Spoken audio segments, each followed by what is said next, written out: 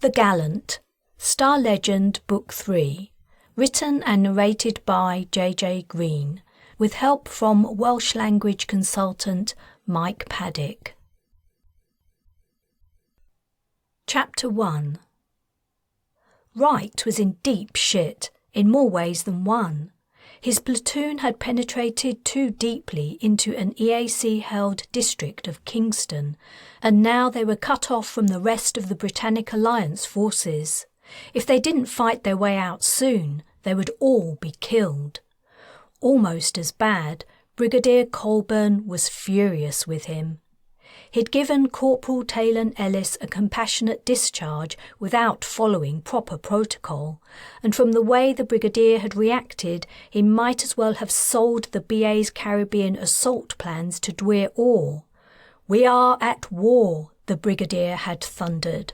"You don't have the authority to give her a discharge." True. Her connection with Arthur could make her vital to our plans. Also true. Now his snap decision, taken out of sympathy for Ellis's plight, could mean his court-martial, imprisonment and even execution after the Alliance finished retaking Jamaica. An alarm blared, echoing from the surrounding buildings. All around him in the factory where they'd taken refuge, the Marines instinctively ducked. He had guessed the same. It was an incoming alarm. They were about to be bombed by their own side. Great. Kingston's power had been out ever since they'd landed a week ago, but pulse fire from enemy troops broke the overwhelming darkness of a cloudy night. The EAC hadn't moved on their position yet. They were keeping them pinned down, though, maybe waiting for reinforcements. C-Ram kicked into life, spurting salvos of tracer slugs, trails of smouldering sparks. The juddering report of their firing shook his teeth and bones. Where the slugs destroyed the Alliance shells, explosions lit the sky like macabre fireworks. The industrial sector of the city, where armament manufacturing plants abounded, was inevitably hotly contested. The Crusaders' automatic defence systems had been triggered. Would their troops be withdrawn? Nice idea, but unlikely. Boom! The wall on the opposite side of the street exploded, spraying masonry into the air. A chunk of it crashed to the ground outside and shattered. Flames licked up in the bombed building, quickly growing brighter and taller. Wright's comm sprang to life. "Sit rep, Major," said Lieutenant General Cowell, the officer coordinating the Royal Marines' role in the offensive. "Still pinned down, sir." Every attempt they'd made to leave had been met with heavy pulse fire. They were in a stinking situation, and that was before their own side started bombing them. "Well, you'd better unpin yourselves," said the Lieutenant General. "The army are shelling the area." "I'm aware of that, sir," Wright replied tersely. Another missile made it through the C-Ram fire. The ground shuddered. "They're aware of your presence," said Carroll, "but securing that section of the city is vital. They held off as long as they could. The latest report says EAC presence southwest of you is minimal. Try to get out that way." "Check." Wright had more to say, but held his tongue. The previous report had stated the EAC had abandoned the industrial area. When they'd encountered resistance upon entering it, Carroll had told him to press on. It was only rearguard action, he'd said. Then the enemy had closed in behind them. He didn't place much faith in the reports. "You're on your own, Major," said Carroll. "Unfortunately, no one has any spare capacity to help you. When you get out, go to the Prime Minister's palace." "Understood, sir." Carroll closed the comm. The Alliance's determination to win back Jamaica came easy when its military leaders were many kilometres distant. Carroll was safely tucked away aboard HMSS Gallant in high Earth orbit. Wright wondered if he would be so bullish if he were here, hunkered down while death dropped from the sky. He had no choice except to take the report at face value and attempt an exit to the southwest. "We're leaving in 2 minutes," he told his platoon. He ran to the relevant outer doorway, crouching low, dodging bench legs, half-built armaments and production belts. A barrage of pulse fire was flashing at them.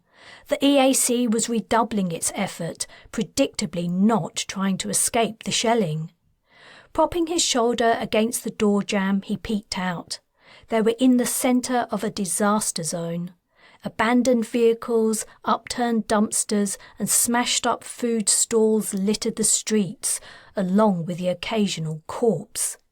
The avenue leading southwest was a straight line. They would be able to travel fast down it, but they would also be easy targets for every EAC soldier watching from the surrounding buildings. It would be like running down the target end of a shooting range. He gauged the intensity of enemy pulse fire coming from different locations and spied out what wreckage, recessed doorways and overhangs would provide cover. Splitting the platoon into teams, he gave detailed orders. Sergeant Elphick and Lance Corporal Patel would lead the teams that left first. The sergeant had been with him through many campaigns. Patel was new to her position, but she'd proven herself competent and trustworthy, if a little too eager. He ordered all who could be spared from defending the factory to assemble at the exit. Elphick's group began laying down cover. Wright sped with his Marines toward an overturned truck. Their movement provoked a volley of shots from the enemy, despite the efforts of the covering team. They made it to the truck. Nestling his back against the truck's axle, he gave the signal. Patel's group burst out and sprinted for a dumpster farther down the street, while Wright sprayed fire at the hidden EAC troops. It was time for Elphick to leave. His team had the farthest to go. A bus shelter had miraculously survived the fighting unscathed. The metal shell wouldn't withstand solid rounds, but the enemy had stuck to pulse fire so far. Wright gave the order, and the sergeant took his turn at being a moving target along with his men and women. Patel's group helped provide cover, and the next team made ready to leave the factory. And so the retreat began, each set of Marines leapfrogging another, gradually making their way down the street. Meanwhile, the shelling had continued. The EAC's CRAM was effective about 3/4 of the time. The final quarter of BA missiles was getting through, gradually turning the industrial district to burning rubble. The last team left the factory and raced to the dumpster where Patel's group had briefly sheltered a few minutes before. Now it was Wright's turn. "We're moving," he said to his team. Stay tight and low." Firing rearward at the enemy closing in on the now deserted factory, he and his Marines left the truck and sprinted for the bus shelter, which was now little more than a smoking ruin. Streams of tracer fire lanced across the sky. A missile screamed overhead and flew into an upper-story window, exploding and blowing off the building's roof. Burning confetti showered down. "Sir," came Patel's voice through his comm. "What is it, Lance Corporal?" "There's a barricade across the street. They've cut off our escape route." He silently cursed. "How many hostiles?" "Hard to tell. Not more than 15, I guess. We experienced less fire the farther we went, but now we're stuck." So there had been some truth to the report. He synced with Patel's vid feed. Blocking the street in front of her, turned side on, were an armoured personnel carrier, 2 jeeps and an ice cream van. All were piled high with debris from the streets, weighing them down. The ice cream van stood in the centre of the barricade, sporting the slogan, "The creamiest ice in Jamaica," and, underneath, "Stop me and buy one." Emblazoned over the van's signage in massive letters was a single word of graffiti: resist. The window was closed. There would be no iced treats for anyone today. "Do you have any survey drones left?" 5, sir." "Send them over the barricade." Her vid feed shifted as she complied. The marble-sized drones activated and connected with his suit system, their visual and scan data amalgamated and played on his HUD, displaying the line of vehicles growing closer and then moving below. They reached the other side of the barricade. 8 EAC soldiers were near it and 4 or 5 more crouched in doorways. Then the display flashed red and cut out. The Crusaders had an anti-drone device. It was to be expected. But the brief view he'd had of their setup was sufficient. It was time for his team to leapfrog to their next position. They moved, attracting heavy fire. The troops to the rear were closer and becoming bolder. He thought about the barricade. If he delayed too long, his entire platoon would be caught against the barrier, sitting ducks. He made his decision. He would prefer to be there for the attempt, but he had no choice. "Wait for Sergeant Elphick to arrive, Patel, then try to break through. Keep me updated." "Yes, sir." He calmed Elphick. He hoped Patel and the sergeant could do it. To the rest of the platoon he said, "Double time, Marines. We have business ahead." Colburn's wrath seemed a better alternative to what lay in store.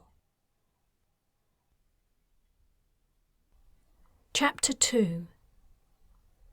Taylan peered through binoculars over the rounded summit of a low hill in West BI. The grass beneath her was long, cold and wet. She'd been lying in the same spot for hours. It was nearing midday and she hadn't seen anything noteworthy. Though her waterproofs mostly protected her, rough blades poked in at her neck and ankles, chafing her exposed skin, and the chill from the ground had seeped into her bones. From the numerous piles of crumbling sheep shit, she guessed the hill had once been used for grazing. But judging by the length of the grass, no sheep had been here for a while. Had the Crusaders eaten them? Doing something so stupid and destructive would be right up their alley. They must have closed down the meat-culturing factories, or they were too dense to operate them. Sheep were for shearing, not eating. Idiots. In this case, the EAC's stupidity was to her advantage. The tall grass provided excellent cover while she spied on the orphanage. The grey stain on the verdant landscape sat about a kilometre away, gouged from the bottom of the valley. A narrow road snaked toward it, ending at the gates. Within the perimeter fence sat 10 prefabricated blocks with flat asphalt roofs. The windows of 9 of the blocks were curtainless, and through them rows of child-sized bunk beds, tables, desks and chairs could be seen. The 10th block appeared to be for the staff. Vertical blinds concealed the interior.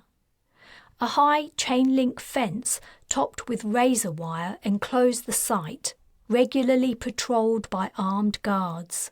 Not a blade of grass or any other green thing grew within the space.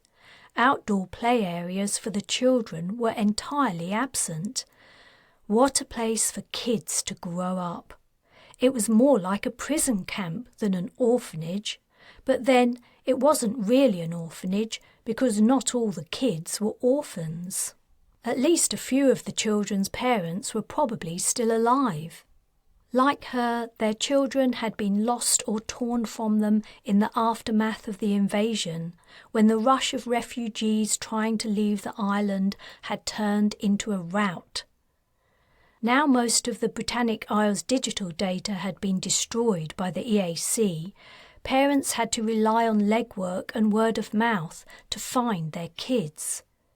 That was how she'd heard about the orphanage. Angharad, leader of the West BI Resistance, had put out feelers as soon as Taylan had told her of her predicament. Poor Angharad had died, but word had arrived of 2 kids who fit the description of her own at the orphanage. Taylan rubbed her eyes with a finger and thumb. Nothing had stirred within the orphanage for ages. She placed the binoculars carefully on the ground, turned onto her back and stared at the sky. Clouds were scudding past, dark and gravid with rain. A cool, humid wind was blowing, carrying the lingering odour of sheep as well as the faint scent of wildflowers. It was good to be home. It would be even better if her home wasn't infested with cockroaches. Light raindrops began to fall, dampening her face. She rubbed her eyes again. Sleeping rough for 2 weeks had left her tired from the moment she woke up, and she was hungry. The West BI Resistance had given her rations, along with the binoculars and other equipment she felt quite guilty accepting, considering such items were in short supply, but her food had nearly run out. She had to find Kayla and Patrin soon before she was forced to steal to survive. In the current situation, she had no ethical qualms about stealing, but if she was caught, she would end up dead sooner or later, preferably sooner. Dwyr Orr knew who had shot her in Jamaica, and now she was after her blood. The Dwyr would not dispense death quickly to Taylan Ellis. The rain grew heavier. She'd been watching the orphanage for 3 days without a glimpse of either of her children. In all her hours of scrutiny, she'd only seen the captive kids 30 or 40 minutes in total. They rarely left their dorms, and when they did, it was only in order to walk to another block. Dressed in a uniform of dark jacket and pants, the kids walked with their heads bowed. What did they do all day? Undergo indoctrination, Taylan answered herself. Even crusaders weren't sufficiently depraved to murder children. Instead, they lied to them and misled them, twisting their minds, turning them into true believers who forgot about their parents and their past lives. Had Kayla and Patrin already forgotten about her? She drew in a deep breath.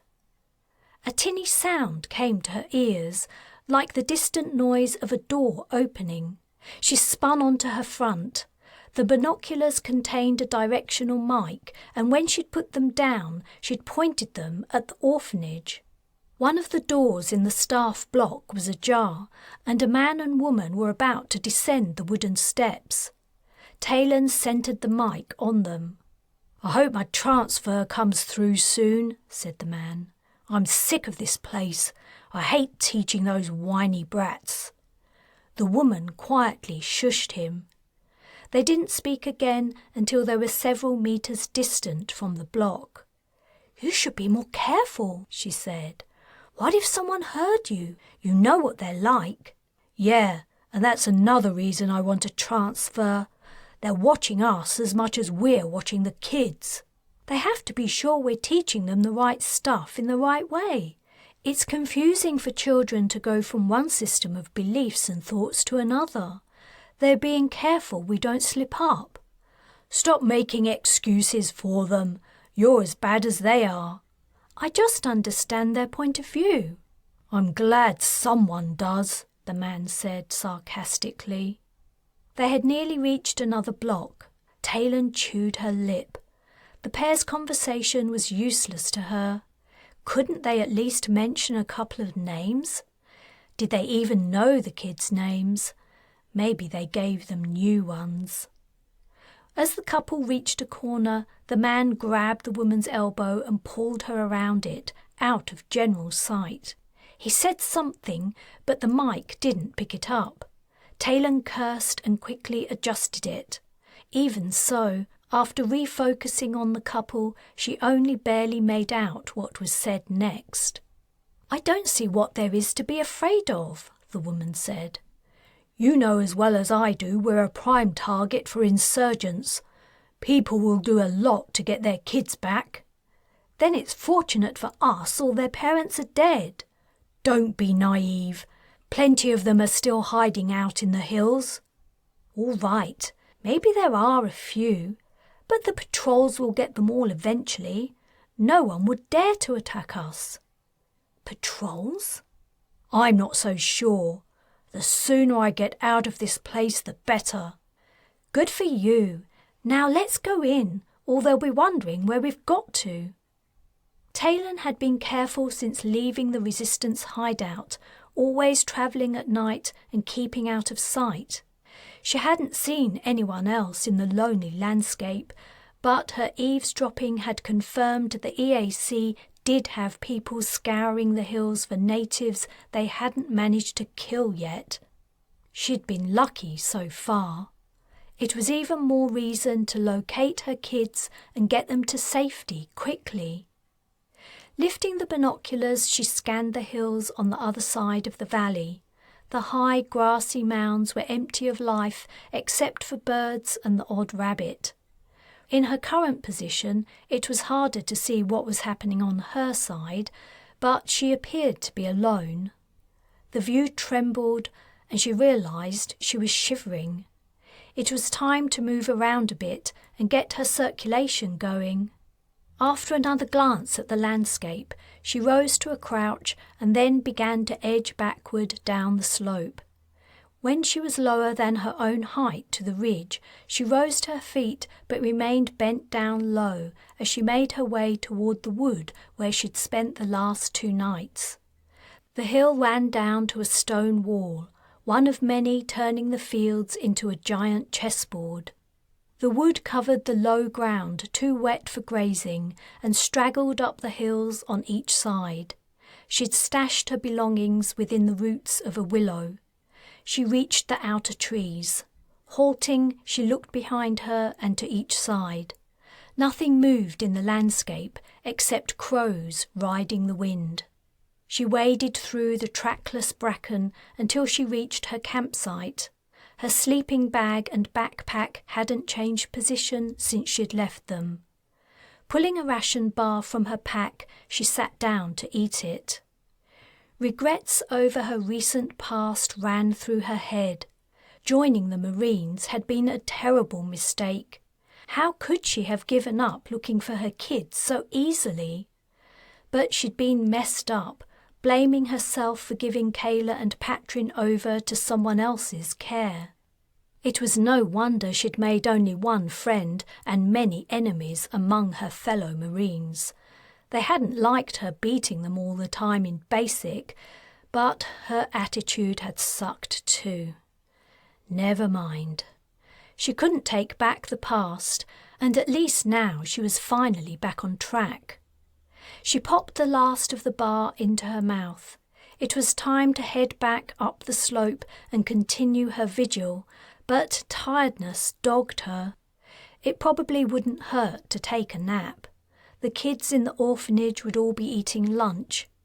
She sat down on the leaf mould and pulled her sleeping bag over her rather than climbing into it. That way she wouldn't get too comfortable and sleep too long. An unknown amount of time later, a loud rustling woke her. Her muscles rigid, she listened.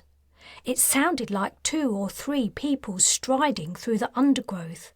The sound of their passage was accompanied by whacks, as if they were hacking at vegetation with knives or sticks. The noises were growing louder. She opened her eyes. The dappled light had grown soft. She guessed she must have slept a couple of hours. About 20 metres away, 3 figures strode through the waist-high bracken, heading toward her. Very slowly, she slid out from under her sleeping bag. "Something moved over there," a voice yelled. "Can you see it?" "Shit!" Taylan bolted. Chapter 3. They were trapped. 2 bodies lay on the asphalt in front of the barricade. Another Marine was injured, mortally according to his stats. Wright had called a halt to the attack as soon as he'd arrived at the barrier and seen how hopeless it was. Though they outnumbered the troops on the other side, they couldn't attempt to move the vehicles or climb over them without exposing themselves to enemy fire. And he had nothing except his men and women to throw at the problem. Weapons-wise, they were down to pulse rifles only. With nothing heavier, they were never going to break through the blockade, and they were barely holding off the EAC approaching from the rear. Lieutenant General Carroll had made it clear no one could be spared to come to their rescue. They had to make it out by themselves or not at all. Wright had been in tight spots before, but none as tight as this. Recessed shop doorways and abandoned vehicles were providing the bare minimum of cover for now. At least the shelling had stopped. The cessation in friendly fire was buying his platoon some respite, but it would also give their attackers more freedom to finish them off. The only possible escape lay in entering the buildings and hoping to find alternative exits leading into surrounding alleys and streets. One of the buildings was a large, well-known department store. It had to have a rear entrance for deliveries, but that could mean splitting up, with every Marine for themselves in an area alive with hostiles. It was likely they would be rounded up one by one, and everyone knew the EAC took no prisoners. He filed the option at the back of his mind to be used as a last resort. If there was a way they could stick together. Pulse fire flashed in the darkness behind. The second half of the trap was closing. His gaze fell upon a manhole cover. Why try to go through the barricade when they could go under it? "Sergeant Elphick, I want you to go down into the sewer and try to find a route out of this mess. Take 3 Marines with you." Wright shared his vid feed so the sergeant could see what he meant. Strictly speaking, the man would be going into a mess. A pause. "Roger Wilco." Wright ordered the rest of the platoon to lay down cover forward and to the rear. The sewer would follow the street. All Elphick had to do was find a place where it was safe to leave it. Wright watched as he ran for the manhole, hefted it to one side and slipped into the hole, quickly followed by his team. Enemy fire from behind was intensifying. The EAC on the far side of the barricade seemed content to let their buddies take the majority of the risk, shooting only sporadically from their secure position. Wright diverted 5 Marines to the rear defence. He'd lost contact with Elphick as soon as he'd disappeared underground. He wouldn't see him or his team again on his HUD until they surfaced. One of the dots that signified the members of his platoon turned blue. It was the man who had been wounded in the assault on the barricade. Wright silently cursed. This was like death by 1,000 cuts. A minute dragged past. He decided to update Carroll. After giving his brief report, he asked, "What's happening in the rest of the city, sir?" "You're still on your own, I'm afraid, Major, but hopefully your plan will succeed. Remember, the Prime Minister's palace." Carroll cut the comm. The Prime Minister's palace sounded like a far-off dream.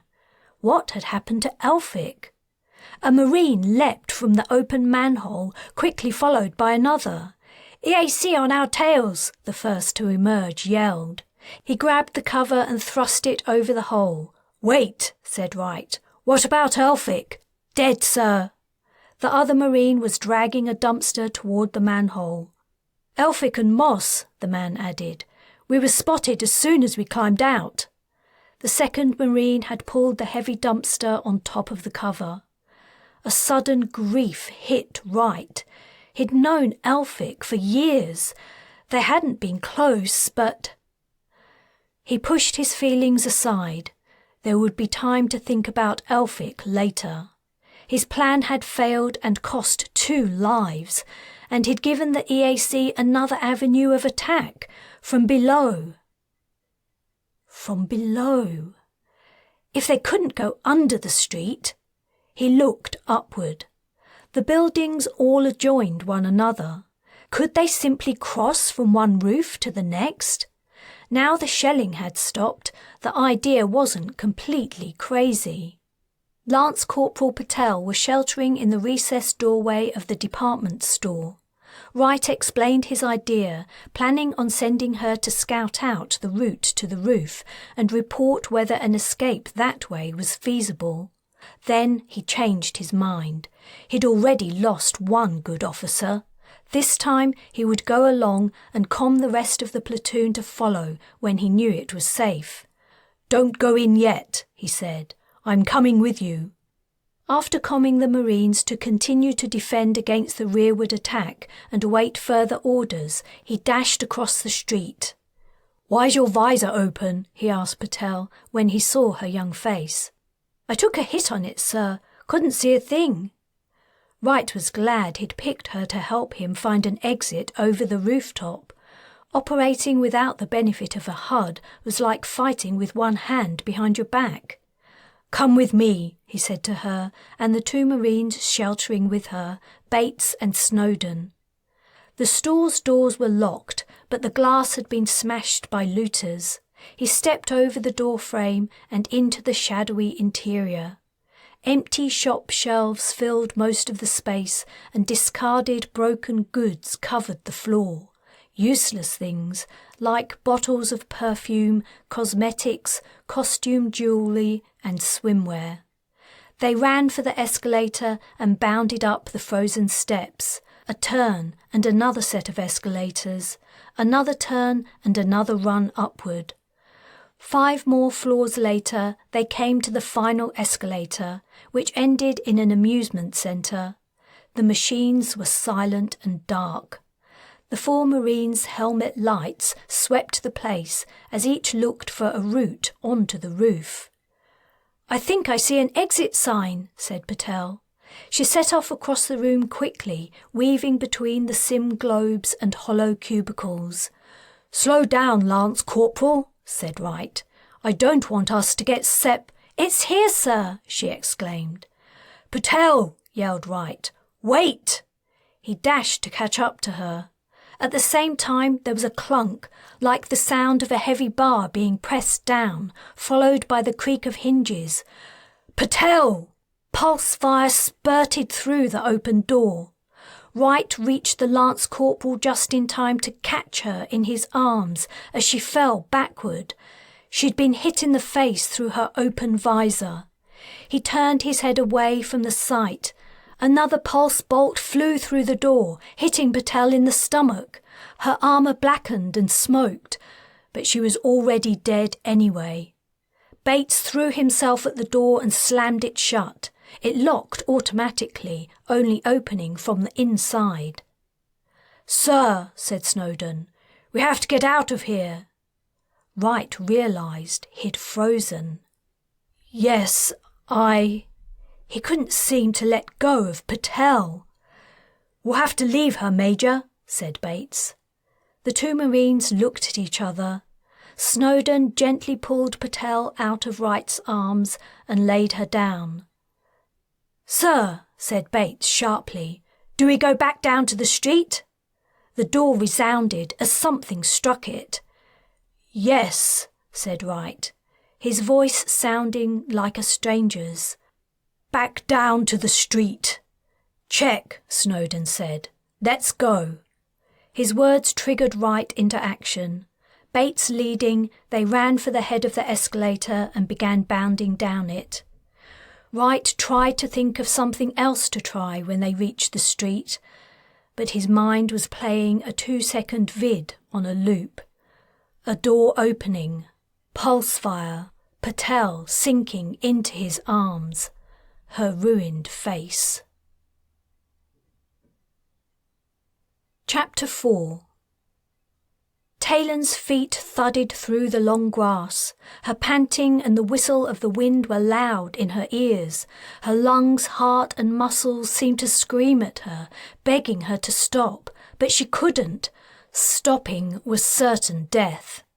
At first she'd run straight, putting as much distance between herself and the Crusaders as she could, hoping to crest a hill and dip out of sight before they emerged from the wood.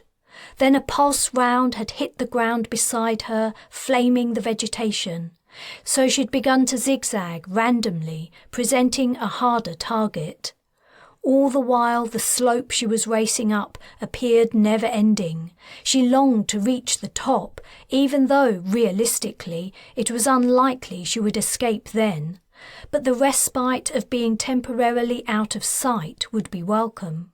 Another round hit the grass, incinerating the exact spot where her foot had been a split second earlier. She realised she was running faster for the same amount of effort. The slope was levelling off. She was near the top of the hill. She risked a glimpse of what was happening behind her.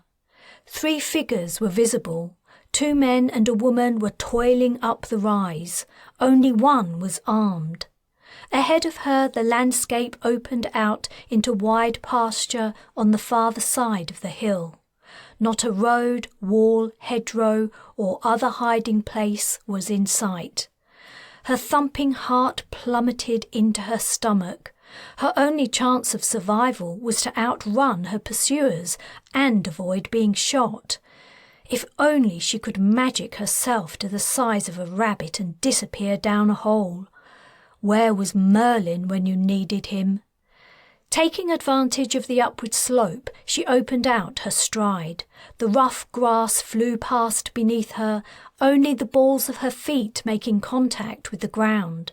Briefly, she thought of everything she'd left behind: binoculars, sleeping bag, food, water bottle, everything the West BI Resistance had loaned her.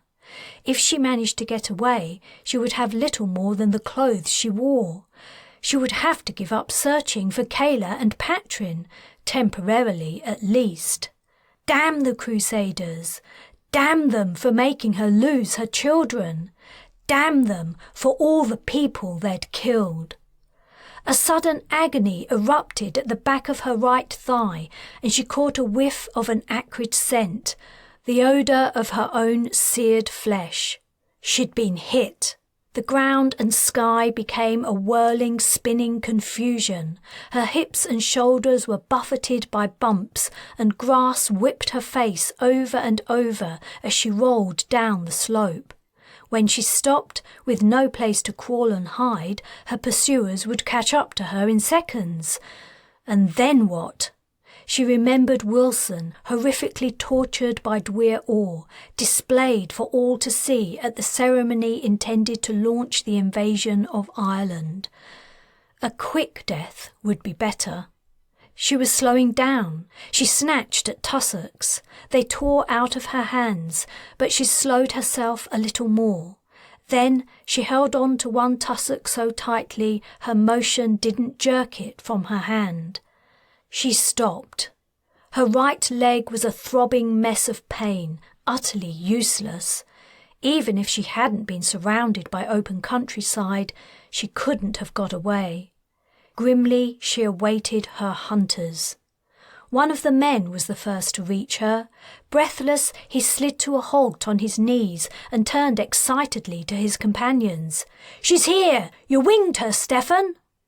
He was wearing the Crusaders' strange garb, simple clothes that looked hand-woven and hand-sewn. Taylan seized the man's shoulder, yanking it to pull herself closer. In one smooth movement, she pulled out her knife and thrust it under his ribs. She gave it a twist to make sure she cut something vital and then jerked the blade free. Blood gushed out, drowning her wrist. His mouth formed an O of surprise as she pushed him down and faced her 2 remaining attackers. They were not so foolhardy. The man aimed the rifle at her as he trotted down the slope. The woman ran a short distance behind him, her white-faced gaze on the expiring body at Taylan's side. Both halted 10 paces from her. "Drop the knife," the crusader with the rifle ordered. She hesitated. A fast, certain death or agonizing torture along with a tiny chance of escape? She tossed the knife. It sank blade downward into the soft soil. Should she tell them her name? It would guarantee her survival in the short term, but she still wasn't sure if she wanted to survive. Killing the first of her pursuers to reach her had been almost a reflex action. Before she could say anything, the man said to the woman, "Is it her? What do you think?" Had they seen a picture of her? Had Dwyr Orr managed to find one? Perhaps she'd created an image in the same way she'd created hollows of Kayla and Patrin, based on Wilson's memories of her vids. Except that hadn't been the Dwyr's work. Arthur had said another person was responsible, Morgan Le Fay. "Could be," said the woman. "She fits the description." The man glanced at the figure on the ground. "And she's definitely a killer." The man she'd stabbed breathed his last. "I'll hold the rifle while you tie her up," the woman said. "Huh." The man gave her a knowing sidelong glance. Taylan couldn't blame her for her reluctance. She wouldn't want to come near herself either. In answer to his companion's offer, the man lifted the rifle strap over his head and shoved the weapon into her hands. Approaching Taylan, he said, "No sudden moves, all right?" He was pulling a rope from his pocket. She didn't answer. She never made promises she couldn't keep. "Maybe we should just kill her," blurted the woman. "The Dwyr wants her alive, if it is her." "We could say it was an accident. She fought back and—" "We'll get a better reward if she's alive," the man insisted. He was within 2 paces of Taylan. They were having a staring competition. She was confident she would win. "Just keep the rifle on her." The woman shifted on the spot, adjusting her aim. "Stand up."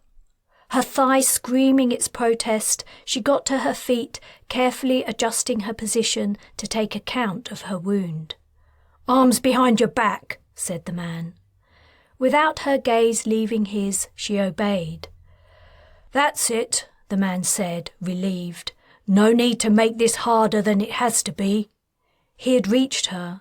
"I'm glad we agree," she said, stooping to take her other knife from her boot. She grabbed the man's hair, pushed the knife tip into the dip between his windpipe and neck muscle, and jerked him in front of her. "Lose the gun," she ordered. The woman's gaze flicked from the blade to Taylan and then to the man's eyes. One hand full of his hair and her other around the knife hilt, Taylan urged him forward and moved with him. As her right leg was forced to bear some of her weight, she ground her teeth. What should I do?" the woman asked. "Whatever you do," replied the man. "Don't shoot." "Should I?" "Lose it," Taylan ordered. Another shove of the trembling man, another hop. The woman's expression hardened. She lifted the rifle higher and squinted through the viewfinder, probably imagining Taylan was so close now she could take her out without harming the man. Wrong. Taylan jabbed the knife, in and out. Blood gushed from his neck. Giving him a final hefty push, she sent his dying body toward the female crusader. Her eyes popping in horror, the woman stumbled backward. Taylan sprang forward on her good leg, knocked aside the rifle muzzle and threw herself on the woman. Another jab of the knife, and the final crusader's lifeblood began spurting freely from her neck through clasping fingers. The pain of her wound overwhelming her, Taylan collapsed. She waited. When the waves receded a little, she lifted her head. A quick survey of the landscape told her she was alone with the 3 bodies. But things might not stay the same for long. The dead crusaders could be members of a larger group. On the plus side, she pulled the blood-stained rifle away from the dead woman. She was armed, but her leg was bad, and she had nothing more than a simple first aid kit stashed in her backpack a mile or more away in the wood. She crawled, favouring her good leg, to the knife she'd tossed away. After wiping both blades clean on the grass, she replaced them in their sheaths. It was time to start moving. Chapter 5. How old had Patel been? 20? 21? Wright guessed the EAC must have spotted his team entering the department store and anticipated where they were going. Patel hadn't stood a chance. If only she'd waited, been more cautious, but she was young, too young. He should have taken her over-eagerness into consideration and left her in the street with the others. It was his fault she'd died. Elphick had been married with a family at home in Australia. Had he put too much responsibility on his sergeant by asking him to find an underground escape route? Maybe he should have led the attempt himself. Maybe he should be dead, not Elphick. Crouching behind a dumpster, Wright wondered what to tell his platoon. He couldn't lie and tell them reinforcements were on their way, that all they had to do was hold out until their rescuers arrived. Unless... Opening a comm, he asked Lieutenant General Carroll, "Sir, are any BA forces near our current position?" Seconds passed as he waited for an answer. "Negative, Major. Sit rep." Wright gave his report. There was a pause before Carroll replied, "I'm sorry, Major. If there was anything I could do." "I understand, sir." He cut the comm. Gritting his teeth, Wright peeked out from the dumpster he was using as a cover. The EAC approaching from the rear had become bolder, and sniper fire from windows beyond the barricade was scoring plenty of near misses. It was only a matter of minutes before they were overwhelmed. After a short analysis of the facts, he told his surviving Marines their next move, an all-out offensive on the barricade. It was going to be their final and only chance of survival. Swinging out from his cover, he joined the assault. The Marines were running at full tilt toward the barrier. Pulse fire exploded from windows and the gaps between the vehicles. A stray bolt destroyed the facade of the ice cream truck, so all it read was Jamaica and stop. Someone was climbing up the side of a personnel carrier. As soon as he reached the top, a flash erupted on his breastplate and he crashed to the ground. But another Marine was also climbing. As he clawed his way onto the roof, he was already firing. A third man joined him. A group had their shoulders against a jeep and were trying to push it out of the way, but distorted steel beams from destroyed buildings ran through it. The small gap they created was soon alive with pulse bolts. Wright scaled the other jeep one-handed, holding his rifle in the other. A chunk of masonry came loose and tumbled to the ground, nearly taking him with it. As he reached the top, he came face to face with a crusader. The muzzle of his rifle happened to be pointing in the right direction. Reflexively, his finger closed on the trigger and the pulse exploded on the crusader's visor. He disappeared. One for Patel. Scorching heat emanated from his neck and shoulder. He'd been hit. He looked up and caught a glimpse of a figure in a blown-out window. Aiming, he fired. The pain became too great, and the hand he was holding on with opened involuntarily. He fell backward onto pavement. Despite the protection of his armour, the impact knocked the breath out of him. He struggled to suck air in. Above him, flashes lit the sky. He briefly thought the C-RAM had started up, but its staccato report was absent. The flashes were pulse fire and... He managed to lift his head a little. They were coming from beyond the barricade. The EAC were fighting on ground they held? He turned onto his front and staggered to his feet. The number of downed Marines had increased, but the overall number was fewer. Some had made it over the barricade. Perhaps that was the source of the pulse fire he could see. But it seemed too much for his platoon to account for it. He could barely move his left arm, but he decided to have another go at getting over the barricade. Before he could climb onto the jeep, however, someone began pulling down the debris piled on top of it. Someone on the other side. The Crusader snipers were still firing, but they were firing at their side of the street. As Wright watched, the sniper fire lessened. In another 10 minutes, it was all over. The barricade was torn down, Wright's platoon helping. He watched, confused, the pain from his wound increasing as his adrenaline ebbed. The Crusaders had been neutralised by an unexpected, unknown ally. A mound of debris crashed to the ground, and a jeep shifted position, opening up a gap. "Major," someone calmed him. A Marine beckoned toward the break in the barricade. The obstacle that had thwarted him for how long?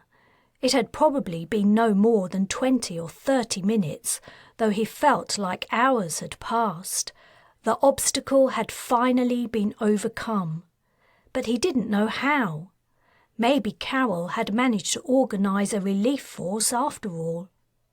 The windows in the buildings on the far side of the barrier were black and empty. The snipers were gone, probably dead. The cultists usually preferred to die rather than fall into enemy hands. He stepped through the gap. A man approached him, dressed in armour of a style Wright hadn't seen for a decade and carrying a similarly outdated rifle. The answer to his confusion popped into his mind. It was the Resistance. The Jamaican Resistance had come to their rescue. Wright raised his visor and held out his hand. "I can't thank you enough."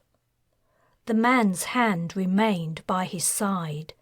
He replied grimly, "We don't want your thanks. We want you to leave our country. You aren't welcome here." Chapter 6. The fruit seller had a security bot. If you didn't approach the stall from the front like an honest, regular customer, it would shoot you with a laser beam. The beam could penetrate cloth and burn skin. Kala knew this for a fact. She had the scars to prove it. But she was hungry. The fruit stall was one of the few places in the market that displayed its wares within easy grabbing distance. Things had been tough lately, even for people who had jobs and homes, an increasingly small minority, and the stall holder probably wanted to tempt customers to part with the meagre contents of their bank accounts. When food was a luxury, fruit came last on shopping lists. Kala wasn't fussy about what she stole to fill her belly, providing the security bot didn't get her. The device hung from the rear of the stall, a metal sphere dotted with small flat lenses and spikes that shot laser rays.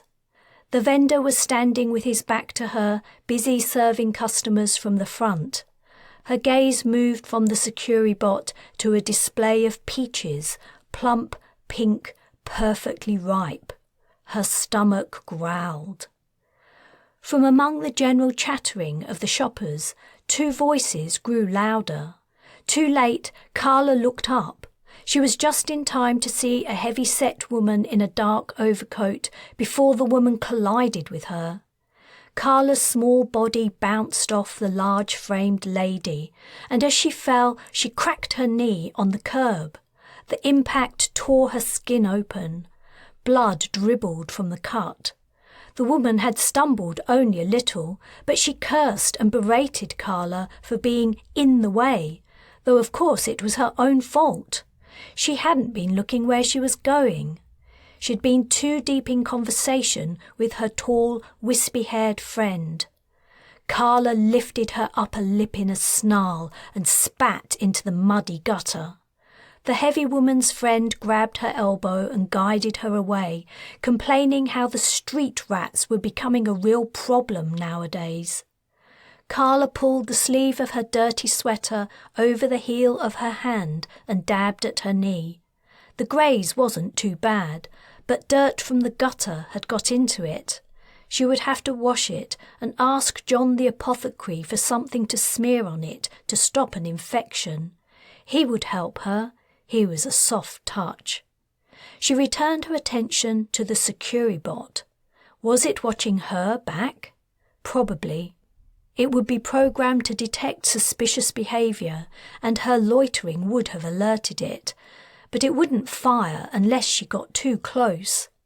Her knee ached.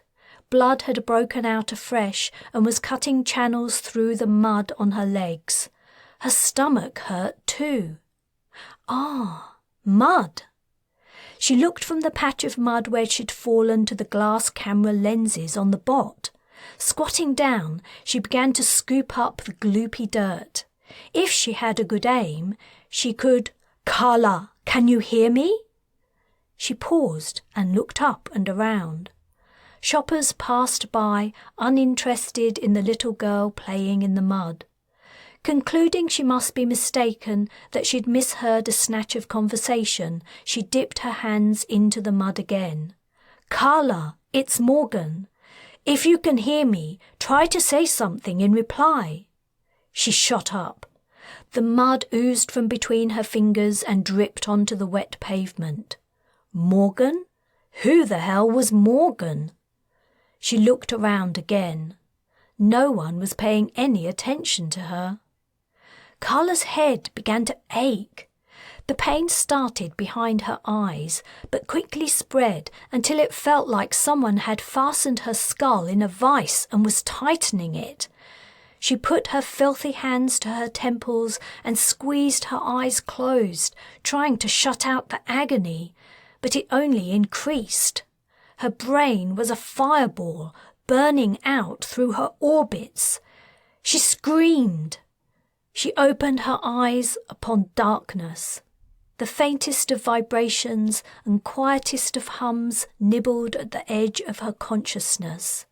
Where was the street market, the Securibot, and the peaches? Where was the mud? And John? There was something significant. She had forgotten about John. The pain was receding. She heard herself panting, but her breaths were growing longer and deeper. Understanding flowed into her mind, and the years between her childhood and now came flooding back. She was the leader of the Earth Awareness Crusade, and she was aboard the flagship of her space fleet, the Belladonna. Morgan was there too, the hated Morgan Le Fay she'd unwittingly released from captivity, as well as Perrin.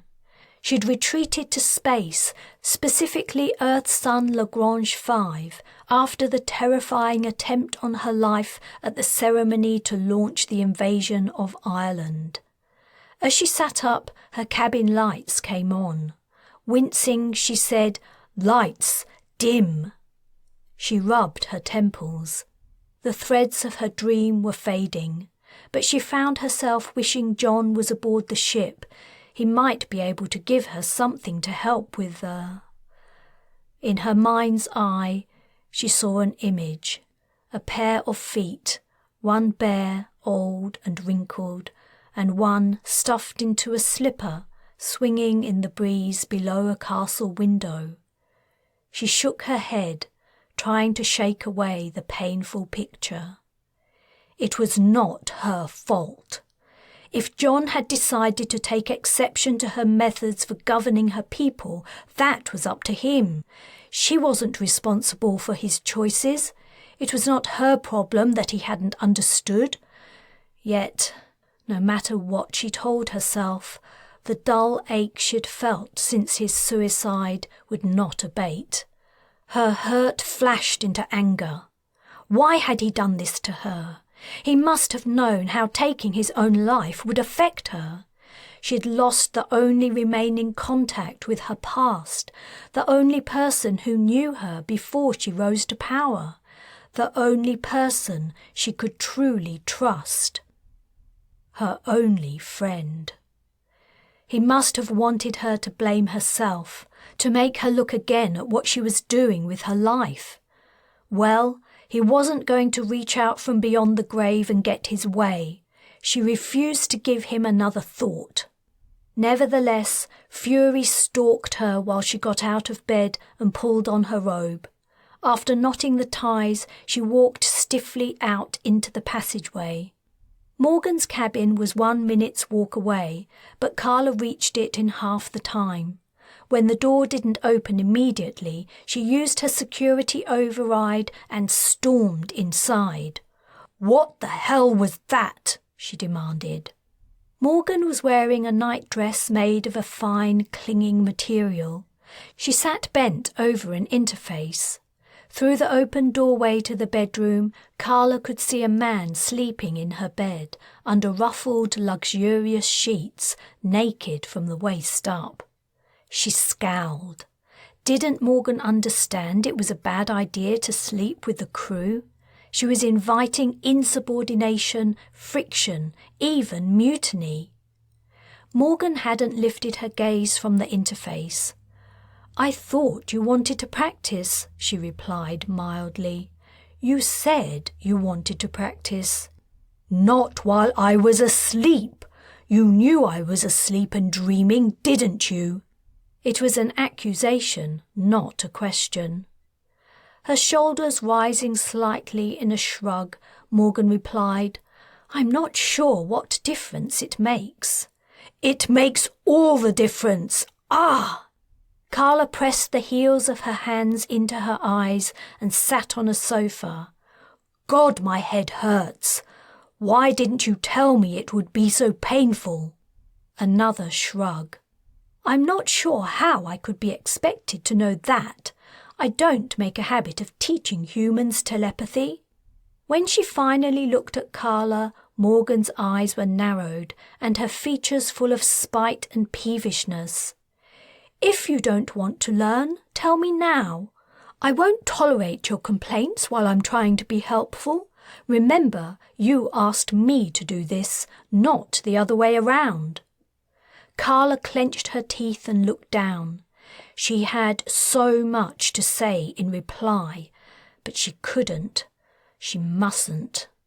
Instead, she nursed her aching head. Moving to the comm panel next to the door, she requested medication from the sick bay.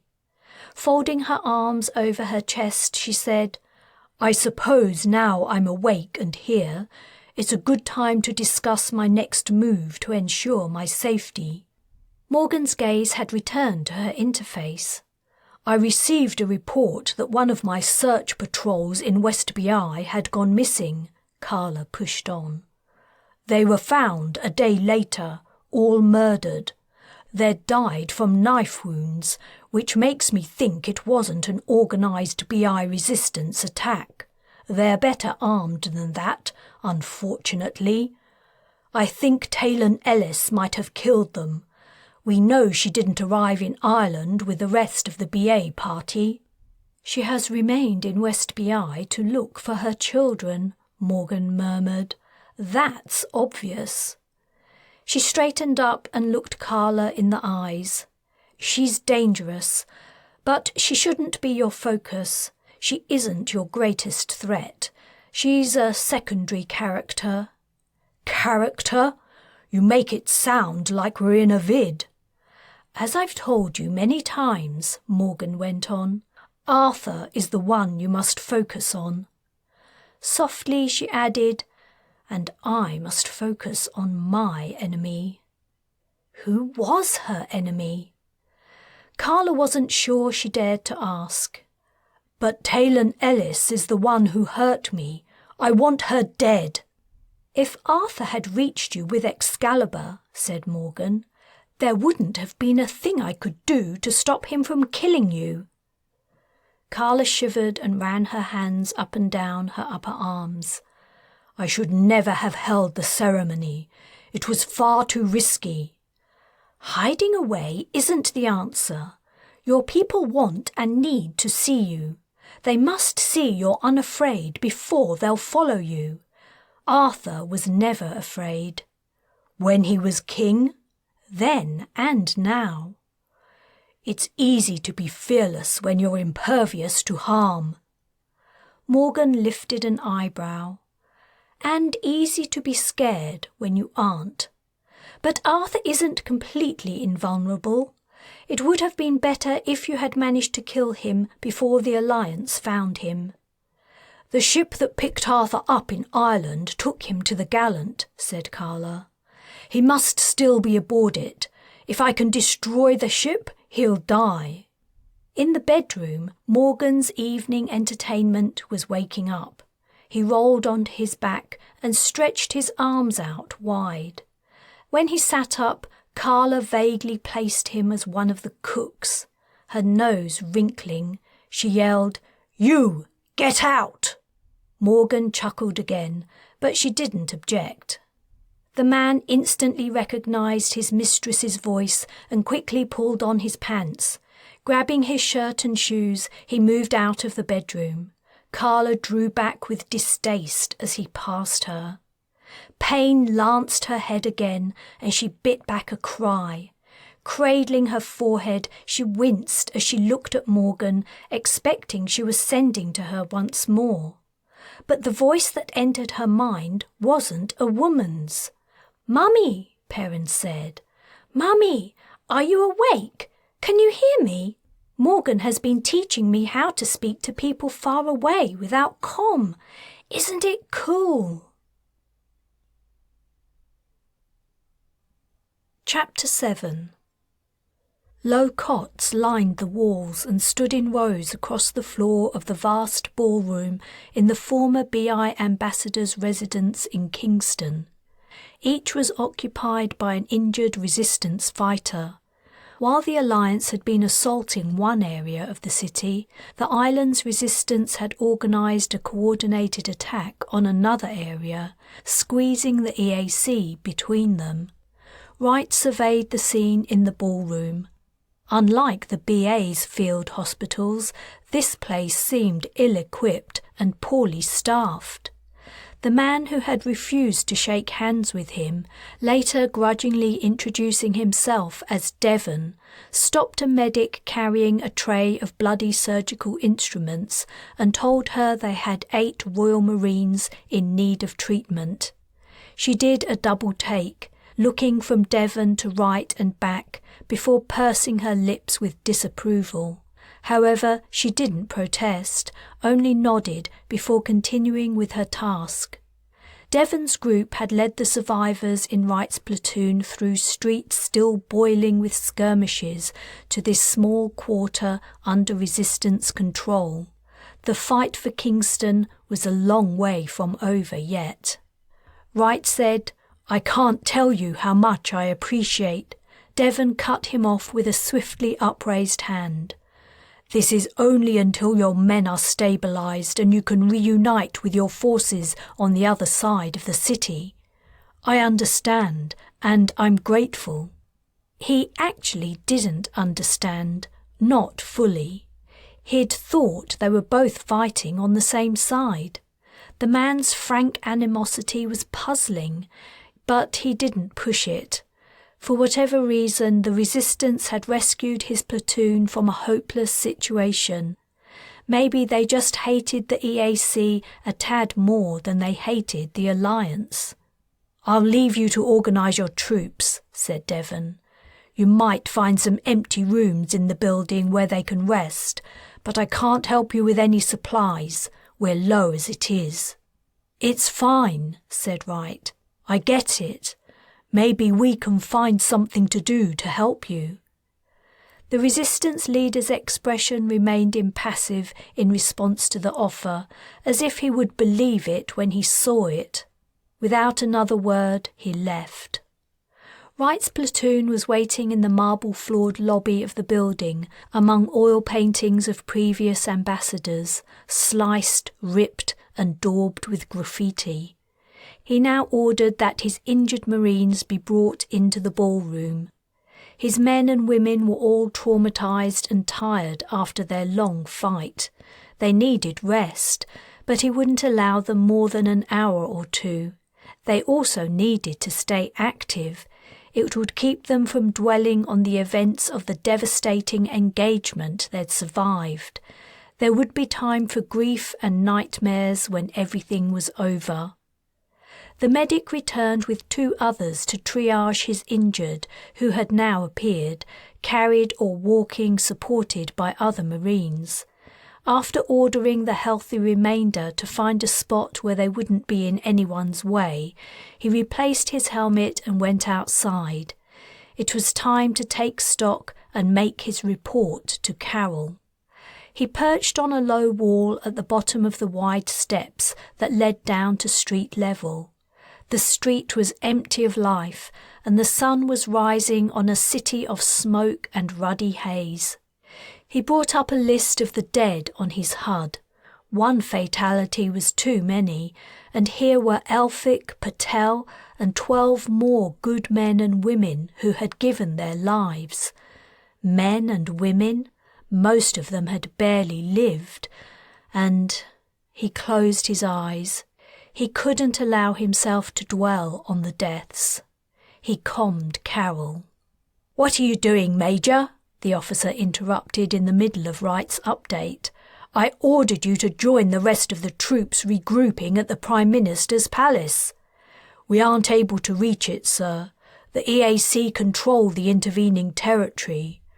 "I see. Well, the Resistance are helping us out. They rescued us, and they've taken us to their field hospital." "The Resistance? We've been having problems coordinating with them. It's lucky they were in the right place to help you." "Very lucky, sir." "Sir, I think they're not entirely on board with the Alliance retaking Jamaica." "You don't say. That doesn't make a lot of sense. Are you sure? What's the alternative? Do they want to remain living under the control of the EAC?" "From what I can tell, they seem to want independence, but I only spoke to one of their leaders briefly." Carol hotly retorted, "If they think they're going to win back Jamaica without our help, they're living in cloud cuckoo land." "Maybe, sir, but we'll be damned if we're going to liberate them just to hand over valuable territory to their control. Sit tight, Major. I may need you to do some digging and find out more about their intentions." Carol cut the comm. Wright wondered if he'd said too much. The Jamaicans would never win back their land without the Alliance's help. On the other hand, the BA's military was under the impression it was fighting for one of its own territories. If Devon represented the opinion of the majority of the Resistance, the 2 forces had opposite aims. He could see the Jamaicans' viewpoint. If they wanted autonomy, they should have it. But it did seem kind of underhand to allow the Britannic Alliance to expend its people and arms on winning a war where they wouldn't benefit from it. He heaved a sigh. Let the higher-ups sort it out. He would focus on doing his job. The sun was a little higher, illuminating a scene of devastation. In his passage through the city, he didn't think he'd seen a single intact window near ground level. Looters or armed conflict had taken out everything for the first 2 or 3 stories. Scorches left by pulse rounds covered walls, abandoned, burned-out vehicles littered the streets, and bomb sites punctuated rows of buildings. Summoning the energy from an unknown place, Wright rose from the wall and wearily climbed the steps to the ambassador's residence. He wanted to find out how his injured were doing. He wasn't sure how long he could rely on the kindness of the Resistance, given its feelings about the BA. As he was walking between 2 rows of cots, trying to find his Marines, he spotted Devon. He was walking down the next row, talking to a white man. Both were using the local language. Wright halted in surprise. He recognised the man Devon was talking to, but he couldn't place him. It was odd that he should know him at all. This was only the second time he'd been in Jamaica, and the first time he'd also been on duty, attempting to assassinate Dwyr Orr. But Devon's companion didn't look like military. He scoured his brain for several moments before he made the connection. He hadn't seen the man in real life, but in VidNews reports. He was looking at Hans Jonter, head of CIS. Jonter looked older and thinner than Wright remembered him. Grey thickly speckled his overgrown black hair and beard, and his features were lined and hollowed. His worn, stained clothes were also a far cry from the smart business suits government officials wore, but Wright was positive he was correct. What ordeals had the man endured? It must have been quite a feat to survive the Crusaders' invasion. Noticing he was being stared at, Jonter quit his conversation with Devon and came over. "Major Wright?" he asked. "Yes, as soon as your injured are treated, be prepared to move on, Major." Taken aback, Wright didn't immediately reply. He'd expected Jonter to be relieved to make contact with someone from the BA military, but he appeared irritated. "You have to understand," Jonter went on. "Our resources are extremely stretched. It isn't in our interest to be helping allies whose aims aren't completely aligned with our own." "Our resources? Our interest?" "Sorry," Wright replied, "but I'm confused. Aren't you Hans Jonter?" "That's correct. Your confusion is understandable, but I no longer work for the BA government. I represent the Jamaican resistance now." "Right, well, nothing would suit me better than to reunite with the rest of the BA forces. We'll be out of your hair just as soon as we can." "Thanks." With that, Jonter left him. The former head of CIS was now working for the Jamaican resistance. Wright filed the fact under "Not My Business" and continued to search for his injured. He discovered one of them recovering from emergency surgery. The doc said the woman wouldn't be safe to move for at least a week. The other 7 had less serious injuries and would be ambulatory with help in a couple of days. With the resistance holding the south of the city, the BA the north, and the EAC holding the sector in between, the platoon was stuck where it was for the time being anyway. He ordered his uninjured Marines to make themselves useful to the resistance in whatever way they could, whether it was helping to move patients or supplies, finding sources of food, or searching for the missing.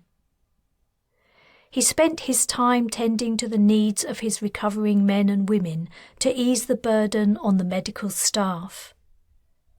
By the 3rd night in the hospital, Wright had almost forgotten about his strange encounter with Hans Jonter. He hadn't seen the man again, and his mind was focused on dealing with the current situation. Then, that evening, when he was outside in the ambassador's grounds, Jonter approached him. "I hope you didn't mind me being rather brusque with you the other day," he said. "You have to understand, my position here is delicate." "Not a problem, Mr. Jonter. Devon had already made it clear the resistance was only prepared to go so far to help us. I'll be moving the platoon on as soon as it's safe. I'm sure Devon would appreciate it. He checked their surroundings. No one else was nearby. "When you're finally face to face with your CO, Major, there's something I'd like you to do for me. Could you pass on a message? I'd prefer you didn't say anything over comm. You never know who might pick it up." Wright's eyebrows rose. Our encryption is tight, sir. Jonta gave a half smile. Probably not as much as you think. The message is to be passed on to the new chiefs of staff. I want them to know I'm still alive and continuing the work of the Alliance in Jamaica. Wright's eyebrows rose higher. But you said... I said what was expedient in the situation. Devon could overhear us, you see. I have to be careful, but I am still loyal to the BA. I want the people in power to know that. I hope I don't need to spell it out, that this is to be kept strictly between us. Whatever you say, Mr. Jonta, I'll pass on the message.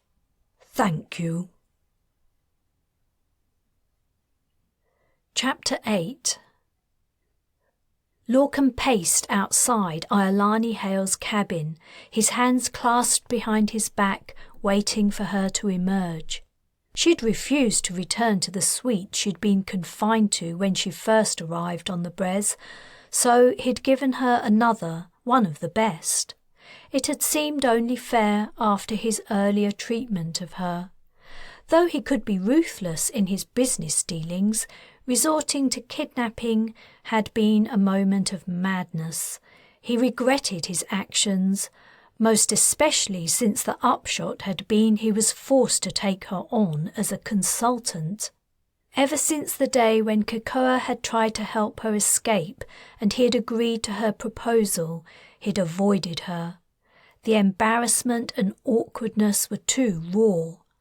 But the situation could not go on forever. He had to make use of her in the manner she dictated, sooner or later. His attitude toward the world-renowned zoologist had altered radically. Not so long ago, he'd wanted her to share her knowledge and advice with him. He'd sought her out to invite her to participate in the project, to help fulfill humanity's destiny of colonizing the galaxy. Yet now she was here. The door slid open, revealing Hale dressed in the informal ship's uniform of pale grey tunic and slacks. Staff could wear whatever they wanted, but these clothes from the ship's printers were free to all, and most didn't bother wearing anything else. She tilted her head back to meet his gaze, and, as always, he found her frank stare uncomfortable. Clearly it would be a very long time before she forgave or forgot what he'd done. "I got your message," she said, "and I replied. Didn't you see it? There's no need for you to accompany me. I know my way around the ship very well." "So you've settled in?" he asked, deciding to overlook her slight rudeness. He'd thought he was being kind in escorting her to the meeting. "I guess so. It isn't home, and it never will be, but after a few weeks here, I'm finally getting used to the place. I imagine it must feel very different from your home in the jungle. Life aboard a starship isn't for everyone. Some find it taxing. If it gets too much for you, don't forget you're free to visit the habitats at any time. The ones that are up and running, that is. Kekoa can tell you which they are." "Thanks. I've already visited a few as part of my investigation into the project." "I hope you found them up to standard?" She gave him a look. She'd obviously found the habitats anything but up to standard. However, all she said was, "Let's save that conversation for the meeting, okay?" Lorcan tensed his jaw, uncomfortable that she wouldn't tell him her findings immediately. If there was something important to know, he didn't want it sprung on him in front of his staff. "Ms. Hale, Iolani is fine. We're going to be working closely together, so the less bullshit the better, Lorcan." "I can't disagree with that, but what I wanted to say is..." Iolani abruptly halted, and her hand flew to her ear. Her features became suffused with joy. "Yes, that's right. Thanks. I'll be right there." As if suddenly remembering she wasn't alone, she said to Lorcan, "Sorry, a delivery I've been waiting for just arrived. I have to go to the shuttle bay." "Can't it wait?" Lorcan asked. But she was already trotting away from him, and she didn't reply, though she must have heard him. He went after her, wondering what she was so excited about. The meeting couldn't start until she was there anyway. As he walked quickly in her wake, he conned the others to let them know about the delay. Had she ordered some scientific equipment? Her passion for her discipline was well known and would explain her sudden happiness. Only one of the Brez's passenger shuttle bays was currently operational, its capacity sufficient to cope with the movements of staff arriving and leaving the ship. When the prospective colonists began to arrive, 6 more would open to cope with the influx. Cargo shipments of construction materials formed the majority of arrivals, and they went to whichever landing dock was closest to the site where they were to be used. If Iolani had ordered equipment, it had to be small and probably fragile to be shipped via a shuttle intended for personnel. Lorcan's interest was piqued. He'd long had a fascination for the intricate, complex machinery scientists used in their experiments. The light above the bay doors turned green, and Iolani rushed between them the second they began to draw apart. The snub-nosed, narrow-winged 40-seater shuttle stood on its pad, clamps securing it. The hatch opened, and the first of the passengers began descending the steps. Iolani broke from a trot to a run as she crossed the steel floor of the bay. Lorcan halted, puzzled. What could possibly be so important to the woman? Then it hit him. It wasn't equipment that had arrived, it was a person. Her boyfriend, or maybe a family member, had come to stay with her.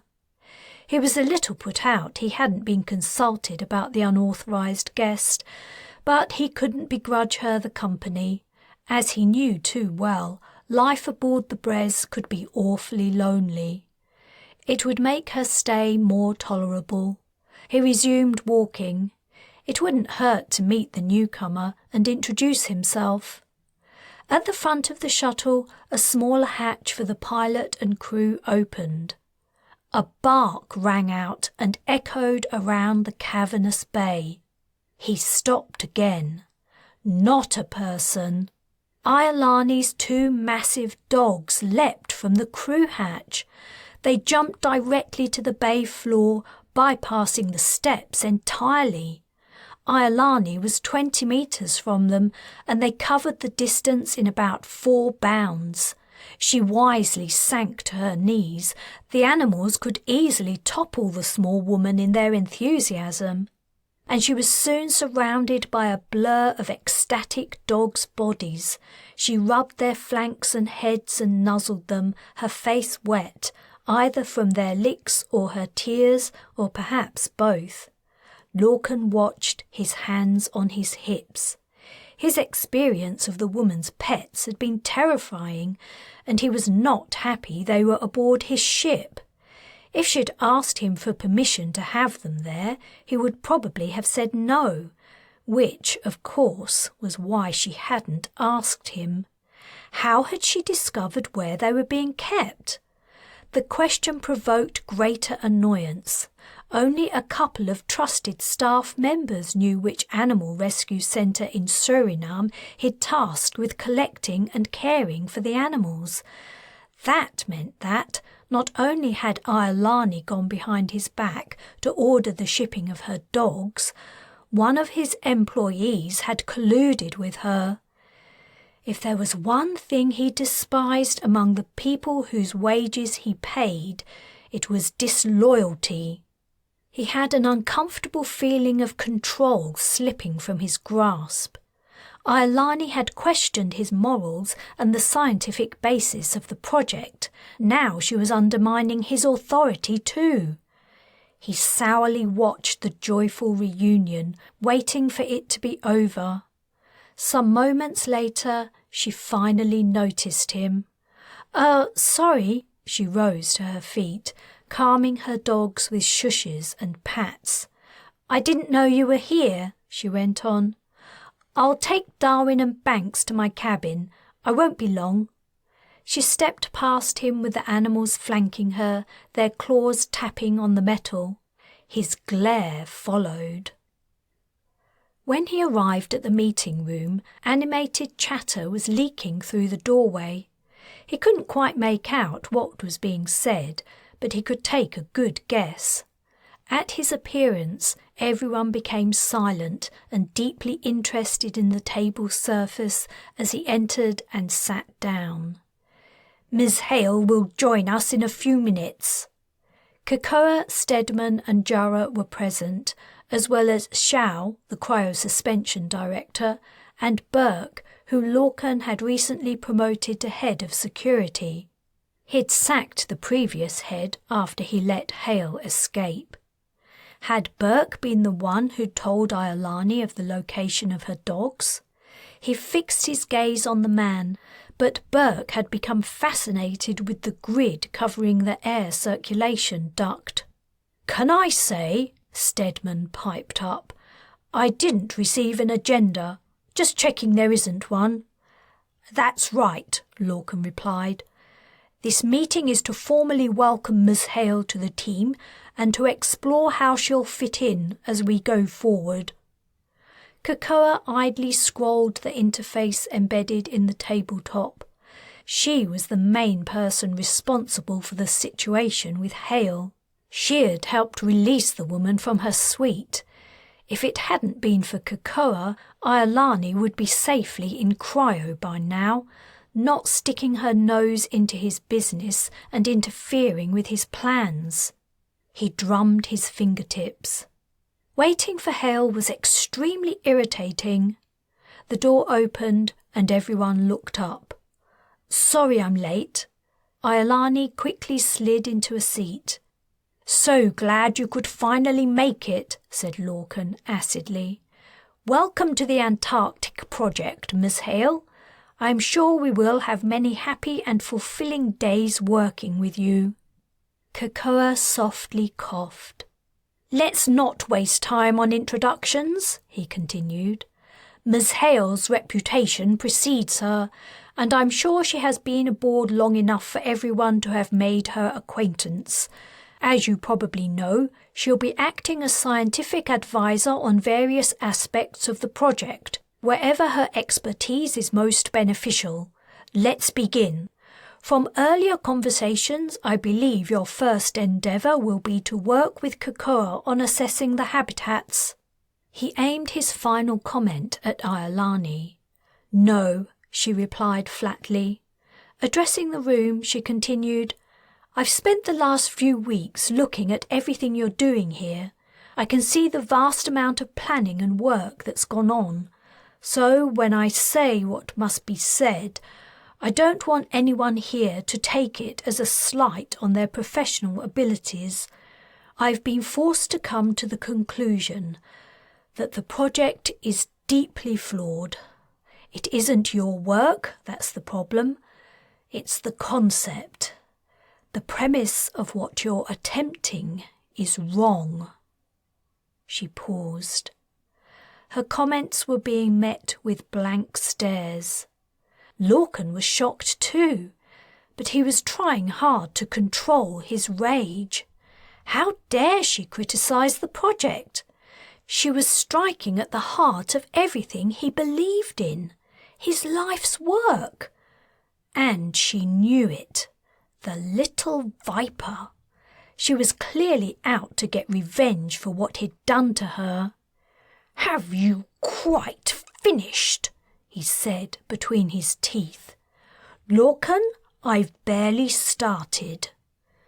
She folded her hands on her lap. "In fact, it's hard to know where to begin. The idea that millions of people are paying huge sums of money to be taken on this fool's errand." She paused once more. "I won't go on. It isn't helpful to be negative, and anyway, The project is too far advanced to cancel. The best I can offer is remedial action.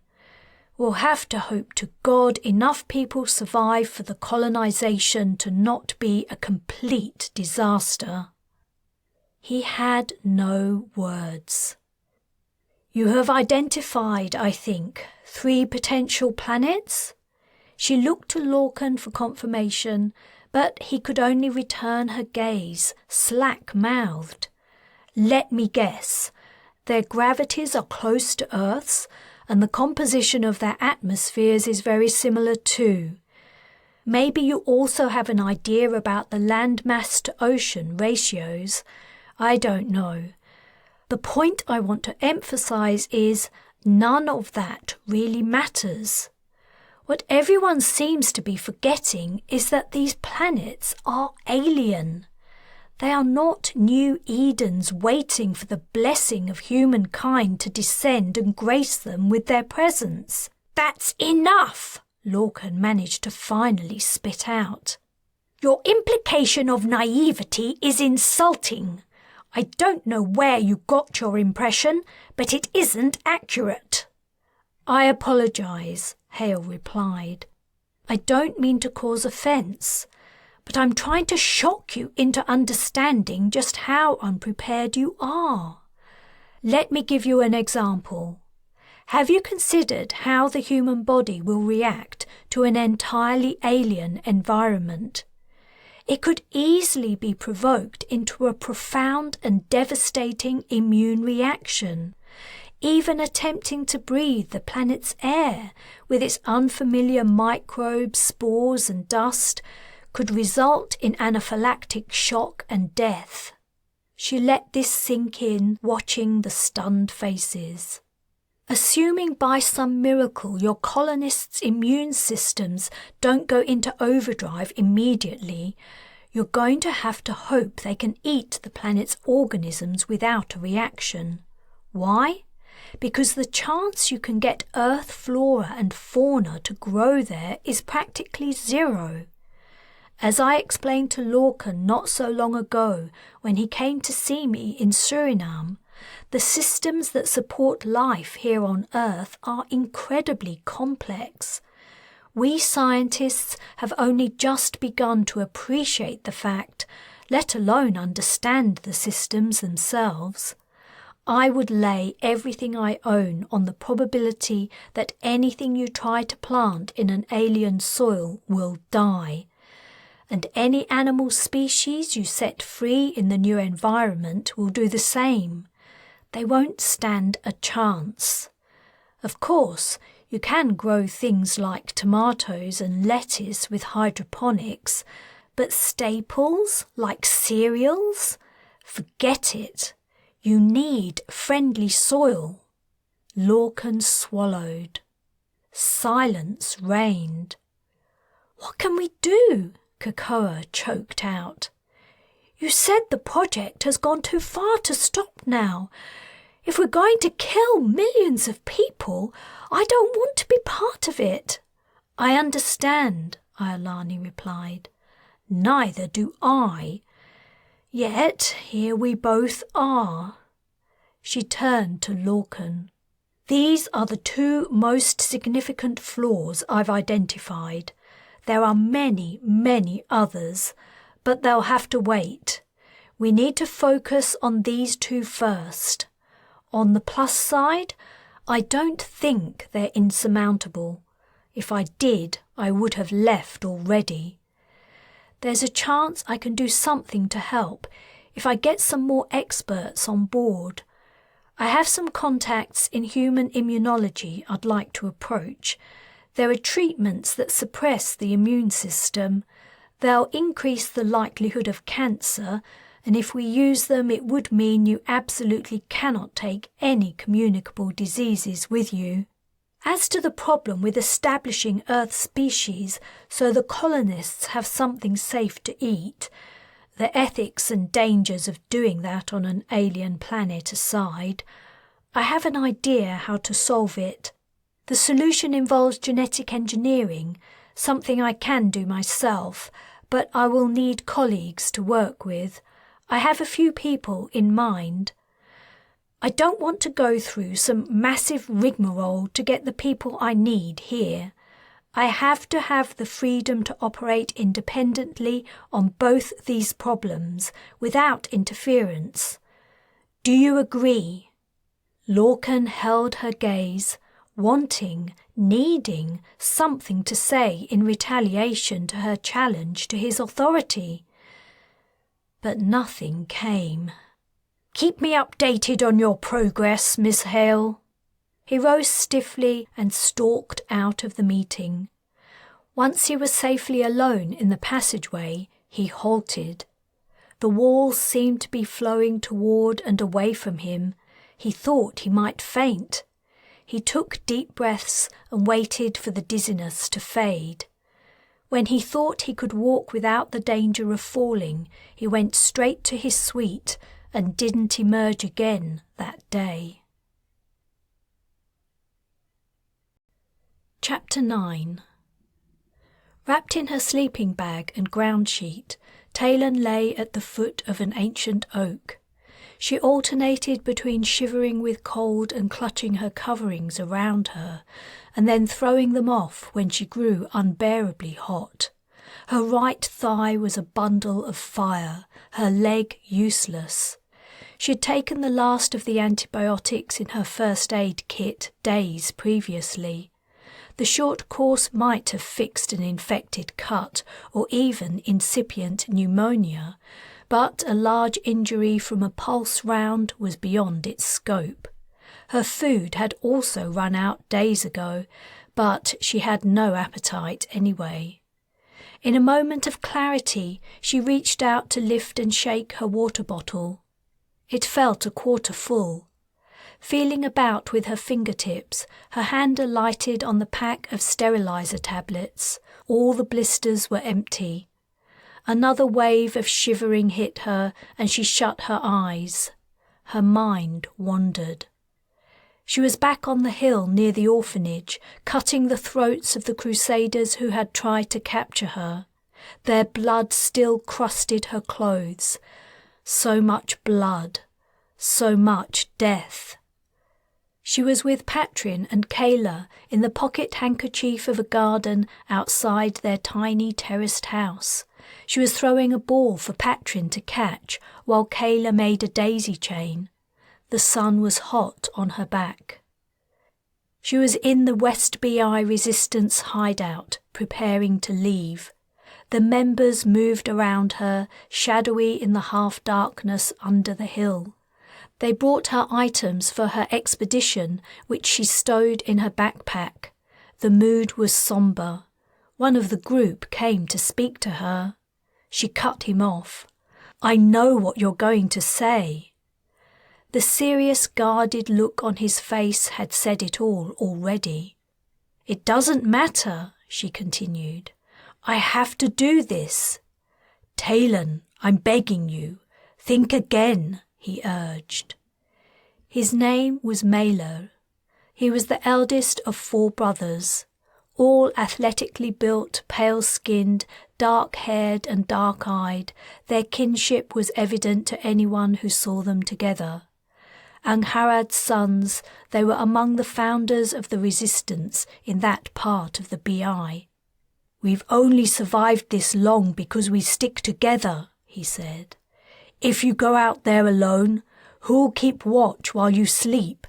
If you get in trouble, who'll help you fight off your attackers?" "I can look after myself," she replied. "Probably better than you think." "I'm sure that's true. It doesn't change the fact that it's dangerous to be out there on your own. If the Crusaders catch you..." He didn't complete his sentence. Taylan didn't need him to elaborate. She'd seen what Dwyr Orr had done to Wilson, and she didn't doubt Maelor had his own tales to tell about what had happened to resistance members who fell into the madwoman's hands. He was just looking out for her. She touched his shoulder. "Maelor, until I find my own kids, I'll never be able to rest. I gave up the search once, and it was torture. If I stop looking, how can I live with myself? Many of us have lost. If Angharad had been separated from you, do you think she would have given up trying to find you again? He nodded reluctantly. She wouldn't. I can't deny it. It was all that needed to be said. She continued to push items into her backpack. Lots of children went missing in the early days of the invasion, said Melo. A few were found. I hope you return soon with your kids. She gave him a tight-lipped smile. She certainly hoped to see him again too, but not without Kala and Patrin by her side. In the hour before dawn the next day, while the others were all asleep, she'd slipped away. Though she'd only known the resistance fighters a short time, they felt like kin. Goodbyes would be too painful. Dragged back to the present by a wave of agony from her leg, Taylan reflected she would give a lot to see Melo again. She would also give a lot to see Wright. What was the earnest Major doing? Before she'd left the hideout, she'd heard the BA had launched a full-scale offensive in Jamaica. He was probably somewhere there, leading his Marines into battle. What an idiot she'd been to try to kiss him. Yet she didn't regret it. Underneath his rigid formality, he was a sweet guy. It was a shame she'd probably never see him again. A fresh surge of pain welled up in her thigh. She grimaced, squeezing her eyelids together tightly. As the wave passed, a voice sounded in her head. "Corporal Ellis, this is Brigadier Colburn." What the Her implant! She was still carrying around the goddamned Royal Marines implant in her head. "What do you want?" she hissed. Surely it was dangerous for the Brigadier to comm her. The Crusaders might pick up the signal and figure out her location. "The discharge you were given is invalid, Ellis. You're still serving as a Royal Marine. I want you to—" "No!" Taylan gasped. "I'm not a bloody Marine and I don't give a shit what you want me to do." She let fly a further string of expletives, finishing with, "Stop comming me, or you're going to get me killed." Silence. She lay rigid, outrage consuming her. Colburn had always been a bitch, but this was beyond the pale. Her fury bringing her to full consciousness, she took stock of her surroundings. Some hours seemed to have passed since she'd last been fully awake. Her most recent memory was of streaks of sunset colours filling the sky through the tree canopy. The colours had been replaced by twinkling pinpoints of light in a black void. How much longer did she have before the infection entered her blood and sepsis killed her? She guessed not much more than a day or so, if the process hadn't already begun. Two alternatives stood before her: stay where she was and let death take her, or try to move. The latter choice was the less rosy.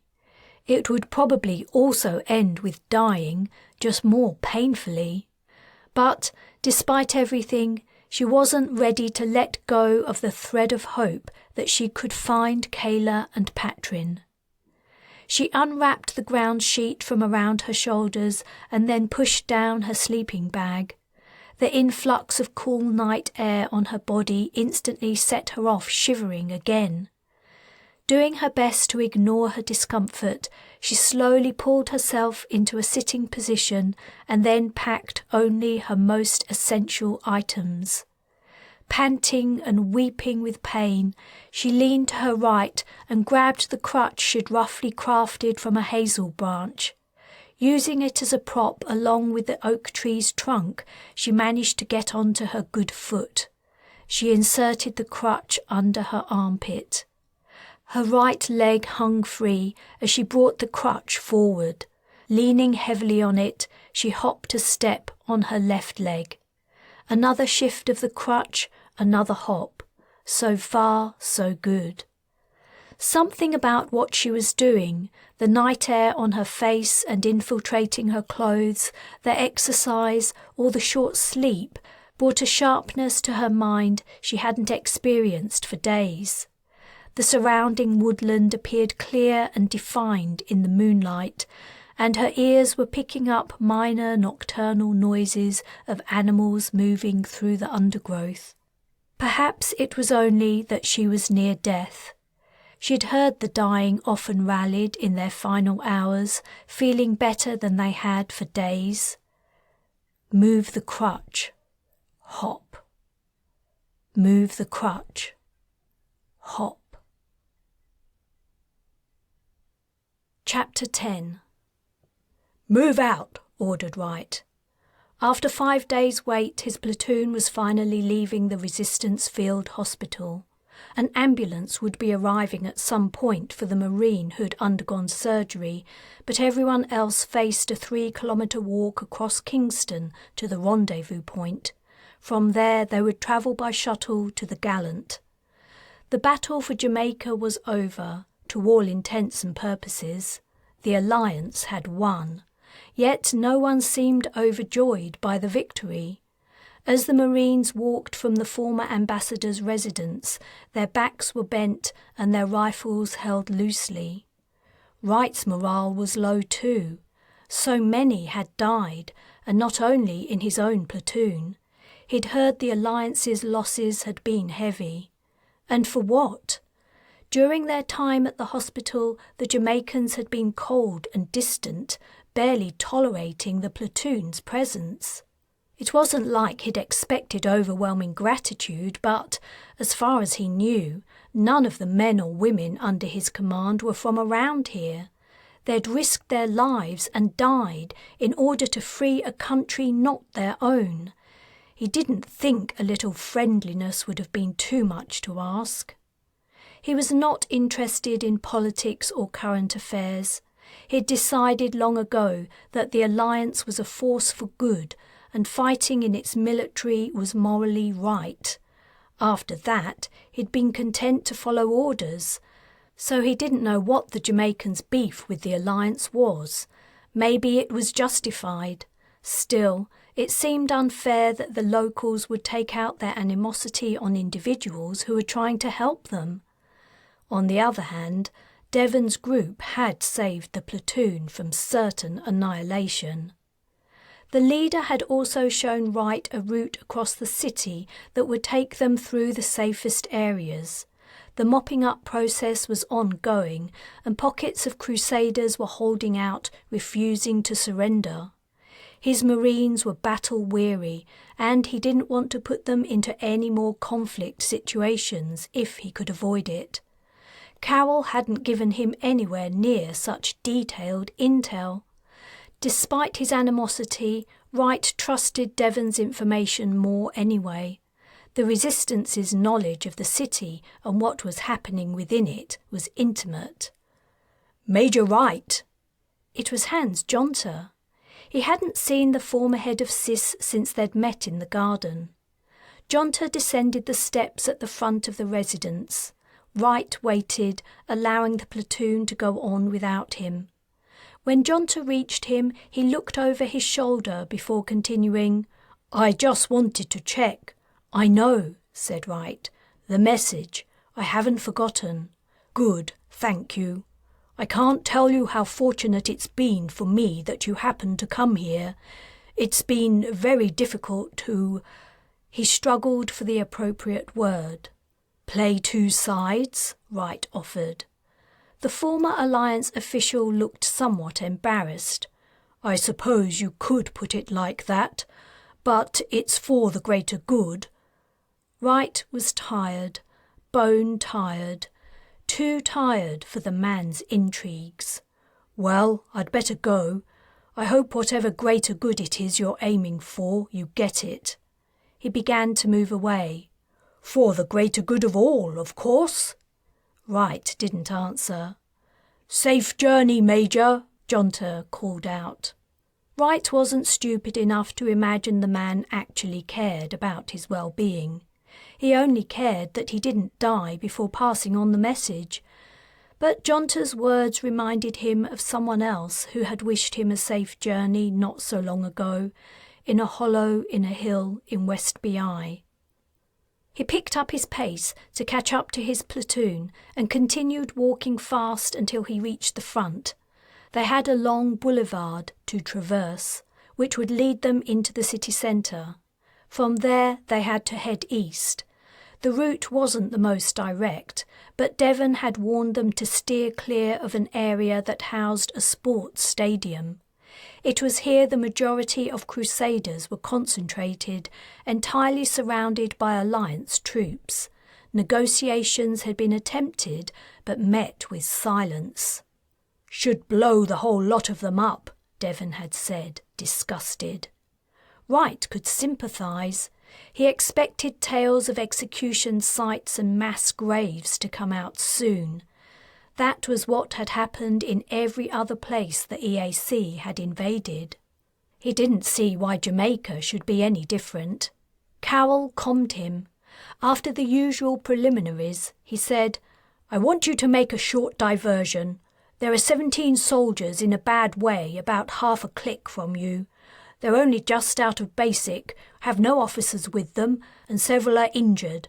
I want you to collect them and take them to the rendezvous. I'm sending coordinates." The numbers appeared on Wright's HUD. He mentally sighed. He didn't object to lending the army a hand, but the men and women in need of help were near the sports stadium Devon had advised him to avoid. "Roger Wilco," he replied. "See you for debriefing on the Gallant in a couple of days," said Carroll before closing the comm. Wright ordered his platoon to halt. He picked Bates, Snowden and 3 more uninjured Marines to take with him, and then told the rest of them to find somewhere safe to wait until he returned. The route to the soldiers took them through downtown Kingston. Like everywhere else he'd seen in the war-torn city, the place was devastated. Looters had ripped it apart, and battles with the EAC had finished the job. The stadium rose above the skyline. Miraculously still intact, it was testament to modernity, its lines sleek and silver, glinting in the brilliant sunshine. The contrast with the ransacked, demolished, corrugated iron and wooden shacks of the poor sector they were walking through was stunning. Helis were circling the skies over the stadium, and Wright had no doubt the Alliance would be flooding the place with survey drones as they assessed the situation. He wondered how many Crusaders were holed up in there. They found the soldiers in the shadow of 2 huge shade trees in a square. Most had their backs propped against the trunks, some lay at full stretch on the dirt. There were a few half-hearted responses to the Marines' approach, but the men and women were clearly spent. What a baptism into military life they must have had, straight from basic into full-blown warfare. He guessed they were all barely adults too. The Alliance was becoming more and more desperate in its search for new recruits. He told the ones who had stood and saluted they were at ease, and then began assessing the group. Distant sounds of voice amplifiers could be heard as the Alliance negotiators tried to talk the Crusaders into surrendering. He looked at the soldiers lying down, while Bates and the other Marines chatted to the rest. Veterans of several battles, they knew the gentle banter that would help the teenagers heal psychologically from their experiences. He ran a medical scan on the first recumbent soldier. Private Kelly Mapple. Fractured humerus, multiple hematomas, 3rd-degree burns to the stomach, low blood pressure but no internal bleeding, 91% chance of full recovery with medical treatment within the next 8 hours. "Are you able to walk, Mapple?" he asked. "Yes, sir," she replied. I think so." "Good." He ordered Snowden to assist Private Mapple. He felt sick. The young woman reminded him of Patel. The Alliance docks would patch her up and send her back into battle, a lamb to the slaughter. Pushing through his misgivings, he moved to the next injured soldier. The sky lit up.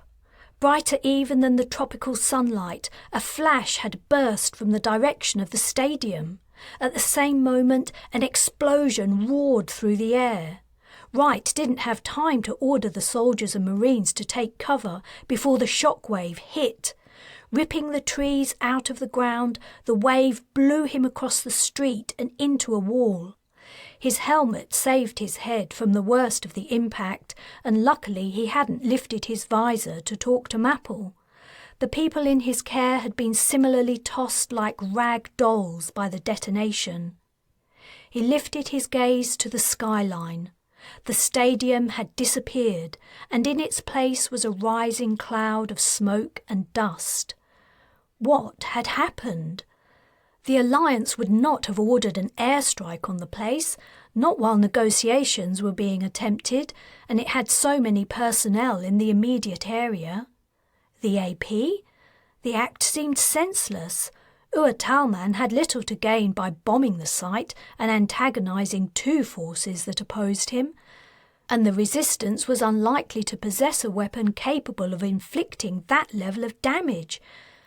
That only left the EAC. The trapped Crusaders had either blown themselves up rather than surrender, or the Dwyr had ordered the annihilation of her own troops. Both were possible. Wright looked around him, scanning the Marines and soldiers. Several were unmoving. He opened his visor, turned onto his hands and knees, and vomited into the dust. Chapter 11. Kala leaned forward, propped her elbows on a table, and rested her forehead on her fingertips. She was sitting in the Belladonna's mess, facing Perrin. Everything seemed to be falling apart. Jamaica and Barbados were lost to her, two major Caribbean islands and thousands of military personnel. Reports from the other islands she held were either bad or missing. She suspected she'd lost more of her territory. Only the relevant military leaders were either dead or the situation was too chaotic to get information out. One thing she did know for sure. Faced with being taken prisoner by the Alliance, the troops trapped in Kingston had destroyed themselves. Their final message had reached her half an hour ago. It had been the right thing for them to do. Nevertheless, she felt their loss. Despite her exhortation to her people to reproduce, the numbers she could devote to warfare were decreasing every year. She was beset on all fronts, and she didn't know what to do. Should she divert the forces she'd massed in the BI to the Caribbean? It would take days for the majority of them to get there, and by then it would probably be too late. Should she press ahead with the invasion of Ireland, despite the damage the BI Resistance had done to her military infrastructure? Or would her time be better spent focusing on the challenges she faced here aboard her flagship? It was between regular meal times, and the mess was nearly empty. She had brought Perrin here supposedly for cocoa. The chef could whip up a more delicious drink than that created by the food replicators, but in fact she hoped to avoid Morgan. The last place she would look for them would be somewhere frequented by the ship's crew, knowing Kala's distaste for over-familiarity with her inferiors. "I want to go home," Perrin whined. Kala tutted. Though she loved him dearly, sometimes her son could be vexing. But she suppressed her irritation. As well as her military problems on the surface, she was fighting a personal war. It was a subtle battle for Perrin's affection. This one she was determined to win. "Which home do you mean?" she asked, reaching out to brush away a stray hair that hung over his eyes. We have so many. The last one, by the harbour. I made a friend there, and I miss her. His lower lip jutted.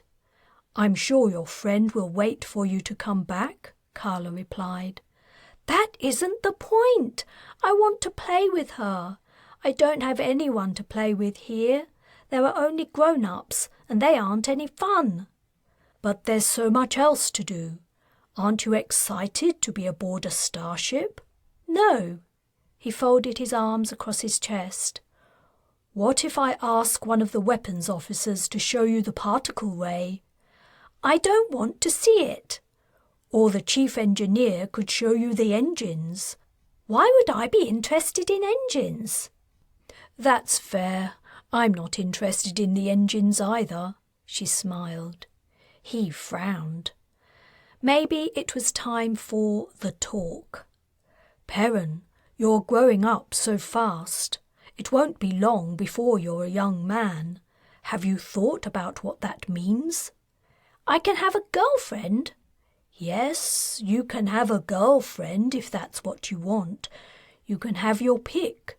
Any girl would consider herself lucky to be with you, but that isn't what I mean. You know I'm the crusade leader. As my son, you will have a role to play when you're a little older, an important role, second only to my own. And when I die, you'll take over from me. She paused, watching for his reaction. He didn't seem particularly impressed. Isn't that exciting? She asked. What will I be able to do? Anything you want, within reason. It's the perk of being the leader. So, if I wanted to go home right now, I could? Yes, but you would have to consider whether that was wise. It isn't in our best interests to return to Earth now, so although we could, we aren't. Why isn't it in our best interests? At last he was beginning to think things through. Because some people want to hurt us. It's safer if we remain on the ship for a while longer, until the danger's over. You mean that man with the sword? Is he the one who wants to hurt us?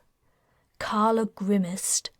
Perrin had witnessed Arthur's murderous approach through the crowd on the quayside at the invasion launch ceremony. Yes, him, and a few others. We should kill them.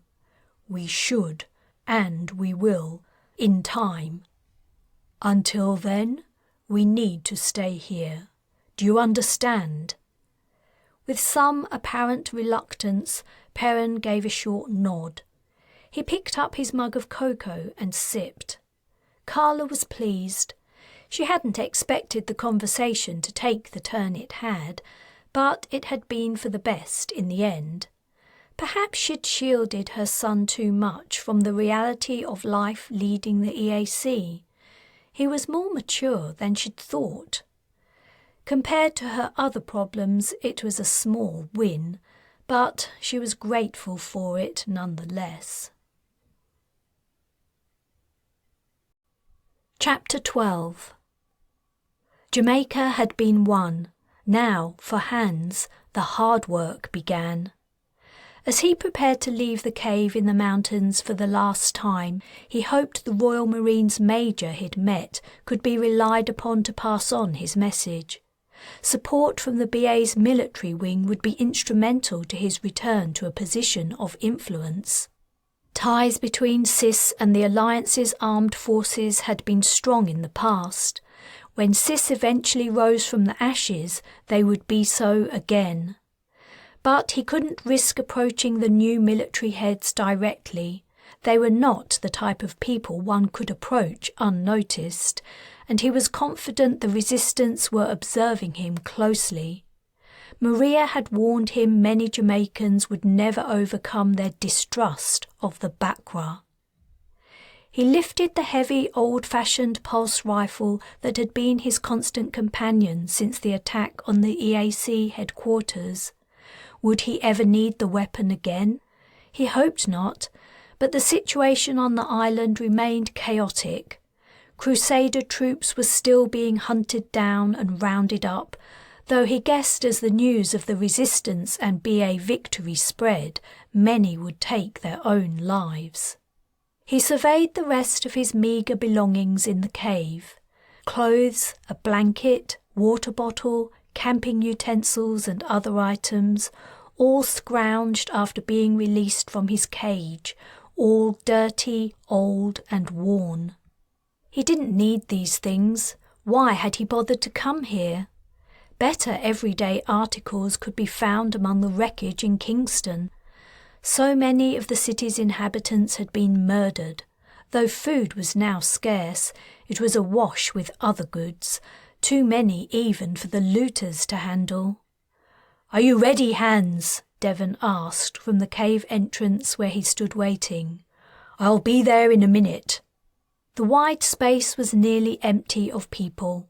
Members of the groups he'd lived with for weeks had mostly already departed, taking their most treasured possessions with them. He suddenly realised why he'd wanted to come back one last time. He walked to a small alcove under a jutting overhang. The belongings here were undisturbed. A blanket was folded neatly on top of a pillow. A few items of cloth were stacked in an orderly pile. He squatted down and opened a small backpack. Inside were personal things, a comb, a silver necklace, several photographs. He pulled one out and held it up to look at it more closely in the beam from his flashlight. It was an image of two sisters, their arms wrapped around each other's shoulders. They were standing in front of a run-down little house in the countryside, smiling at the camera, their smiles lazy but full of joy, full of love for each other. He looked more closely at the identical young women, but he couldn't tell them apart. He inhaled deeply and then exhaled in a sigh. Tucking the photo into his breast pocket, he looked into the pack again. He found small ceramic pots filled with lotions and oils. As he opened one, he recognized a medicinal, herbal odour. It was the ointment that had healed the sores he'd developed in his time in the bamboo cage. He put the pot down and picked up another. Sniffing the light oil it held, he was surprised as sudden tears flooded his eyes. His mind only caught up with the visceral, unconscious response a second later. It was the oil Maria had used in her hair. He would recognise the scent anywhere. Rationally, it made no sense he should grieve her so deeply. She'd brought him to the resistance hideout knowing the terrible torture her people would inflict on him. His experience had left physical and psychological scars that would never disappear. Yet she'd also saved his life. If she hadn't driven him away from his villa on the mountainside, the EAC would have caught him eventually. He would never have survived alone. He screwed the lid on the pot and slipped it into his other breast pocket. He also took the silver necklace. Devon had left, and so had everyone else. The cave was empty and silent.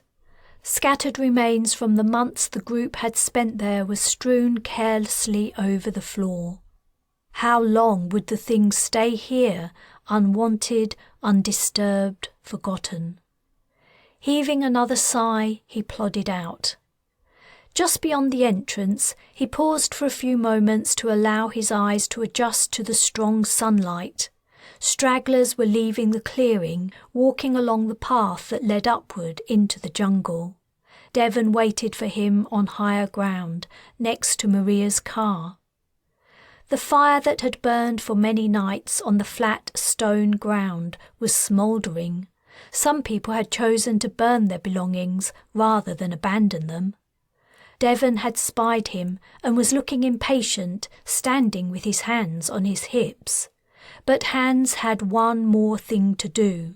He searched under the cave overhang. There it is. In the shadows stood an open, empty bamboo cage, the canes lashed together with vines. Revulsion and dread had passed through Hans as he spotted it. He strode decisively over and snatched it up. Holding it overhead in both hands, he marched to the fire and threw it on top. The vines charred and smoky tendrils drifted up. "Hurry up, Hans," Devon shouted. "It's time to go." Still, he waited. The flames were too weak to take hold quickly on the tough bamboo. Hans swung his pulse rifle forward, took aim, and fired. It was an hour's drive to Kingston. Charles, the Kingston resistance leader, was meeting them there, along with the leaders of other Jamaican resistance groups. Alliance techs were working on re-establishing the net, and it was hoped that, by the time the meeting started, the leaders might be able to speak in real time with their counterparts on Barbados, Cayman, Martinique and St. Lucia. The EAC had been defeated in all these islands, though on the other former BA islands the fighting was ongoing. As Devon drove along the dirt road through the forest, Hans considered his next steps. The phase he was entering would be particularly tricky. His goal of uniting the countries that had once belonged to the Britannic Alliance and transforming them into a globe-spanning republic remained a long way off. He had to retain the somewhat shaky trust and confidence the Caribbean resistance currently had in him, while at the same time resume his former importance within the BA government. The two objectives were perfectly opposed, making his task almost impossible.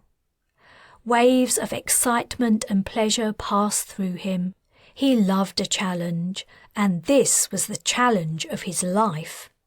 Sunlight glinted on a moving object on the road ahead. "What's that?" Devon exclaimed. He braked, bringing them to a crunching stop. Hans recognised the device. He'd seen them before on news reports covering disasters and wars. It stood about 30 centimetres tall and was running toward them on 8 or 10 articulated legs, supporting a small lozenge-shaped body of smooth metal. "It's a cadaver sniffer," he explained. "The Alliance must have deployed them." The automated machine raced down the track. When it reached the car, it climbed over the hood. Its feet tapped on the metal. Without a change in pace, it mounted the windscreen, ran over the roof and down onto the trunk. After reaching the road again, it swerved right and disappeared into the vegetation. "It's looking for bodies?" asked Devon. "That's right," Hans replied. "When it finds one, it'll transmit the location to a database and then continue searching. Recovery teams will check out the sites later and collect remains for identification and burial or cremation." "That's..." Devon's nose wrinkled. "Helpful, I guess." "It's just one of the things the Alliance will do to aid Jamaica's recovery."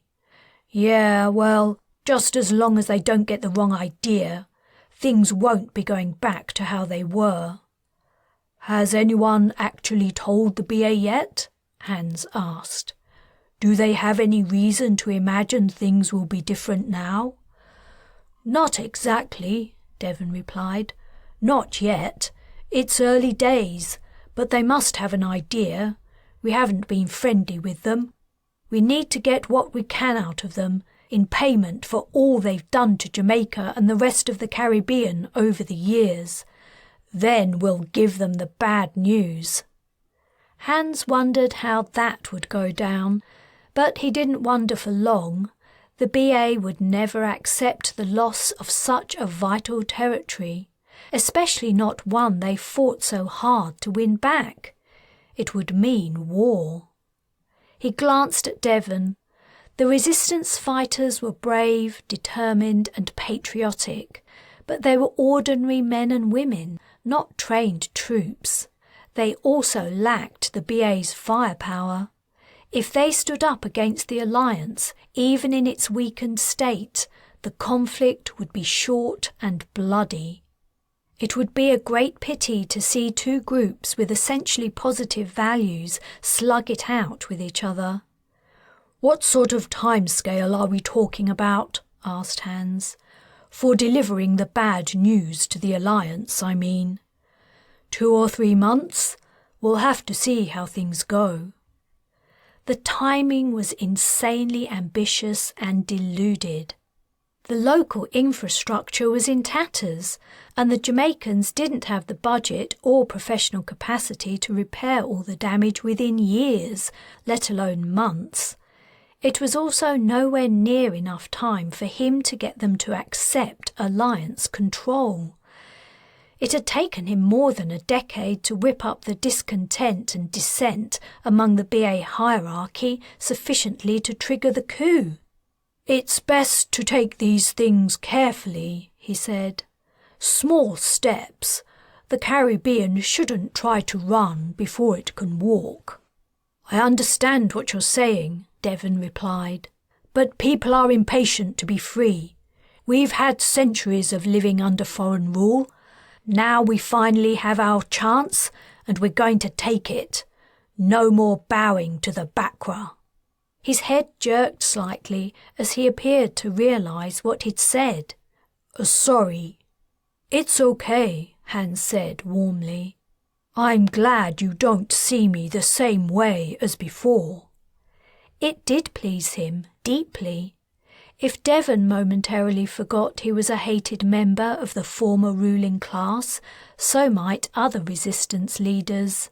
That would make his job all the easier. "Still," he went on, "I would caution patience. I hear you, Hans. Others might not." A signal flashed up on the dashboard. "Ah, great," said Devon. "The net's back." He gave the car their destination, took his hands off the wheel and rested the back of his head on his laced fingers. The car smoothly took over its own steering. "Good old Alliance. I'm gonna miss them," he laughed. "But not enough to ask them to stay." Chapter 13. Taylan had died and gone to heaven. She knew this because Dad came to see her, and he was long dead. When she was 25 and pregnant with Patrin, he and Mam had gone out fishing and a sudden squall had overturned the little boat. Though they were wearing life jackets, by the time the Coast Guard found them, Mam had died of exposure. A year to the day later, Dad followed her. The death certificate listed a hemorrhagic stroke as the cause, but Taylan knew better. When he'd come home after the boating accident, the light had gone out of his eyes. He withdrew into himself. Not even the birth of his grandson could raise a genuine smile. It was then Taylan knew it was over for him. His body lived on, but his heart and soul had departed with Mam in the freezing, swollen sea that had taken her. Here in heaven he was happy again. He would lean over her, his face full of love and concern, asking her how she felt. She felt dreamy. Being dead wasn't at all like she'd imagined, and heaven was way darker than she'd anticipated. If that was where she'd gone, where was the sunlight, and where were the angels? Whenever she'd thought about dying, which wasn't often, she'd guessed it was kind of the same as you'd been before you were born. You just didn't exist anymore. But in fact, it was more like being in a constant state of having just woken up. Heaven seemed to be a deep pit lit by flickering lights, where people who had gone before you paid occasional visits. She wondered where Mam was. She would have liked to see her too. But when she tried to ask, she couldn't speak. Maybe the ability would come back later. She also couldn't move, though she didn't really mind, not yet anyway. She was content to lie here and see Dad every now and again. Then, one day, Patrin turned up. No! Taylan didn't want to look at him, but when she did, she saw he was holding his sister's hand. Kala, Patrin, my little ones, what happened to you? Is this why I couldn't find you?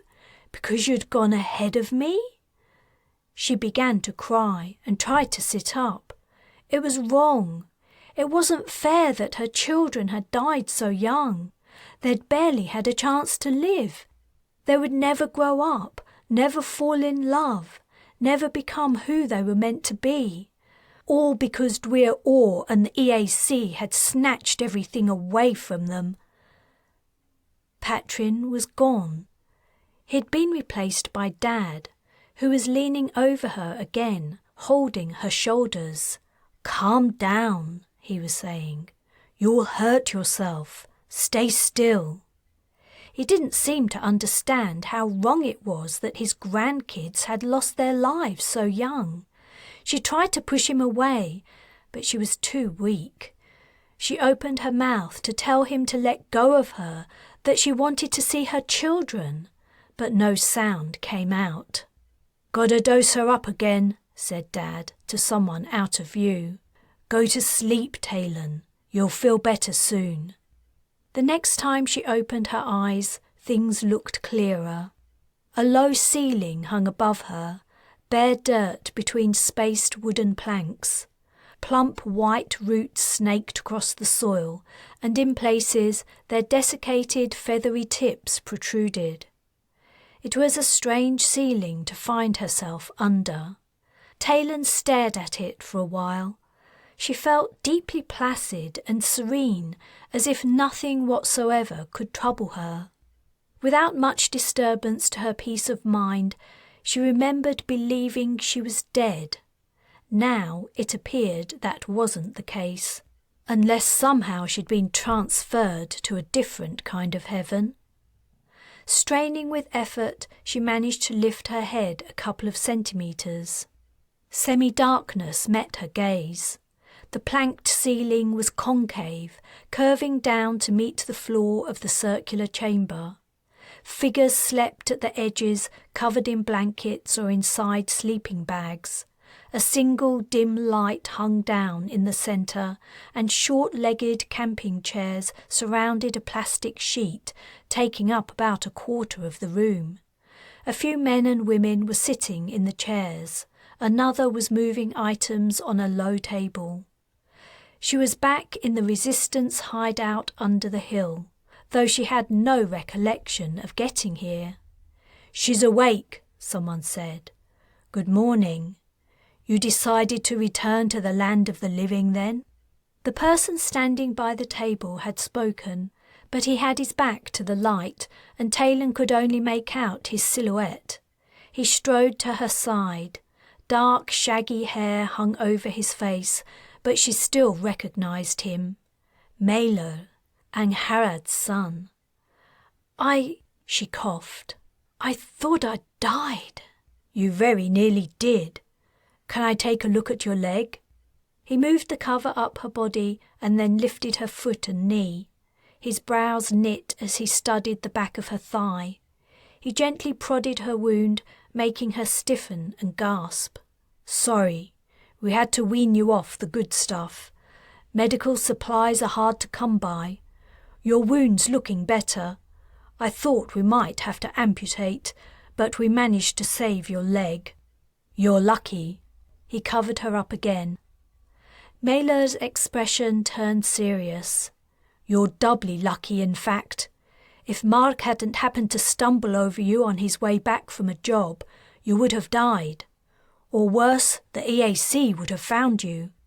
I was trying to get back here. I must have collapsed." "Where were you when you were shot?" "Near the orphanage." "The orphanage you were investigating?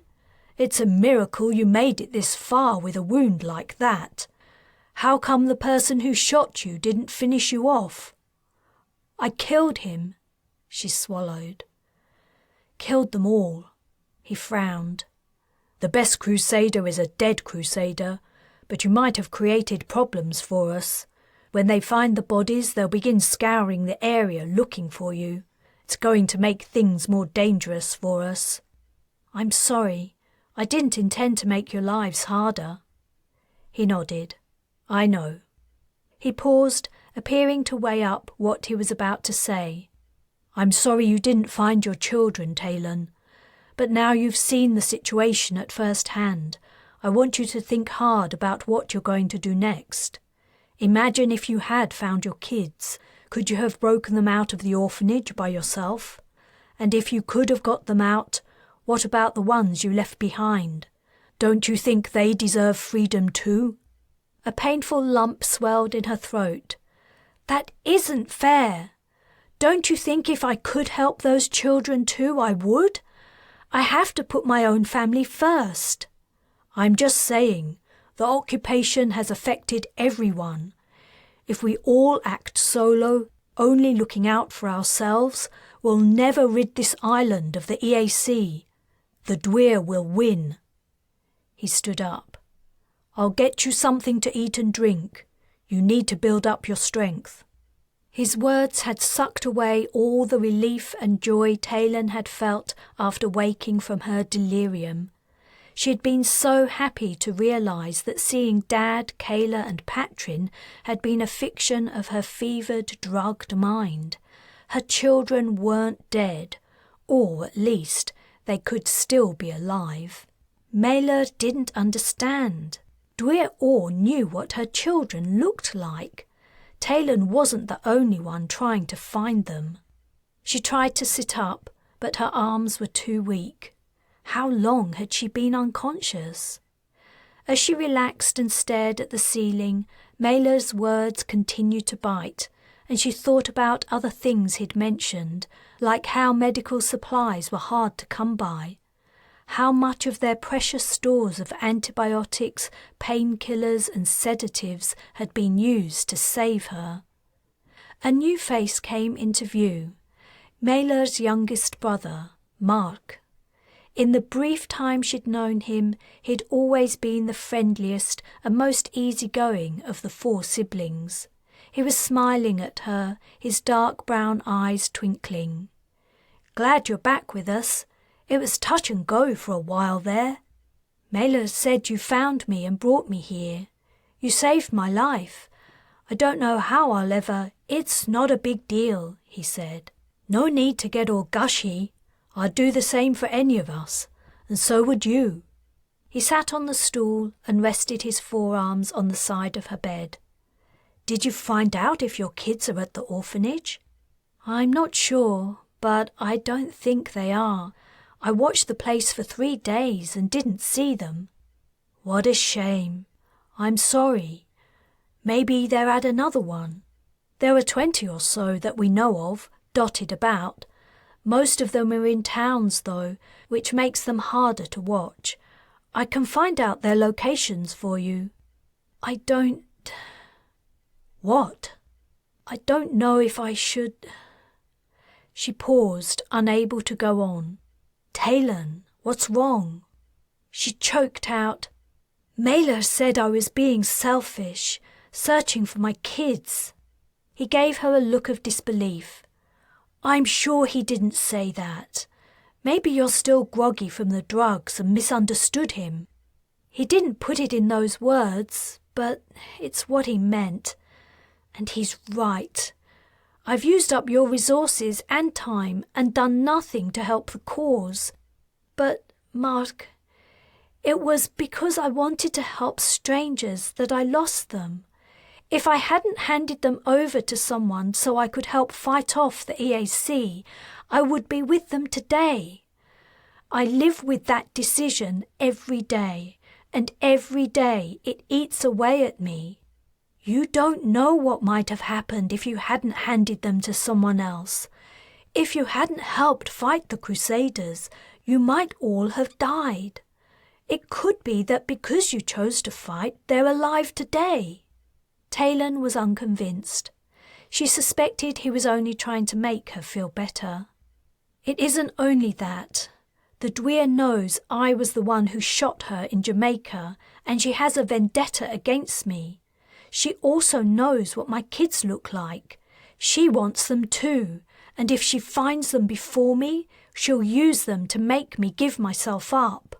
Dwyr Orr is aboard the Belladonna, Mark replied. I'm not saying that means you're safe, but considering all her resources, don't you think if she could find your children, she would have by now? I think they must be somewhere she can't get at them, which means they aren't in a Crusader orphanage. The Dwyr still hasn't returned to her castle? Taylan was relieved. She had told Major Wright she might be able to spy on her for the Alliance, but so far all she had done was try to find Kayla and Patrin. There's been no sight or sound of her or her weird new companion ever since the launch ceremony. Taylan, you have to do what you feel is best. No one here begrudges you anything, if that's what you're worried about. We all know what it's like to lose family. You have to do what you feel is best. Mark's words reminded her of what Arthur had said when he learned of her plan to desert from the Royal Marines. You must do whatever you feel is right and just. What was the right thing to do? Maynard appeared at Mark's side. It's just crackers and water, he said. But I think that's probably all you can manage for now. Don't you have better things to do than bother our patient? He asked his brother. I'm providing witty conversation to aid her recovery. Witty conversation? That'll be the day. Mark winked at Taylan before leaving them. I thought about what you said, Taylan told Maylor. She swallowed hard. What she was about to say hurt her almost more than she could bear. When I'm better and up and about again, I'm going to do what I can to help the resistance, for a while at least. I'm not giving up on my kids. I'm going to carry on trying to find out what happened to them. But in the meantime, I'm yours. I'm glad to hear it. I'm sure we can use you. Chapter 14. The instant Wright stepped off the shuttle, Colburn calmed him. Wondering if she'd been watching a vidlink of the Gallant's bay, waiting to see him disembark, he replied, Yes, Brigadier. My office in 2 minutes, Major. He winced at her harsh tone. Granted, she rarely softened it, but she had been known to, on occasion, for him. Older officers had told him he'd been as close as anyone had ever come to being a favourite of hers. Now, since giving Ellis a compassionate discharge, all favouritism was out the window. He'd morphed into Colburn's enemy number 1. He'd put her in an embarrassing, tricky situation by giving Ellis a discharge when he didn't have the authority. Neither did she, and she'd been forced to explain his actions to her CO. Though Wright didn't think embarrassment was the Brigadier's problem, her life philosophy was based on following the rules, and he'd flagrantly broken them. Maybe she'd thought he was the same as her, but she'd had a rude awakening. His version of the book included a human element she had disregarded. Squaring his shoulders, he set off through the unfamiliar ship. He'd only spent a brief time aboard the Gallant before joining the counter-offensive in Jamaica and hadn't had time to learn her layout, though the Alliance's ships were all roughly the same. The battle cruiser was a fairly new addition to the fleet. She'd been held back from the attack on the Brez, though he wasn't sure why. It had been a lucky decision in the end, because the Gallant's long-range scanners had picked up the Fearless out in the asteroid belt. Now both the Fearless and the Valiant were out of commission, undergoing repairs, and the Space Fleet bigwigs had picked the Gallant as their centre of operations. Pain lanced from his knee. He grimaced, stopped, and took a breather. His old wound had been bothering him all the time he'd been in Jamaica, and he'd run out of pain-killing meds. For years he'd put off getting the surgery that would fix it. There had always seemed to be something urgent and important that required his attention. Now things were more hectic than ever. He guessed the surgery would have to wait until he retired, assuming he made it that far. Colburn's office door opened on an unexpected scene. Arthur and Merlin were sitting side by side across from Colburn behind her desk. The two of them turned to him. Arthur smiled. Merlin's expression was enigmatic, as always. "Stop gawping and take a seat, Major," the Brigadier snapped. "We don't have all day." "Congratulations on your victory," said Arthur, as Wright limped to one of two empty seats in the row of four. "I heard the battle was hard fought." "Thanks, but I'm not responsible for the liberation of Jamaica." "Not on your own, maybe, but I'm sure you fought valiantly." "Can we save the standing ovation for Major Wright for another time?" asked Colburn. Addressing him, she went on, "Do I have to ask you again to sit down?" He lowered himself into the seat, wondering who the fourth was for. "After your recent behaviour," said Colburn, "I argued long and hard against your inclusion in the operation we're about to discuss. Unfortunately, due to your history and unique position, I was given no choice." She paused, looking at him sourly. "I hope I don't need to impress upon you the importance of keeping the information you're about to learn to yourself." When Colburn didn't like you, she really didn't hold back. He was insulted by the insinuation of distrust, but only replied, "Of course not, Brigadier." "If I might explain?" Merlin asked. Colburn's expression hardened further, but she nodded. Turning to Wright, the alien said, "I've proposed another mission to strike at the heart of the EAC, and we need your help." Ignoring Merlin, he asked Colburn, "The Dwyr again?" It would be the Alliance's third attempt on her life. "Yes. Brigadier, isn't this getting a bit old hat? We tried twice already, at the cost of many lives." "Not that you're in any kind of position to be questioning orders," Colburn seethed, "but the Alliance is in a precarious state. We barely managed to retake Jamaica, and now we're holding on to it by the skin of our teeth. The offensive in the Caribbean cost us heavily in personnel, armaments, and other infrastructure we will struggle to replace. If we can remove Dwyr Orr from the equation, it will bring the war to a swift end and save lives." What she said made sense, but Wright had the weirdest impression from her words. It was like it wasn't really her speaking. As he paused, uncertain how to respond, Arthur spoke. "You know Taylan well. We need you." "Ellis?" "When we left the BI," Merlin said, "I was happy to leave Taylan there for the time being. I was unsure where Kala Orr would go. There was a chance she would return to her castle, in which case Taylan's location was convenient. But the Dwyr has chosen to play it safe and remain on her flagship, the Belladonna.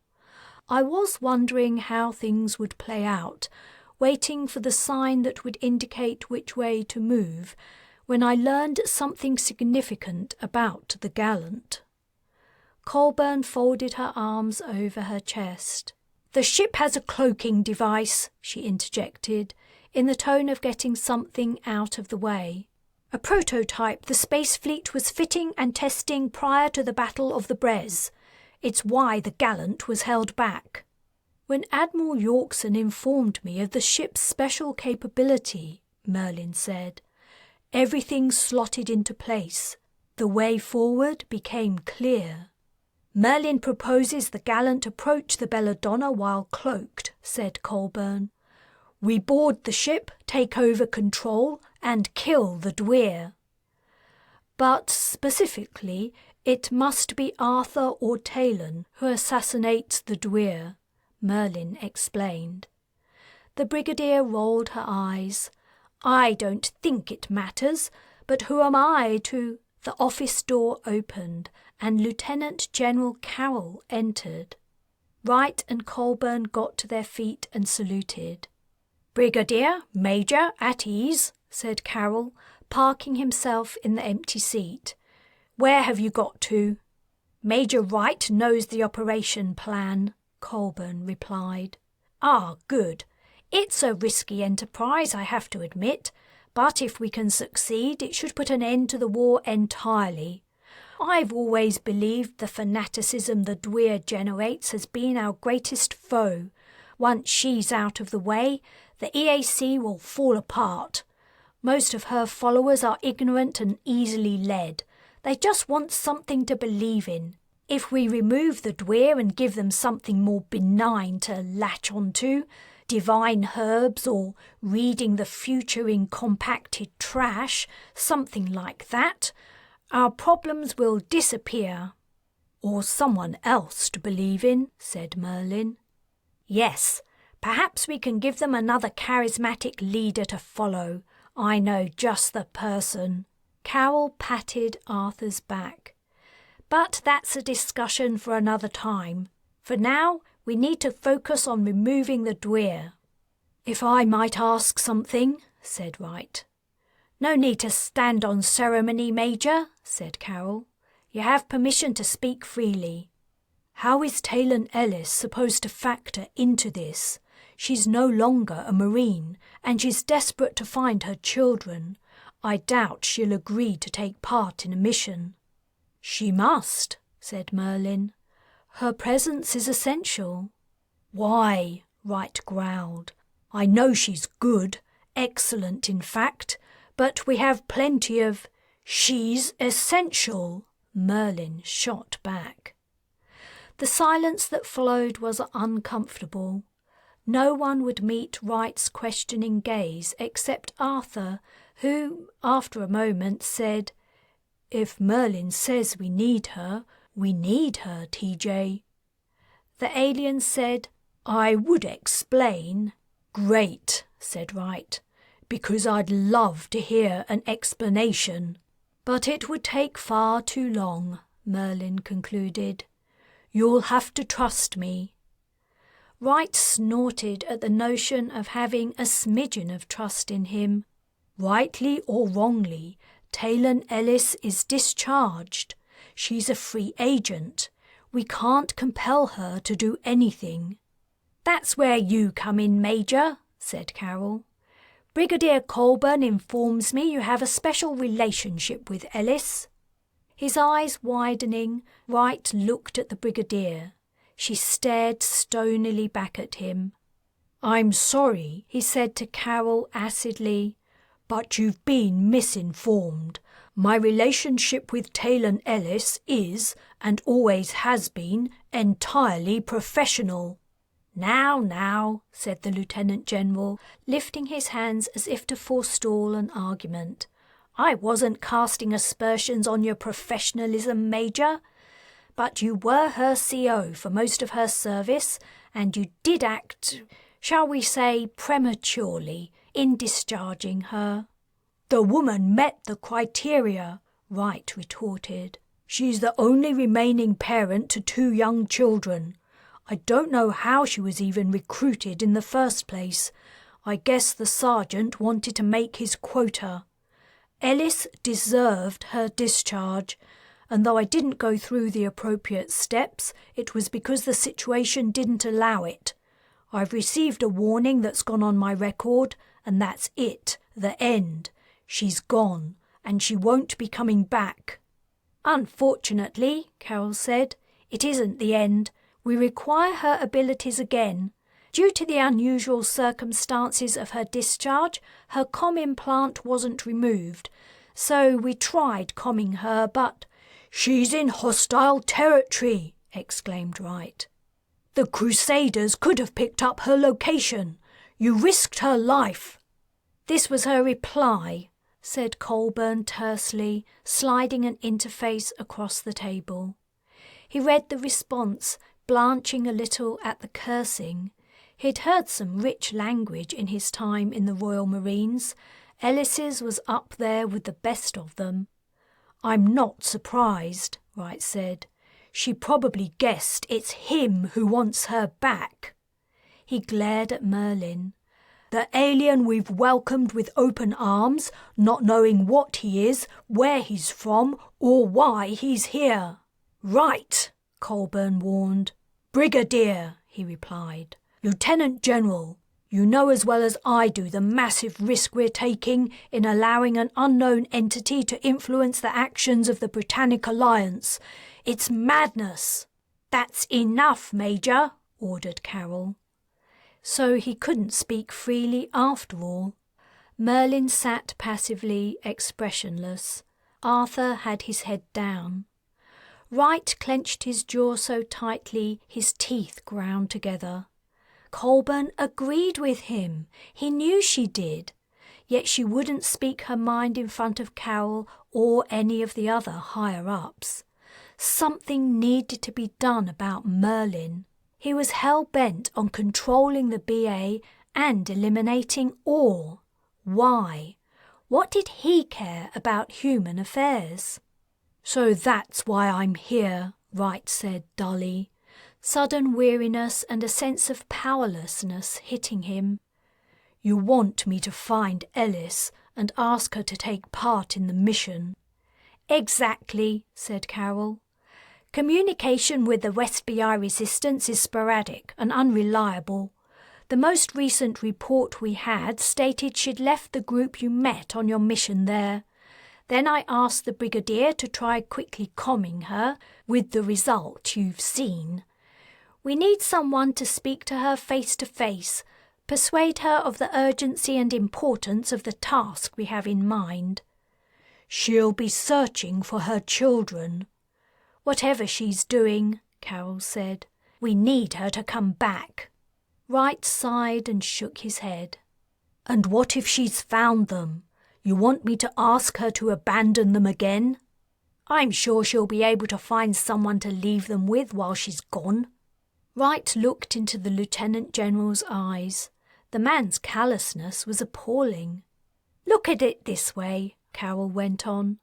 "If she kills the Dwyr, the EAC will fall, her homeland will be free, and her children will be safe forever. Tell her that. I'm sure you'll be able to convince her." "If I find her." "I have every confidence in you," said Carroll. He rose, saying, "Take 24 hours to recuperate before you set off. I'll leave the Brigadier to brief you on the mission details." After he left, tension hung in the air. Wright felt trapped, almost as badly as he'd been at the barricade in Kingston. He couldn't imagine anything in the world he wanted to do less than attempt to drag Taylan Ellis away from trying to find her kids, unless it was to explain it was all Merlin's idea. Yet what could he do? The order came from the Lieutenant General himself. Eventually he said, "If I'm to do this, I want to take Arthur with me." If he had to find Taylan, he could take the opportunity to remove Arthur from Merlin's influence. It was Arthur the Alliance leaders were in love with, based on his history. If he was physically separated from the alien, he might begin to understand Merlin was dangerous and he shouldn't go along with whatever he said. "You aren't in a position to dictate conditions," said Colburn icily. "We can come to the BI with you," said Merlin, "if that's what you want." "Not you, just Arthur." "Out of the question," the alien said. "Then I won't do it." Colburn's eyes blazed. "Are you refusing a direct order?" I'll resign. You know that isn't how it works. Wright slammed her desk and leapt to his feet, reckless insanity racing in his veins. Feeling as though he was watching himself from a corner of the room, he said, "You want me to persuade Ellis to put her life in danger and risk leaving her kids orphaned in hostile territory, all on the whim of a goddamned alien? Something's up with you. Since when did you become his puppet?" He jabbed a finger in Merlin's direction. "I don't want to do this," he went on through clenched teeth. "It's wrong. You know it's wrong too, but you're going along with it, just doing what you're told without question. Maybe it's time we started questioning things, Brigadier." Colburn stared at him for a cold, hard minute. "Your request is granted. Arthur, and only Arthur, will accompany you." Merlin shrugged. "However," continued Colburn, "before you set out, I want you to undertake a psych evaluation." When Wright went to protest, she cut in, "That's an order, Major." Chapter 15. Lorcan pushed back his covers and climbed wearily out of bed. He'd been sleeping badly, but he didn't think he'd slept at all the previous night. Despite the many years that had passed since he'd begun living permanently aboard the Brez, he still preferred to use the term night. Naturally, there was no night or day on the ship or on her sisters, Balor and Bamba. Work on all three vessels continued around the clock. However, it was convenient to have the majority of his office and supervisory employees carrying out their duties at roughly the same time. He looked up and left, activating a clock display in his vision. 11:30 a.m.? He had slept after all. Rubbing the sleep from his eyes, he padded to the bathroom. The staff in the control centre would be wondering what had happened to him. It was strange no one had checked on him. Or maybe they had, and his implant had reported he was asleep. Or perhaps they hadn't, not caring whether he was okay. He began his morning ablutions. Things had changed since Iolani Hale had arrived. The atmosphere had lightened. He didn't like it. Building humanity's first colony ships was serious work. Leaving the solar system and travelling to new habitable planets was humankind's greatest endeavour. The names of the people who worked with him would go down in history along with his own, both on Earth and in the new civilizations they helped to found. Their work was not supposed to be fun. Did they understand the risks of losing concentration? The smallest error would be magnified thousands of times once the ships were underway. A little thoughtlessness, a simple mistake, could spell disaster for millions. Despite Hale's shocking and harsh criticisms of the project, he had, on reflection, grown to somewhat appreciate her attempts to set them on a better path to success. But this new cheeriness, this conviviality, had to stop. She might know her stuff when it came to science, but he was the expert on workplace attitude and culture. After the blower had dried him off, he got dressed, picked up a snack bar from the stash in his living room, and left for his 2-minute commute. When he reached the control centre, the doors opened on a shocking scene. No one was working. Rather than being hunched over their consoles as usual, his management team was standing around in small groups. What was worse, they were holding what looked like alcoholic drinks and were chatting to each other. It beggared belief, but his staff had taken advantage of his unexpected absence and was holding a party. Lorcan. Iolani separated from a group and wove her way through the throng to join him. "I'm glad you decided to come." "What?" he spluttered, hardly able to speak. What the hell is going on? Didn't you get my message? She was looking up at him, confused. Then she appeared to register his surprise and outrage. You didn't. I see. Well, this is awkward. It's probably best I speak to you outside. You are not speaking to me outside or anywhere. Everyone, put down your drinks and get back to work immediately. Hale's dog suddenly bounded out from somewhere and loped over to Lorcan. After a cursory sniff, they stiffened, backed off, and softly growled, lifting their lips from their long teeth. "Dogs in the workplace!" Lorcan yelled, his voice lifting almost to a shriek. "Lock them up in your cabin now, or I'll put them out the nearest airlock myself."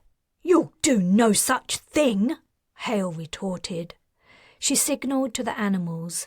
They lay down on their stomachs, though neither took their eyes off Lorcan.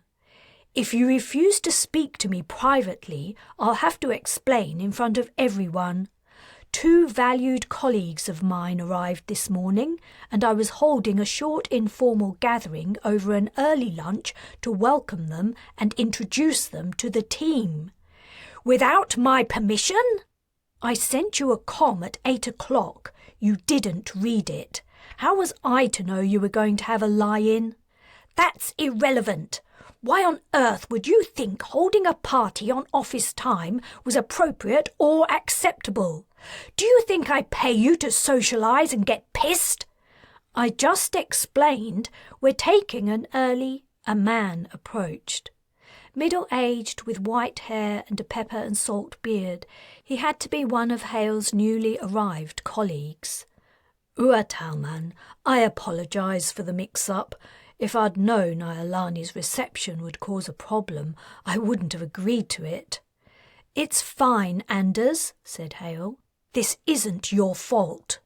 Her eyes narrowed as she looked at the person whose fault she clearly thought it was.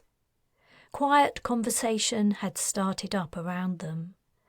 "Maybe it would be better if we continued this discussion elsewhere," Anders suggested. "But Lorcan insists we broadcast the misunderstanding to all and sundry," Iolani countered sarcastically. "We can continue the discussion when my employees are back at their consoles and your dogs are safely locked up." Anders gave a small cough. "Iolani." He looked at her, his expression pained. "Oh, all right." She gestured at her dogs, who rose and trotted to her side. "This is for you, though," she said to her friend. "Not him." As she was on her way out, Lorcan announced to the room, "Everyone back to work. The festivities are over.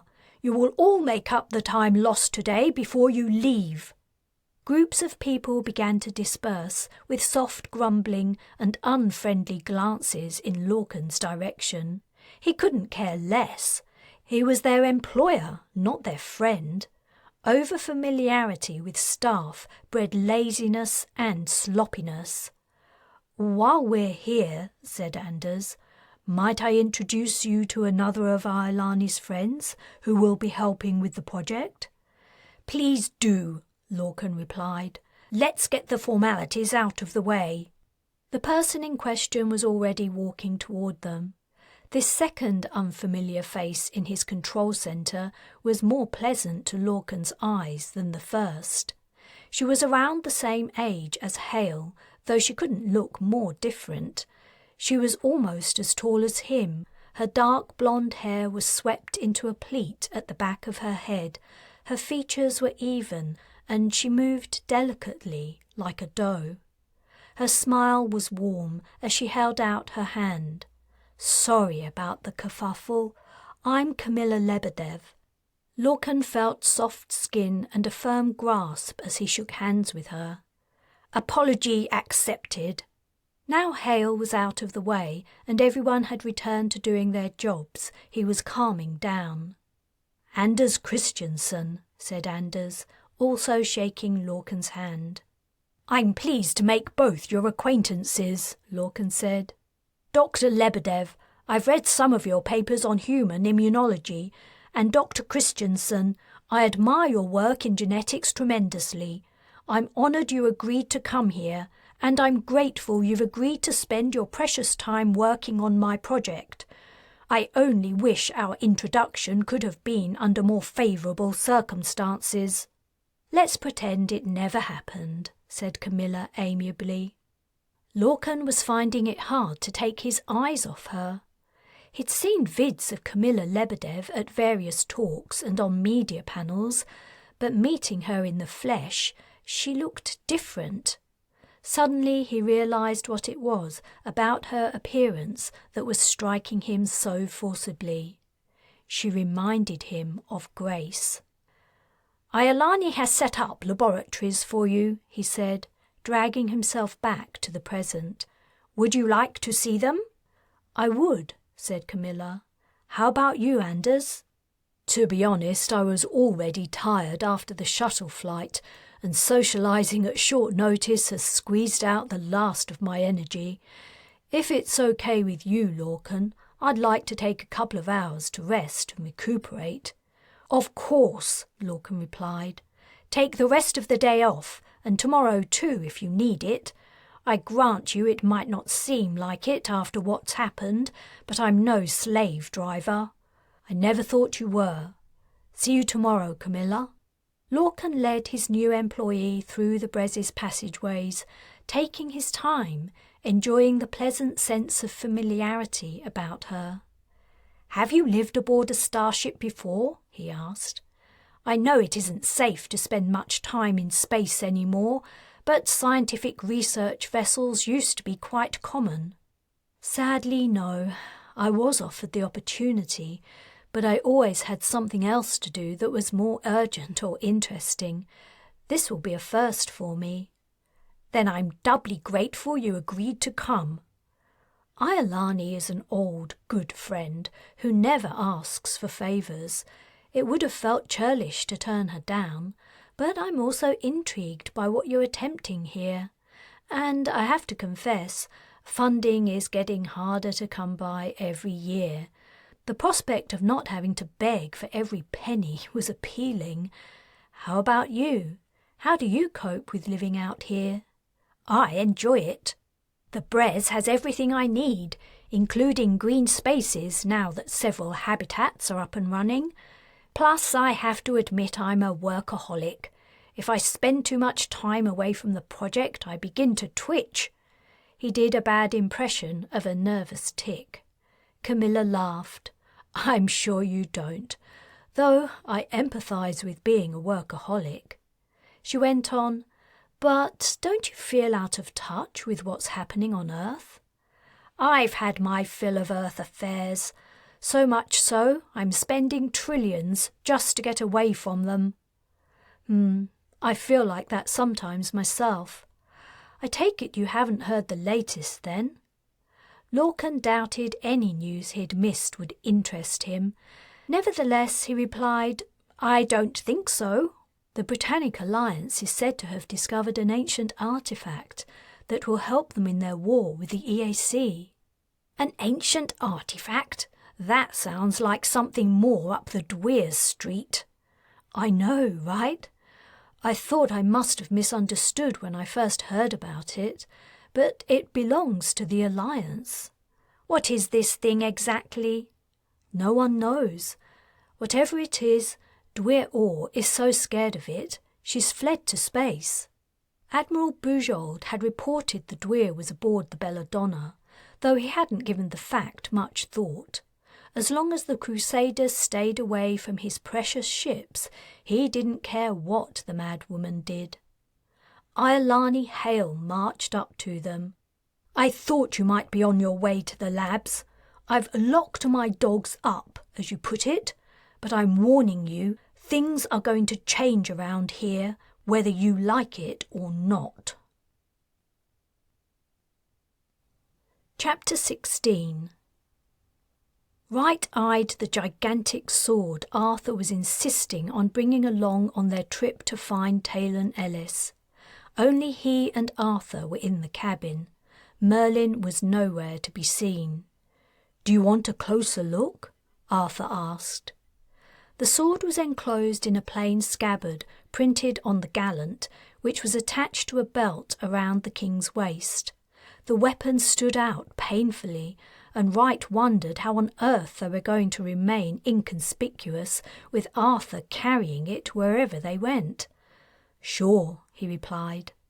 Arthur drew it out and gently grasped the blade so he could hand it to Wright hilt first.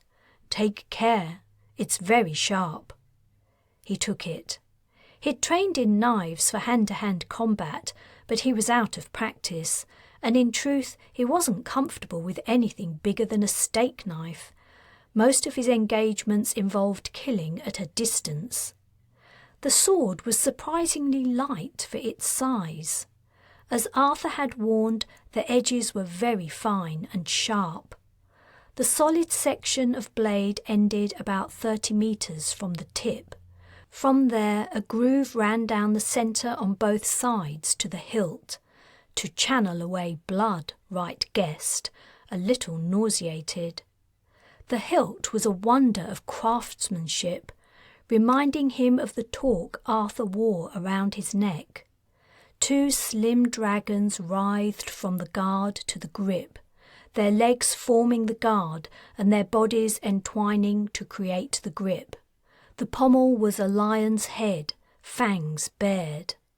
He examined the metal. It looked like regular steel.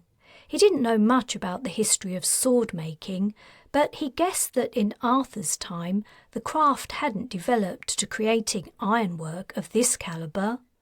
"Are you sure this is the same sword you used in your former life?" he asked. He wondered if Merlin had returned to the little church in the intervening centuries and replaced it with a more advanced model. Arthur smiled politely, as if the question was dumb. "I am sure." "Where did you get it?" This question conjured a bigger smile. "You wouldn't believe me if I told you, but, in short, a lady gave it to me." "She must have been a hell of a blacksmith." "She was neither a blacksmith nor a swordsmith. Women didn't do that kind of work in my time." Wright guessed Ellis probably knew the story of how Arthur got his sword. She was a fountain of knowledge on the subject of Arthur and his table of knights, or whatever it was. He gave the sword back. "It's not what I'm used to, but I have to admit it's a beautiful weapon." "It's strange," Arthur mused as he took it. "I didn't know Merlin had sealed Excalibur away along with my armour. I gave it to one of my knights to return to the lady who had given it to me. But I'm glad he took it. I don't feel complete without it." He slid the blade into its sheath. Wright wasn't surprised Arthur had given his sword a name. He also wasn't surprised he was so attached to it.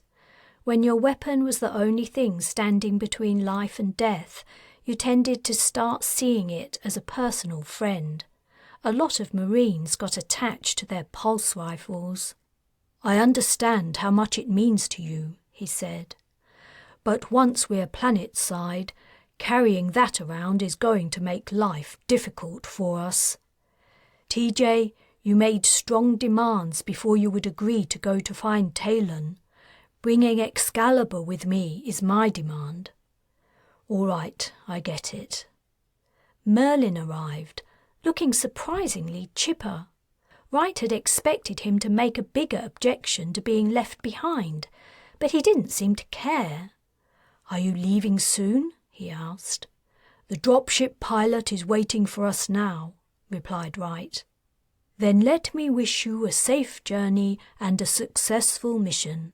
I have a feeling you will find Taylan Ellis without too much difficulty." "Is that so? Have you been reading the signs?"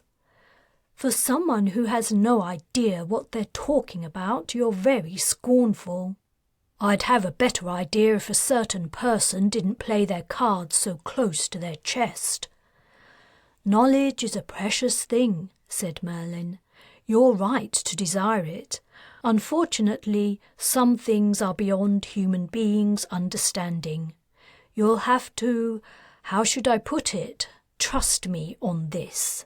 Arthur interjected, "I have everything I need, Major. We shouldn't keep the pilot waiting." Ever the diplomat, the king was trying to head off the impending argument. But Wright wasn't about to have it out with Merlin anyway. Attempting to get information out of the creature was a pointless exercise. Yet he couldn't help saying as he and Arthur left, "Trust is earned, Merlin, and you haven't done anything to earn mine." Their route to West BI was to be the same one as they'd taken when they'd attempted to assassinate the Dwyr. The dropship pilot would take them to Ireland, and then they would cross the Irish Sea by boat. They would make their way inland on foot, beginning their search for Ellis at the hideout in the Preseli Hills.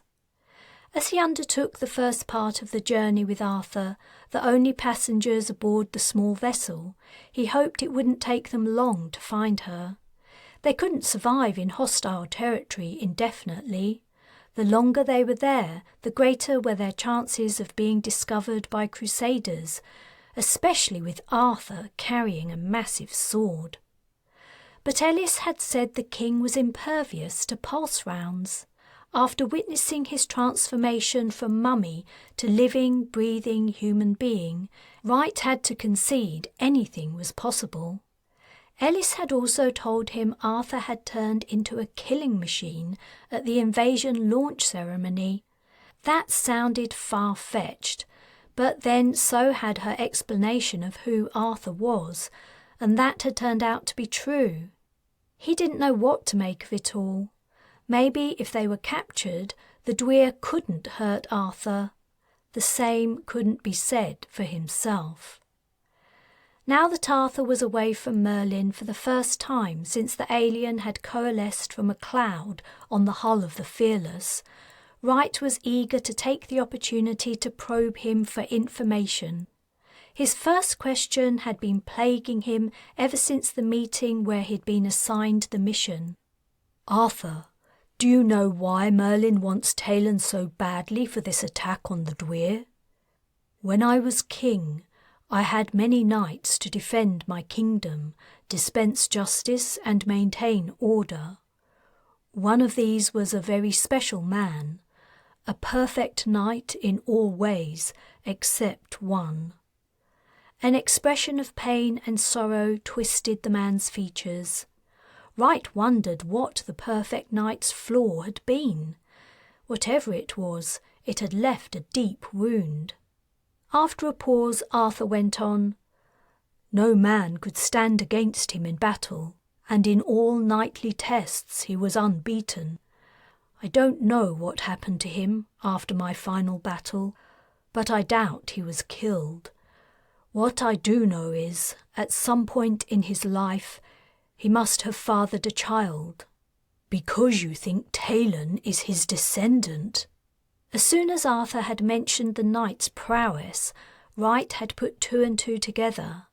"That's what Merlin told you? But how would that work over thousands of years, hundreds of generations?"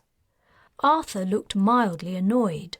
"I'm sorry, but it's hard to believe your knight's abilities could be passed on so purely down the centuries." "It isn't as simple as you think," said Arthur. "Anything involving Morgan Le Fay or Merlin is extraordinary.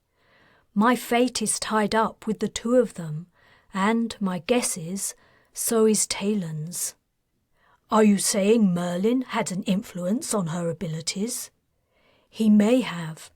Not directly, but through her ancestor.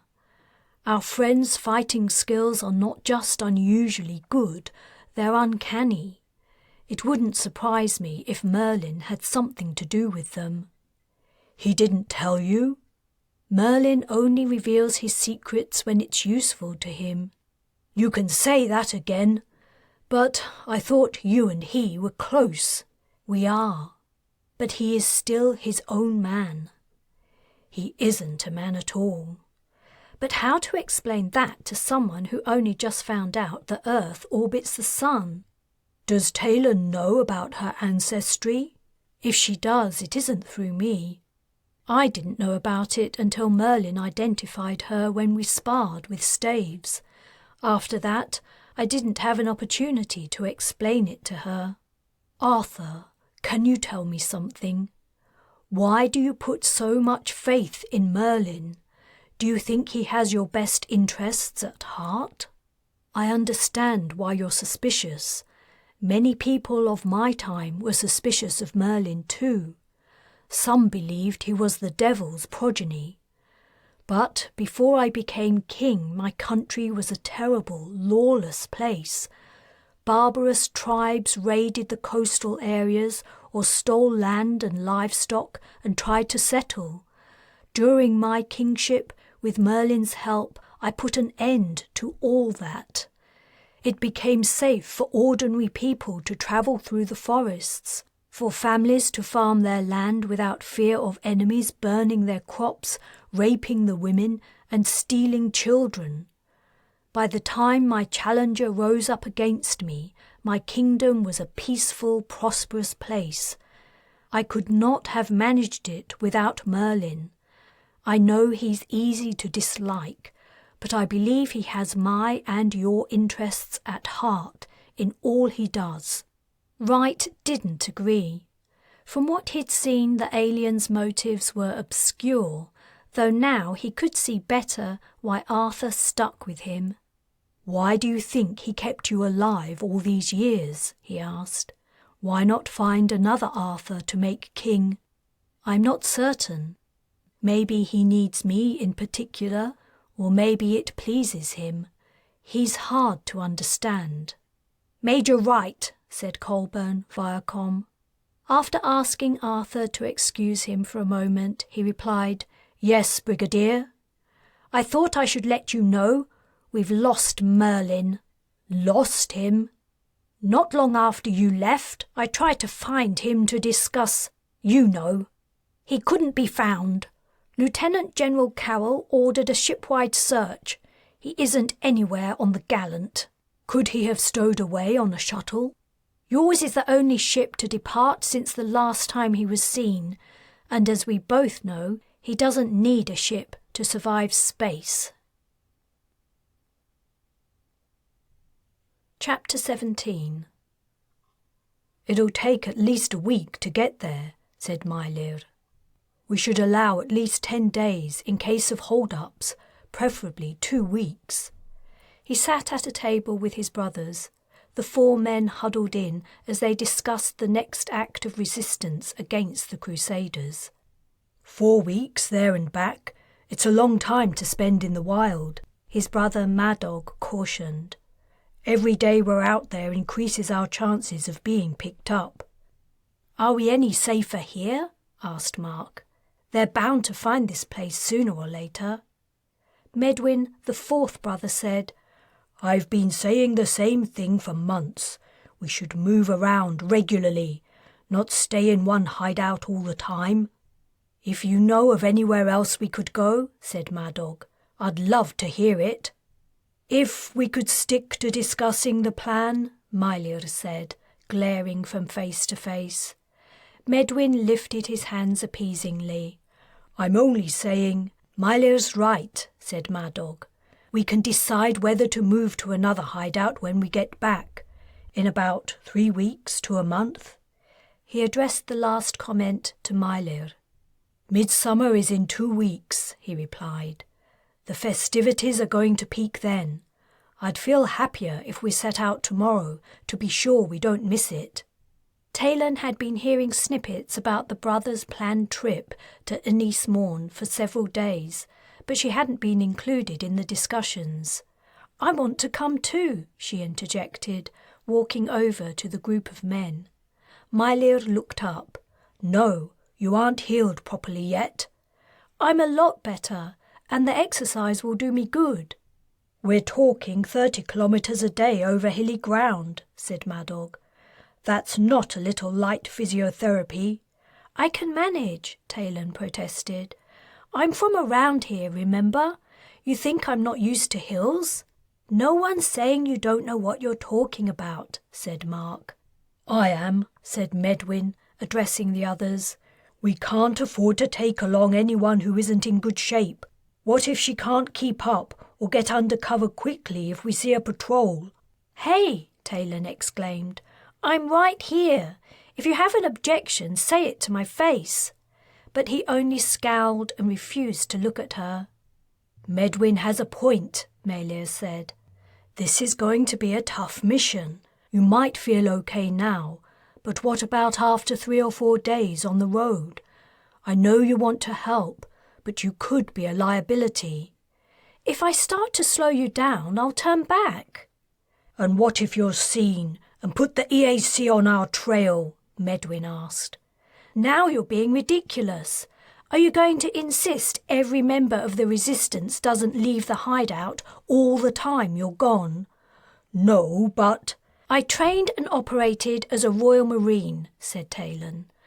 I have to admit sometimes I wasn't the best Marine in the world, but I still know more about military assaults than the 4 of you put together. You'd be idiots not to take me along. We'd be idiots if we took a cripple with us, Medwin said, just loud enough to be heard. Melior said, Brother, your mouth has got you into trouble more than once. Keep running it and you'll be the one left behind. Taylan felt bad for coming between the siblings. It was true, she wasn't 100% fit yet, but her wound was nearly healed and only hurt at night or when she wasn't distracted. She was confident that in a week or so she'd be back to normal. However, by then the brothers would be halfway to Inismorn and the Crusaders' midsummer festival they intended to target. I'll leave you to decide, she said. I can't make you take me, but if you do, I think I can help. She went to the corner of the underground chamber where a makeshift kitchen had been set up. It wasn't much, just a stove that ran on batteries and a collection of battered pots and pans. An older man called David was the cook. He couldn't get around very well anymore, so his contribution to the cause consisted of creating meals from whatever supplies the fighters managed to steal and generally keeping the place clean and organised. He was about the only person who cared about the living conditions. Most of the rest of the group were, it had to be said, complete slobs. He was leaning over the stove, stirring something in a pot, and didn't notice Taylan approach. When she reached his side, he jumped a little, and the spoon banged against the pan. He seemed alarmed. What do you want? Dinner won't be ready for another half an hour. I thought you might need some help. No need. Go and relax. I don't want to relax. I'm bored. There has to be something I can do. She was puzzled. She'd spent most of the previous afternoon helping David in the kitchen. He'd seemed grateful. Now, for some reason, his attitude toward her had done an about-face. His shoulders slumped. All right. How about you stir this for me while I try to find the salt? I made the mistake of leaving it out after yesterday's meal, and now it's gone walkabout. She took the spoon from him and peered into the big pot. He was making a stew of mostly root vegetables and beans. She tasted a little and grimaced. It did need salt, but also something else. While David was doddering around the room, she peeked into the boxes of dried ingredients on the shelf next to the cooker. There it was. The date on the box was the previous year, but this was the kind of thing that didn't go off. Its flavour only lessened over time. She opened the box, finding it surprisingly full. She used to use this in her cooking all the time. But just as she was about to add the dried fibres to the stew, a hand fastened on her arm. "What do you think you're doing?" asked David, peering into the box. He read the label. "Horseradish? What makes you think my stew needs horseradish?" "I thought it could do with a little pepping up." "Hand it over." He beckoned with his fingers. Taylan hesitated, the dried horseradish fibres poised to be dropped into the pot. "Hand it over," repeated David, "and step away from the stove." But he stared at her with hard eyes. Holding his gaze, she silently pushed the horseradish into the box and closed the lid. She gave it to him. "Did you find the salt?" she asked. "Yes, thank you." He returned the box to the shelf and moved between her and the cooking pot so that she found herself looking at his back. Dismissed by his body language, Taylan disconsolately went to sit in the place where she slept. "Taylan," said Meilir, noticing her, "we discussed your participation in the mission. We decided you're welcome to come, if you're sure that's what you want." "I am, and I will. Thanks, guys." Medwyn's expression was cloudy, and he wouldn't look at her.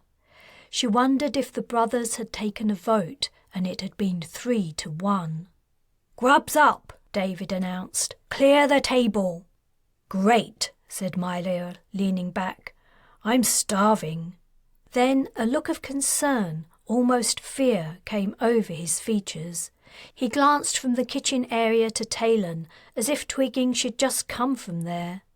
Did Taylan help cook it?" The 4 men shared expressions of alarm. "No, she didn't," David replied. "This is entirely my own work. No additional ingredients."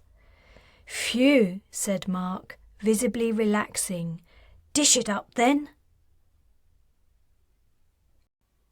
Chapter 19. After several days of trekking across the West BI countryside, Wright and Arthur had stopped for the night in an abandoned farmhouse. The area near Dwyr Orr's castle was being closely watched, so they'd been forced to land much farther north and make their way cross-country to the Priselli hideout. He doubted Taylan was still there, but it would be a starting point in their search.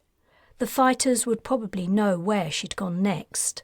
The crossing from Ireland had gone smoothly, but getting out of West BI was going to be harder than entering it.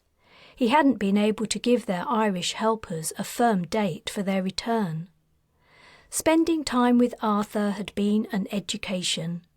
In his years of military service, Wright had met countless men and women from different cultures and backgrounds, but they all shared one similarity.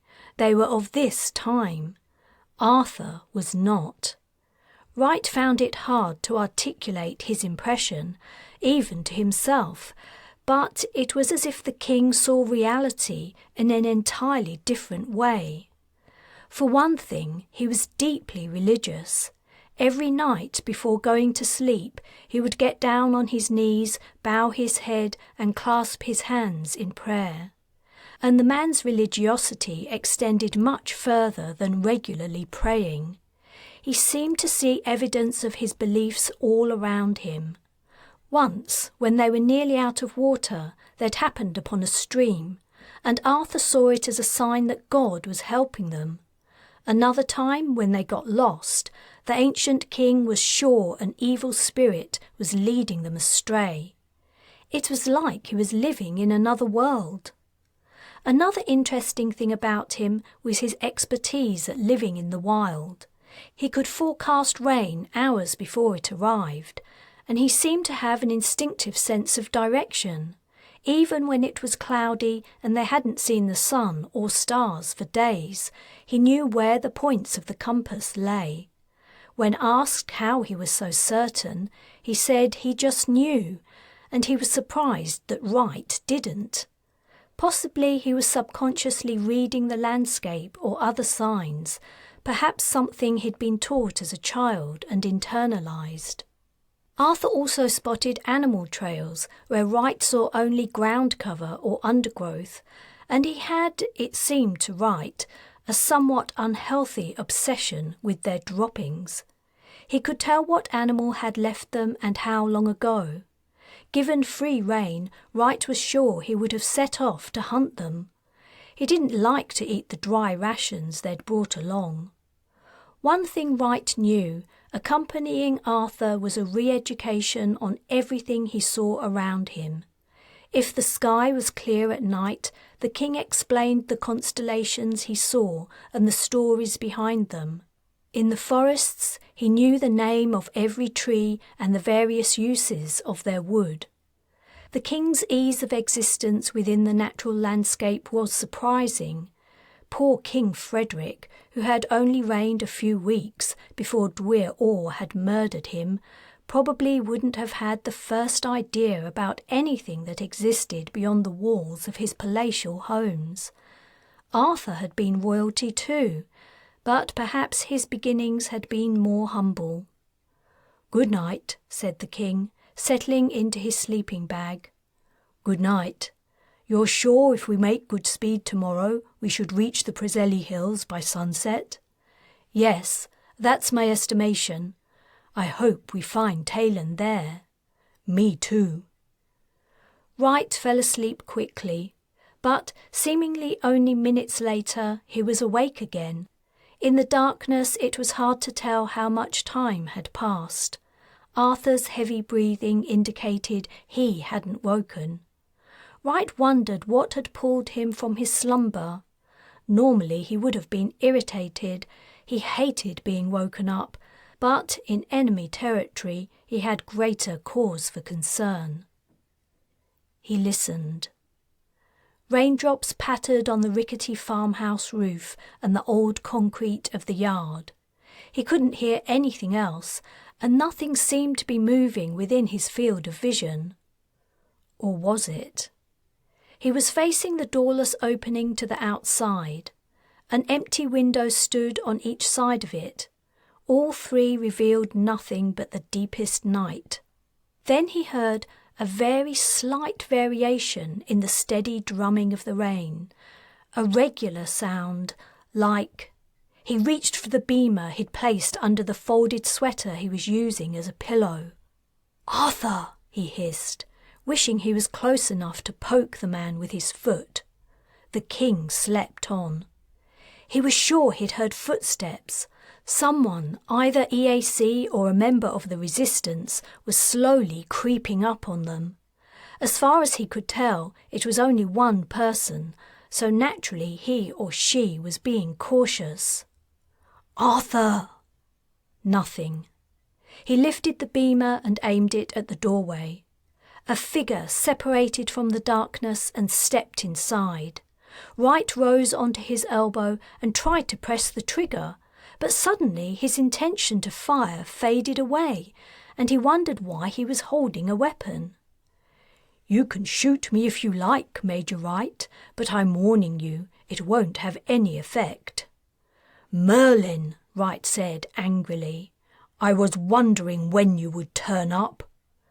"Thank you for the warm reception. I thought I'd made it clear I didn't want you around. If you insist on coming with us, I'm out. You can forget all about attacking the Dwyr's ship." Arthur was rousing. "My old friend, you've come to help us find Taylan?" "Exactly right. I don't think you'll manage it without me." "We're not going to be managing it with you," retorted Wright. "You might not understand it yet," said the alien, "but you need me. I would explain, but I wouldn't understand. Yeah, I get it. I don't care." Wright sat up to better address the shadowy figure in the dark. "You either let us do this on our own, or the deal's off.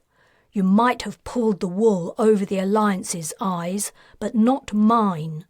I know there's a lot more to this than you're telling us, and you're not going to use me to achieve your aims. And if you think Ellis is more likely to agree to your scheme with you around to persuade her, you aren't the all-knowing superior extraterrestrial being you make yourself out to be. She doesn't trust you any more than I do." "Perhaps you know her feelings better than I," Merlin conceded.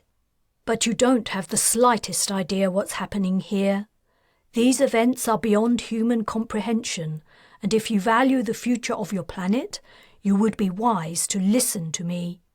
"Merlin has always been a faithful and trustworthy guide," Arthur gently interjected.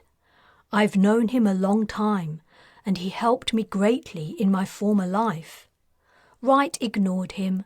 What Arthur was saying might be true, but it applied to the world of 3,500 years ago, not today.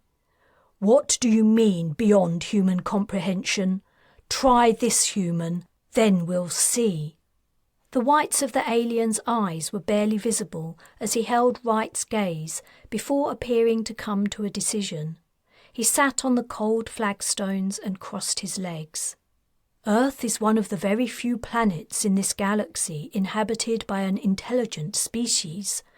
There are powers who care very much about what happens here. Over the history of your world, tens of thousands of conflicts have taken place. In Arthur's time, there were hundreds of controlling factions. Now, 3 organizations battle to decide Earth's fate. The Antarctic Project would see her stripped of resources and abandoned. The Earth Awareness Crusade want to return her to a state where traditional science is rejected in favour of a less reliable understanding of the physical universe. The Britannic Alliance wants to remain on the current path of progress towards a better, safer, fairer civilization. The powers I represent support the Alliance's stance. I'm here to help it fulfill its aims. Is that explanation enough for you?" "No." Merlin had mostly told Wright what he already knew, except the part about the powers and his role. That was not at all difficult to understand, so either the alien's comment about events beyond human comprehension was bullshit, or he was feeding him a line. "Why do you need to find Ellis?" he asked. "What do you know that we don't, and how do you know it?" The alien smiled. For the first time since Wright had known him, the smile reached his eyes. "Just as there are powers humans know nothing about, there are universal laws and patterns that shape all our destinies. Many of them even I cannot grasp, but I can read the signs of their operation. Don't bother asking me for more details. No human language has the capacity to express what I mean." "Why haven't you told the Alliance all this?" "I prefer to rely on Arthur's legend to convince them of my usefulness. It's simpler, and, as you said, the notion of an alien civilization exerting control over human affairs is disconcerting." "Well, the cat's out of the bag now, isn't it? As soon as it's safe to Colburn, I'll tell her everything you've said." "I'll deny it. Who will they believe, I wonder? I read your psych assessment report." He smiled again. Wright's stomach plummeted.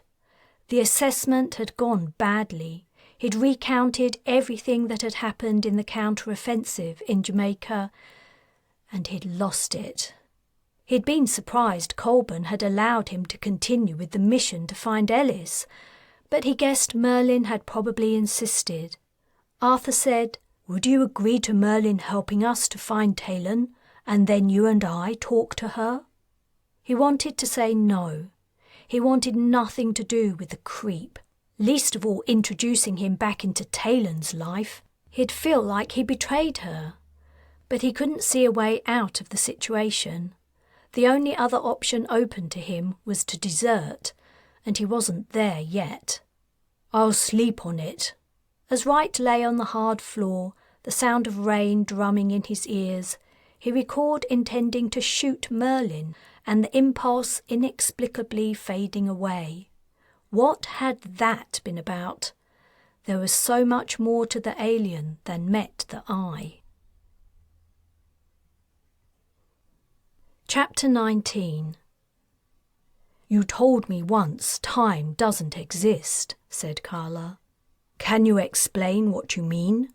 Each minute, hour and day follows on from the one before. The planets circle their suns, and the Milky Way circles its centre. How is it possible that time isn't real? I age, as all living things do, but I've noticed you do not. Do you exist outside of time? It was one of her regular learning sessions with Morgan. Her days aboard the Belladonna had fallen into a rhythm. She spent the mornings with Perrin, teaching him the beliefs of the Crusade, and in the afternoons she became the student. Her classes took place in one of the flagship's briefing rooms, so Morgan could use the hollow display for visual illustrations. She was a fickle tutor, however. She flicked from subject to subject, quickly becoming bored and moving on, often before Kala truly grasped the relevant skill or knowledge. It was extremely frustrating, but if she complained, Morgan would make a veiled threat of some kind, usually involving Perrin. Her question to Morgan had been sparked by a message from one of her seneschals in the BI. Midsummer was drawing near, a significant date in the Crusades calendar, and celebrations would be taking place all over the Isles, as well as the rest of her realm. The message had been a respectful inquiry about whether she would be attending any of the festivities. The man wanted notice so that suitable preparations could be made, though he hadn't been so bold as to mention the fact. She hadn't decided on her answer yet. Of all the momentous occasions of the year, she loved midsummer the best. The long day, heralding the warmth, vigour and fecundity of the months to come, had a vitality and sense of abandon about it she relished. In the years of her leadership of the crusade, she'd never missed attending at least one celebration. She was sorely tempted to return to earth and indulge herself in some heady wantonness. The sterility of life aboard a starship didn't suit her. She longed for stormy nights, the crash of waves against rocks, the rush of wind through a forest. She also felt she was needed by her people.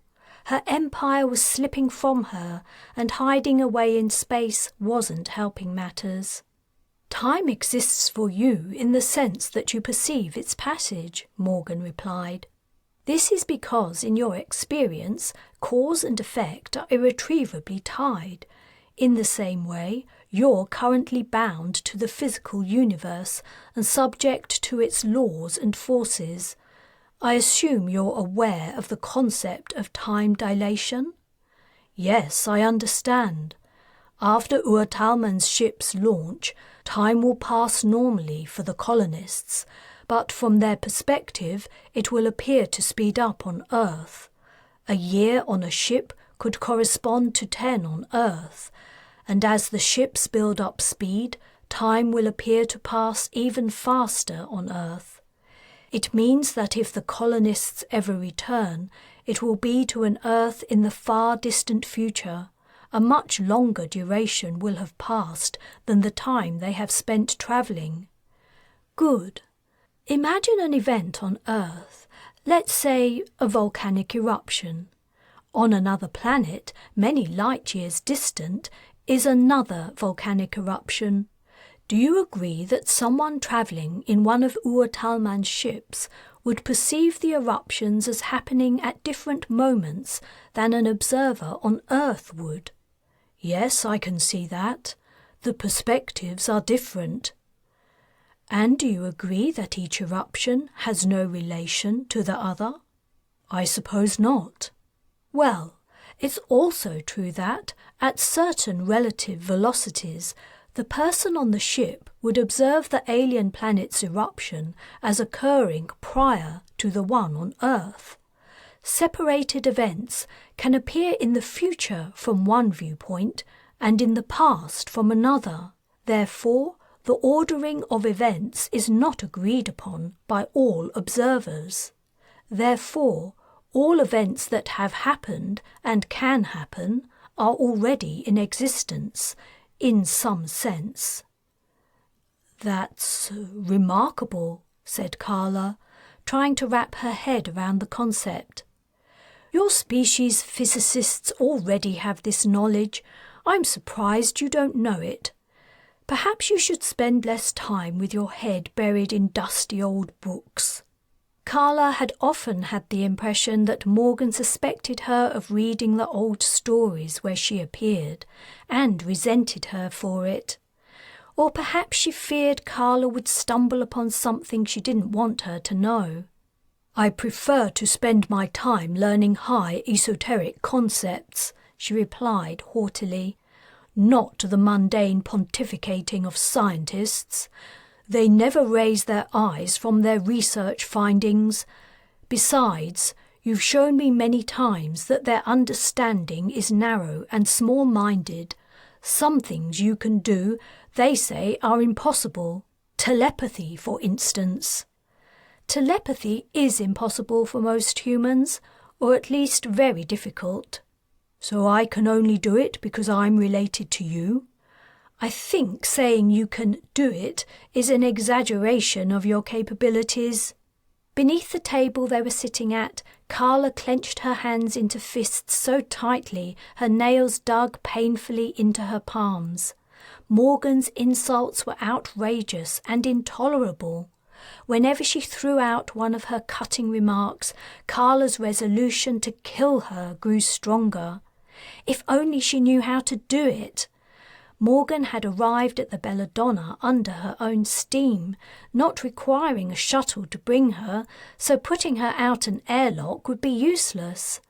That didn't stop Kala from imagining watching the woman gasping for air as her blood tried to force its way out of her body. "Practice will help you retain your current level," Morgan was saying. Kala had missed her intervening words, but they had probably been more disrespect and obfuscation. As usual, her direct question hadn't received a direct answer. "Perrin, on the other hand—" "Perrin is still very young," Kala interrupted, steering the focus away from her son. "Speaking of age, I noticed that you don't. Age, I mean. You haven't changed at all. Not from the moment I first set eyes on you over 30 years ago. I was wondering, thinking over what you were saying about time, is that because its passage doesn't affect you? I ask you again, do you exist outside of time?" Morgan's face took on a distinctly surprised look. Kala felt as though she was catching her off guard for the first time. "What an extraordinary question!" she retorted. "Exist outside of time? How could I do that?" The illusion faded. Morgan was not surprised at all. She was teasing her. Kala's fingernails bit so deeply they broke skin. Before her fury burst out and she did or said something she would later regret, she rose stiffly to her feet and excused herself. Feeling Morgan's amused gaze on her back, she stalked from the room. She would not tolerate the woman's disrespect any longer. She had to do something to put an end to her. Learning new skills and knowledge be damned. Nothing was worth the suffering Morgan inflicted on her, or the threat she posed. She was always niggardly with her teachings anyway. A little telepathy here, some insight into the workings of the universe there. Never enough, every session unsatisfying. Kala suspected that what she'd interpreted as Morgan's short attention span was actually a deliberate ploy. She had never wanted her to learn anything properly. Rather, she was going behind her back to teach Perrin everything thoroughly, shaping him to lead the crusade. A young man would be easier to manipulate than herself. As soon as Perrin was ready, Morgan would find a way of getting rid of her. She was not entirely invulnerable.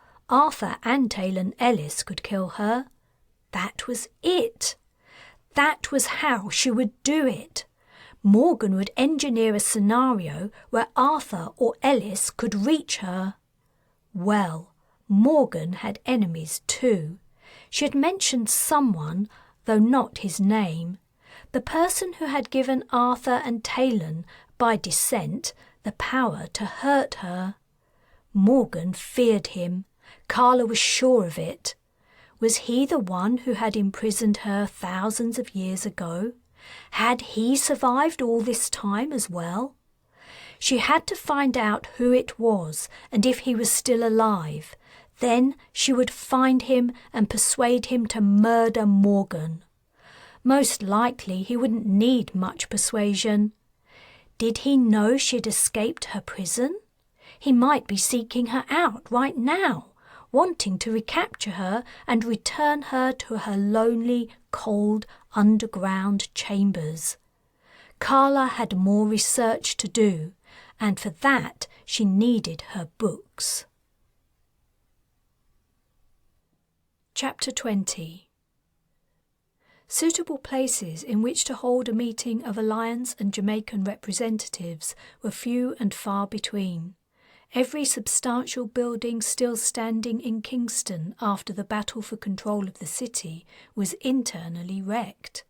The ambassador's residence stank of human waste, infected wounds and death. The former seat of the temporary parliament had been partially destroyed in the coup even before Dwyr Orr's forces attacked, and the Crusaders had defiled the stately home they had commandeered for their seat of operations. Hans had proposed they use the university.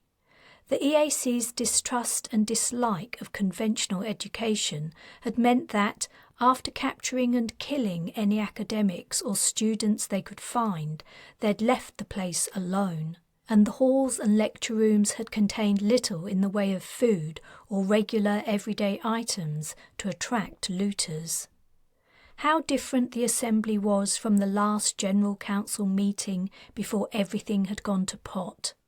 The ranks of military officers in their uniforms, the MPs in their smart suits, poor Queen Alice in her regalia. They seemed dreamlike to Hans, not actual memories of real people. And the splendid ornate wooden hall where the meeting had been held was a fantasy compared to the stark plain walls of the university's auditorium. The new BA military heads, Chief of Defence Staff Evans and Sea Lord Fox, looked somewhat dishevelled. Hans couldn't imagine Hennessy or Montague ever appearing less than perfectly dressed. He knew the fight for the Caribbean had been hard, but that was no excuse to allow standards to slip. Other Alliance representatives, including the BA's Foreign Secretary and Defence Secretary, looked smarter, but even their outfits were crumpled and seemed cheap, as if created by printer rather than human hands. The Resistance leaders had more reason to appear rough and ready. Hans didn't know much about Devon's or Charles' or the other leaders' backgrounds, but he doubted any had held positions of power. They were good men and women, honest, brave and principled, but they were not at ease with the etiquette of higher social echelons. "Welcome to the first of what I hope will be many and fruitful discussions on the future of Jamaica," Hans said to the assembly. He had persuaded the Resistance to allow him to guide the talks. "Not too many, Jonta," joked the Foreign Secretary, Blake. "I think we don't have too much to discuss here, do we?" Hans had thought all the BA government reps were new to him, but he suddenly realised he knew Blake from his time as head of CIS. He'd thought none of the government members living on the island had survived the invasion, but she clearly had. What had been her role? He had a vague idea she'd been a junior minister in the health department. How on earth had she risen to her current position so quickly? He guessed the sudden vacuum in the highest roles had sucked in all kinds of detritus from the lower ranks. "I would say we have a great deal to discuss, Foreign Secretary," Hans replied. He had a tricky course to steer. The Jamaicans thought he was entirely on their side, desiring complete self-governance for the island, while the BA knew he was playing a double game. that he would pretend to push for autonomy, but in fact he supported the alliance. "I don't see why," said Blake. "We had a clear structure for the government of Jamaica and the rest of the Caribbean not so long ago. All we have to do is to return to the way things were.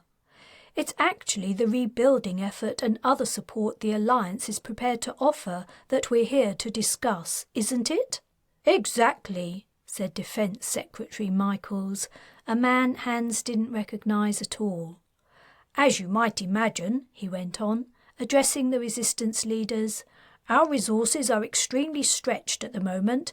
Naturally, we'll do everything in our power to help all we can.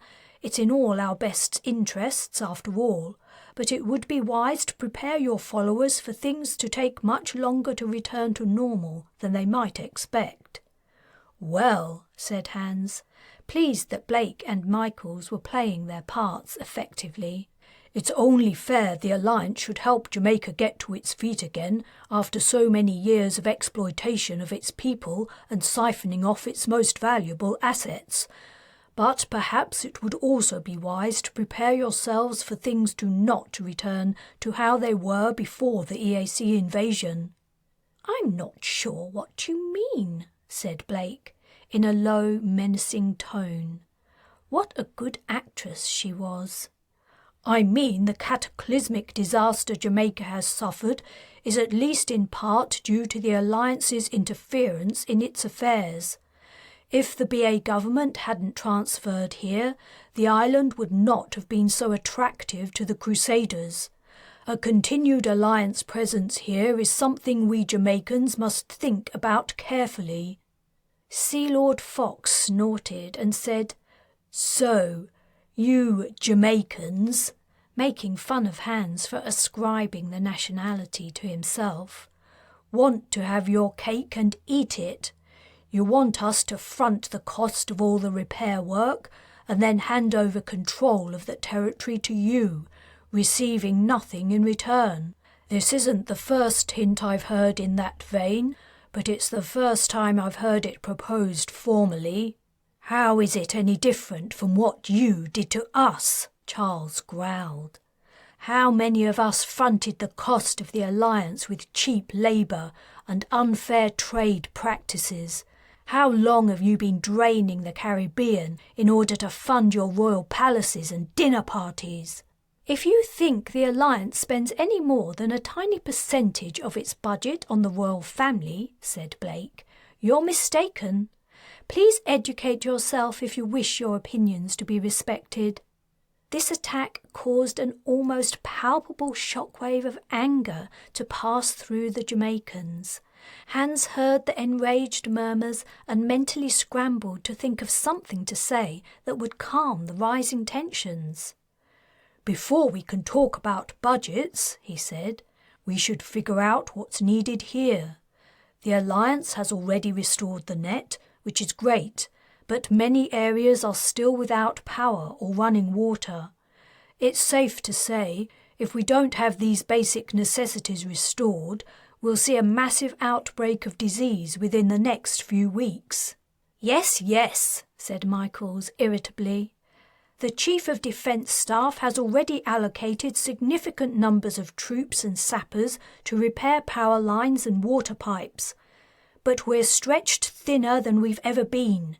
You can't expect miracles, and you can't expect the Alliance to devote precious resources to these projects without the resumption of control, which seems to be the sticking point. I'll have to speak directly to the Prime Minister about the matter, but after what I've heard today, I'll be pushing for legally binding assurances that Jamaica will return to being within the Alliance and the seat of the BA's temporary parliament until such time as we can return it to the Britannic Isles. I think that's reasonable." He turned to the Alliance representatives for their support. Blake nodded vigorously, and the military chiefs grunted their assent. What was Michaels doing? The Jamaicans would never sign anything that would give up their country to the BA again. "Let's not be hasty," said Hans. The last few months have been devastating for the Caribbean and the Alliance. We all need time to reflect, take stock, and after careful consideration, figure out a mutually agreeable way forward. Resorting to legal agreements is heavy-handed and unnecessary at this early stage. We need to focus on the people of the islands and averting the impending humanitarian crisis. Didn't they understand from his message he had a handle on the situation and that he was going to work from within to bring Jamaica back into the fold? Surely these officials weren't so stupid they thought they could bully the locals into submission. He hadn't lived among them for long, but even he knew this was exactly the wrong tactic to employ. If they were pushed, they would push back hard. Resentment and the desire for independence was strong. "My men and women gave their lives for this country," Evans burst out, speaking aloud for the first time. "I'll be damned if I see it leave the Alliance." "Indeed," echoed Fox, leaning forward and glaring at the Jamaicans. "I'd advise you all to think carefully about biting the hand that's fed you up till now. It would be very unwise for a small, poor country to leave the protection of its benefactor. You would also be weakening what's currently the only force for good in the world. How long do you think it would take Dwyr Orr to swoop in and finish you off after you boot us out, eh? How long will you survive your second dose of Crusader zeal?" "Benefactor?" muttered Devon. Then, louder, he repeated, "Benefactor? My parents slaved 12 hours a day in Alliance munitions plants that poisoned the air they breathed, the soil my grandparents farmed, and the seas we fish in. For what reward? Wages barely high enough to pay the rent and put food in our bellies. Do not talk to me about how we benefited from the Alliance. I'm done here." He stormed out. The other resistance leaders were not slow to follow him. Within half a minute, only Hans was left, facing the stunned members of the Alliance. "That went well," a junior official quipped. "It went very badly," said Hans quietly, gritting his teeth. "Don't any of you understand this process has to be undertaken carefully?" "What process?" asked Blake. "Moving Jamaica toward independence?" "No, returning the country to the Alliance." "What are you blathering about?" asked Michaels. "What happened to our exploitation of the Jamaican people and siphoning off the country's resources?" "I had to say that," Hans hissed, checking over his shoulder and hoping no resistance leaders lingered outside the closed door to eavesdrop. "I have to." "Make up your mind, Jonta," said Blake dryly. "A moment ago you were Jamaican. When you decide which side you're on, let us know. For now, I think we need to step away, halt all work on rebuilding projects, and wait for legal assurances that Jamaica will remain an Alliance territory. Are we agreed?" She looked at her colleagues. "No, you mustn't do that," said Hans. "You'll ruin everything I've been working toward. Didn't you get my message?" "I think you might have spent a little too much time in the sun, sir," said the junior minister, not unkindly. "Maybe you should get yourself checked over." "Do it quickly, though," added Michaels. "Alliance medical support will be gone in a day or so. Now, who's for an early lunch? I'm famished." Ignoring Hans's protests, the delegation filed out of the auditorium. Chapter 21. Things were changing on the Brez, as Hale had warned, but not in the way Lorcan had feared. The arrival of Camilla and Anders had injected a breath of fresh air into the place. He hadn't realised until he noticed the change, but the atmosphere had grown monotonous and stale over the years. He'd thought Hale's presence would encourage slacking off and insubordination. It would be hard for her to rein in her resentment of his earlier treatment of her. But she and her scientist friends were consummate professionals once they got their heads down, and their attitude prompted new vigour and attention to detail in Krakoa, Jura, Stedman and the rest of the heads of departments. He had a feeling the effect wasn't what Hale had meant, however, and he was waiting for the other shoe to drop. In the meantime, he was enjoying the better working environment. He was particularly enjoying the presence of Camilla Lebedev. He'd made a habit of visiting her and Anders in their respective laboratories every day, learning about their disciplines and their ideas on how to solve the potential problems colonists might encounter on their new planet. Camilla was trying to develop a drug that would suppress the human immune response to external stimuli, but not affect the body's ability to detect and destroy anomalous cells of its own, that is, cancerous cells.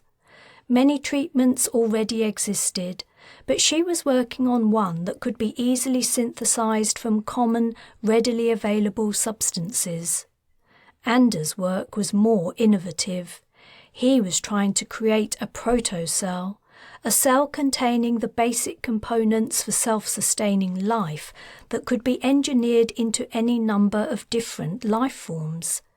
If the conditions on the colony planet were not suitable for farming any earth plant or animal species, the protocell could be programmed to survive and reproduce in the existing conditions, perhaps as an algae, cereal crop, or even livestock. Because it wasn't native to the new world, the new life form would also be unlikely to provoke an allergic reaction in humans. Though Anders' work was more interesting to Lorcan, he found Camilla more interesting as a person. He'd chided himself for his foolishness over and over again, but he couldn't shake the impression of her similarity to Grace. What was even more affecting was the fact she was around the same age his wife had been when she'd died. That had been decades ago, and now, in comparison to her, he was an old man.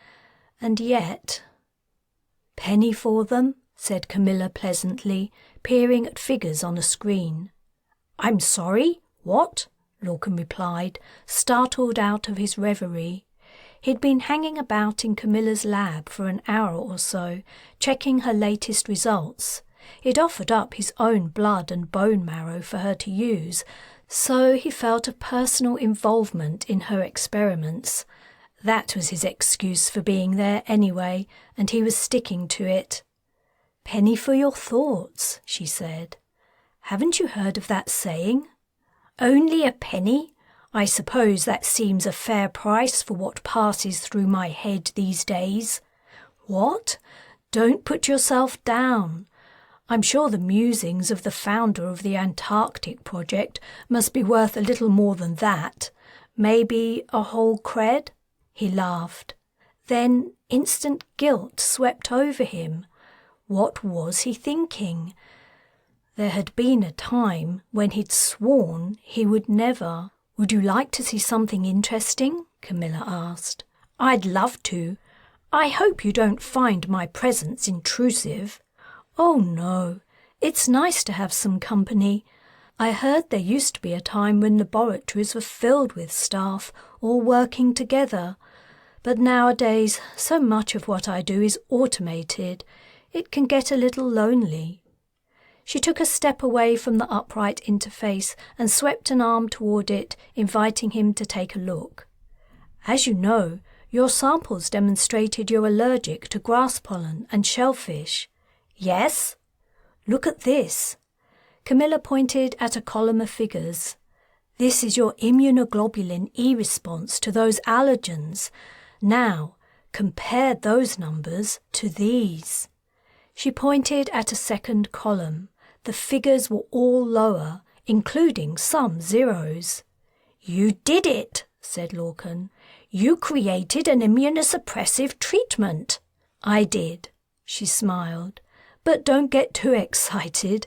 It isn't a groundbreaking achievement these days. I just swapped some of the rarer components for more widely available ones. I still have a lot of work to do. I have to replicate the results, test the treatment's safety, and then go on to develop it further. Then more testing. It'll be years before I'm finished." "We have years," said Lorcan. I mean, the project has. It'll be years before all the ships are ready." He was stumbling over his words, feeling like a fool. "Lorcan, where are you?" Iolani Hale was calming him. "Excuse me," he said to Camilla before replying.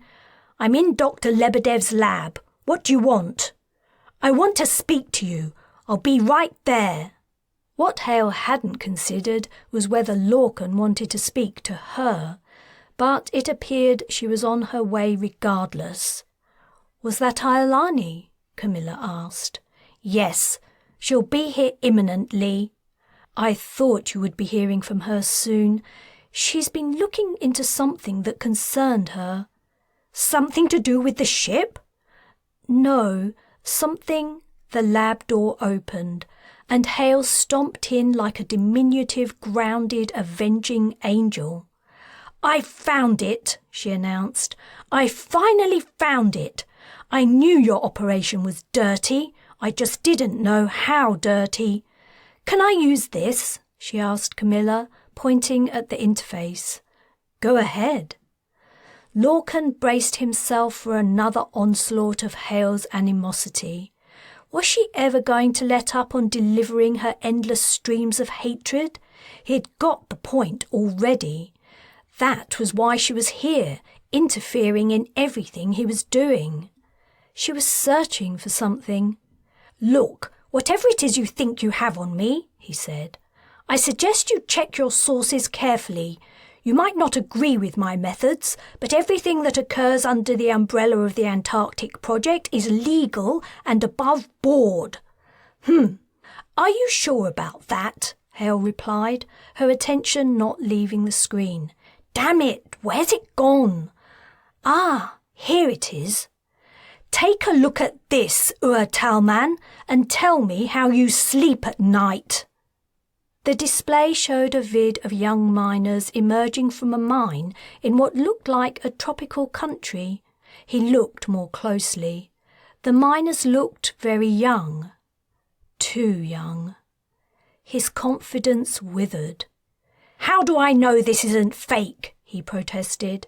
"Or that it's even one of my mines?" As he spoke, a sign came into view. Camboto Mine. Underneath the name was written, "Subsidiary of the Antarctic Project." "Child labour," Hale spat. "You have children mining cobalt for you in dangerous, inhumane conditions, kids slaving away, getting sick, dying, or living with lifelong disabilities so you can fulfill your ambitions. What do you have to say to that, Talman?" A pause dragged out.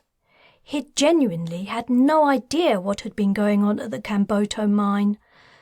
But he didn't try to offer up the excuse. It was no excuse. He should have known.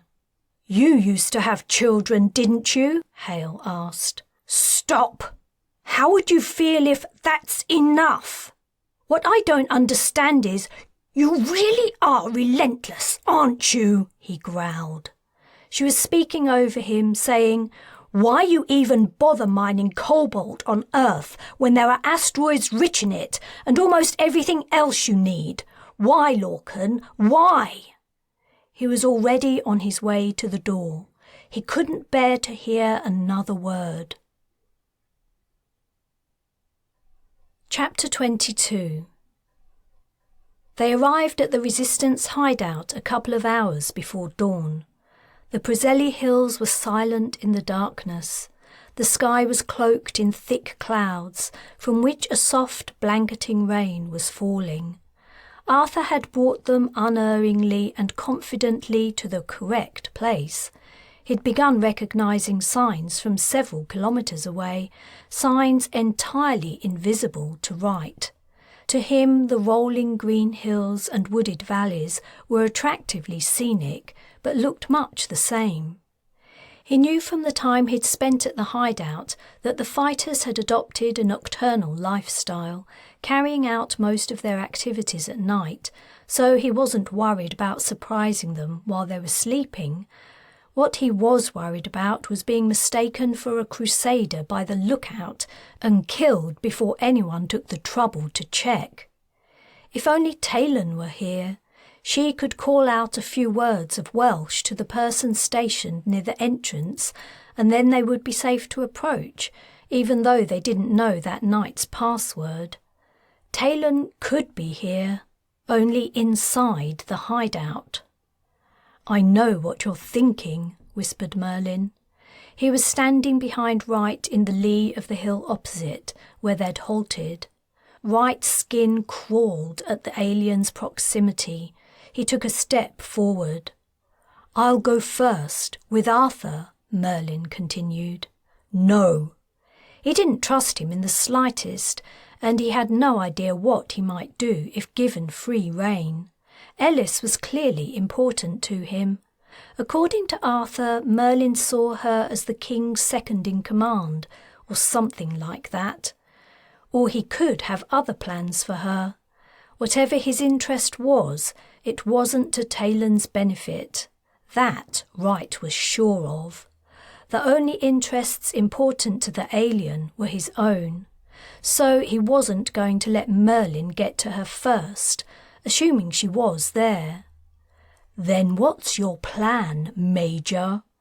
The problem was the EAC was looking for Taylan, so he couldn't shout out to the lookout that he was from the Alliance and he wanted to speak to her.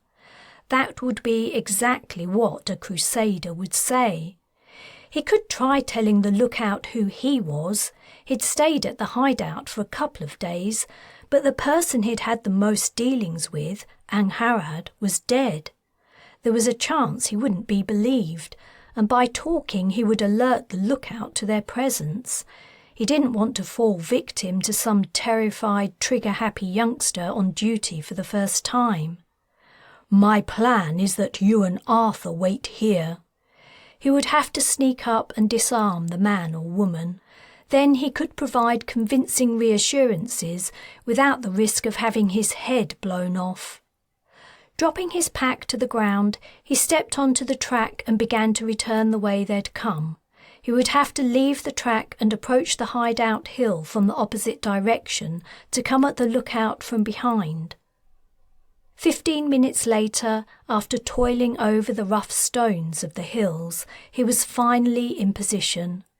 The lookout was hiding in a cleft between two large upright sandstone outcrops. The interior was entirely in shadow and just large enough for one person to sit comfortably. The spot commanded a wide view of the area before the hideout. No one could get within 50 metres of it without the lookout radioing a warning to those inside, then shooting to kill. Wright crept forward, skirting the edge of one of the massive rocks. The rain had begun to come down hard, turning the slope into a wide, shallow stream. Just as he was about to spring around the front of the boulder and leap on the person inside, he slipped on water-loosened scree and his legs went out from under him. Rather than grabbing and restraining the lookout, he found himself sprawling at his feet. "Wait," he yelled, lifting his hands. "I'm not a crusader. I'm from the Alliance." But the man either didn't hear, didn't understand Wright's English, or wasn't listening. He attacked. Wright deflected the blade aimed at his throat and grabbed the man's wrist. They were sliding down the slope, grappling in the loose shale. The lookout was on top of him. He fought to turn the man over, dodging the jabs of the knife that were coming at him despite his hold on the other's wrist. He couldn't kill him, not even in self-defence. That would go down among the resistance like one of the stone slabs that dotted the hills hereabout. He had to get him to stop fighting long enough to listen. The way the fight was going, however, Wright would count himself lucky to simply survive. The knife plunged into the ground next to his head and stuck. As the man struggled to free it, Wright slid out from under him. He yelled again, "I'm Alliance! Alliance!" Wrenching out the blade, the lookout swung at him. Wright ducked. A dark figure appeared in the darkness, looming tall. Two large arms wrapped around the lookout, pinning his own to his sides, and lifted him until his feet left the ground. The man began to yell in Welsh, no doubt trying to warn the resistance members inside the hideout. "It's okay," Wright tried to reassure him. "Do you understand English? I'm Major Wright from the Britannic Alliance. I was here a few months ago." It was no use. The man continued yelling. Within seconds, fighters were pouring out. Some were carrying pulse rifles. "Stay where you are, TJ," said Arthur. He stood between Wright and the hideout exit. As he spoke, a pulse round hit his back. He didn't react. The energy washed over him like a wave splashing over a rock. Wright gaped. Ellis had told him Arthur was impervious to pulses, but he hadn't quite believed it. All his adult life he'd witnessed the devastating effects of the rounds and suffered them too. Seeing Arthur unaffected by the bolt of energy was like seeing the sun rise in the west. Above the shouts and yells came the sound of Merlin calling out. The reaction of the fighters stopped almost as soon as it had started. The lookout relaxed in Arthur's arms and tried to peer around him to see what was going on. Someone replied to Merlin, who was walking toward the group from the opposite hill. They understood him. He could speak Welsh, like Taylan. Of course he could. He'd also spoken English the moment he stepped aboard the Fearless. The alien hadn't needed the speed-learning software Arthur had used. He knew English, Welsh, and probably every other language spoken on Earth, probably every language that had ever been spoken on the planet. Arthur put the lookout down. The man was clearly no longer in any danger. He reached out to take Wright's hand and shook it, saying, "Sorry." "No, I'm sorry for surprising you. I was trying to—" But the man was already leaving them, going to join the group at the hideout entrance. Merlin beckoned. When Wright and Arthur joined him, he said, "They want us to go inside quickly, in case there are any crusaders nearby." The hideout hadn't changed at all from how Wright remembered it. Dark, dank, smelling of unwashed clothes, the place was just as cramped and crowded. Another thing he noticed immediately was that Taylan wasn't here. She would have come over to him and Arthur right away if she was. A few of the fighters were fluent in English, though the lookout was not at all. One of them translated for him when he said he was glad no one got hurt in their tussle. "I'm glad too," Arthur replied. Merlin was predictably taking the lead, chattering away in the country's native tongue. Wright could only stand impotently by and await the outcome of the discussion. After a few minutes' talk, the alien turned to him and said, "She was here. She went to find her children, but she'd been shot by crusaders." "Shot?" "She made it back, and they treated her. She's better now, but she's gone again. A small group left 10 days ago, and she went with them. They're on their way to Bryn Celli. And where's that?" "Ynys Môn," another place name Wright hadn't heard of and would struggle even to pronounce. "Why are they going there?" "Bryn Celli is a very ancient, very sacred place." "They want to fuck up a Crusader festival." "Exactly." Chapter 23. Despite the challenges waiting at the end of their journey, Taylan was enjoying her time with Angharad's sons. Their long treks under the stars or through cloudy, wet nights didn't hurt her leg too much, and she had plenty of time to recover during the day while they rested and slept. At that time of year, the nights were short and the days long. In order to reach their destination by Midsummer's Eve, they had to leave an hour before sunset and halt an hour after sunrise. The potential exposure to unwanted observers was risky, but they had no choice. After the sun rose, they would pick up pieces of fallen dry wood until it was time to stop. By then, they usually had enough to build a hot, fast-burning fire that produced little smoke. The men would take turns in making cakes of stiff dough out of flour, oats, baking powder, salt and water, which they cooked on stones placed on the edge of the fire. For some reason, Taylan was never asked to take a turn. They also foraged for food during the daylight hours to help eke out their rations, though little was available at that time of year. They picked honeysuckle flowers in woods, sucking out their sweet nectar. When they reached the coast, they ate the sea kale growing in the shingle. A kind of tea made from elderflowers relieved the monotony of drinking plain water. 16 hours of daylight every day as the summer solstice approached was far too much time to spend sleeping. After waking, they would huddle in whatever shelter they'd managed to find and discuss plans to disrupt the festival the Crusaders were about to hold at Bryn Celli D on Ynys Môn. The tomb was so old no one knew who had built it. As the sun rose on midsummer morning, it would shine down the tomb's central passage and light up the interior, marking the beginning of the EAC's biggest annual celebration. Huge numbers of the Dwyr's followers would be gathered and out of their minds on alcohol and hallucinogens. It would be the perfect opportunity to do the movement some real damage. One late afternoon, after they'd woken up and eaten and were waiting to set off for another night's walk, talk of sabotaging the midsummer festival had run dry. Mark said, "Taylan, is it true the men who were with you when you first came to the Preseli Hills, not the Marines, the other ones, is it true they were King Arthur and Merlin?"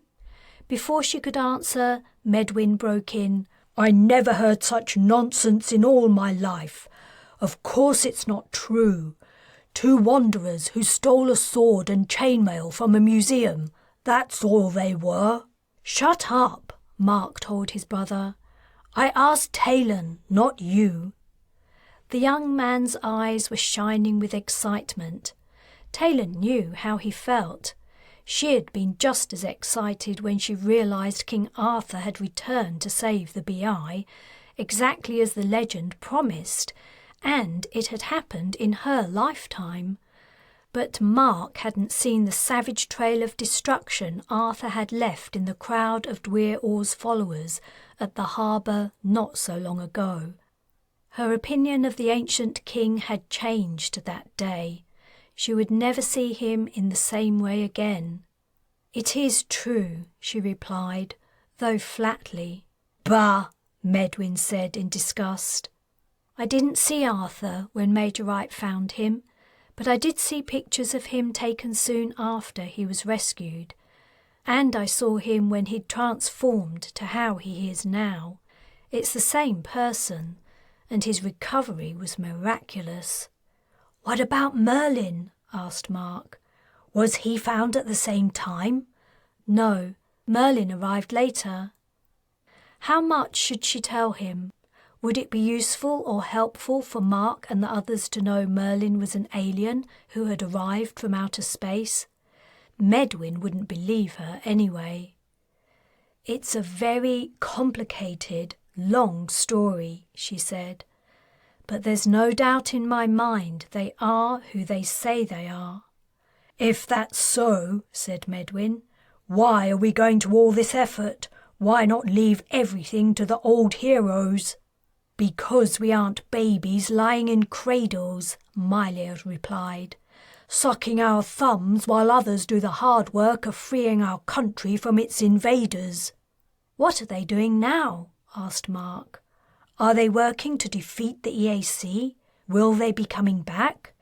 I'm sorry, I don't know what they're doing.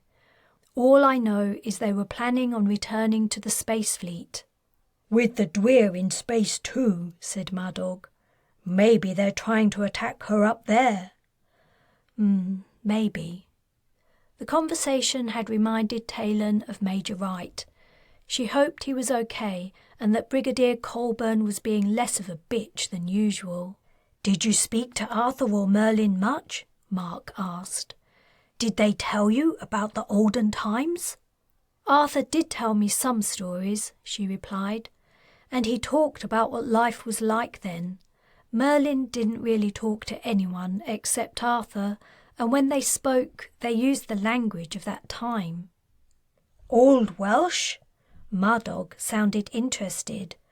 Couldn't you understand it? No, it sounded familiar, but I couldn't understand a word. It's nice to speak Welsh with all of you, though. She was growing uncomfortable with the conversation. She didn't like to think about Arthur. At the mention of his name, in her mind's eye she saw him sweeping through the crowd of crusaders, a juggernaut of death and destruction, or she saw him leaning on his reddened sword at the foot of Dwyr Orr's platform, covered head to toe in blood and gore. That was the reality of Arthur's time, she realised. Not the romantic tales of knights jousting at tournaments and rescuing fair maidens from tall towers. It had been a terrible time, a time of war, battles, and thousands of men dying in agony. And when the battles were over, peasants would search the bodies for things to steal. Then rats and crows would move in to feast on them. She shivered and checked the position of the sun. Shouldn't we be leaving soon? She suggested.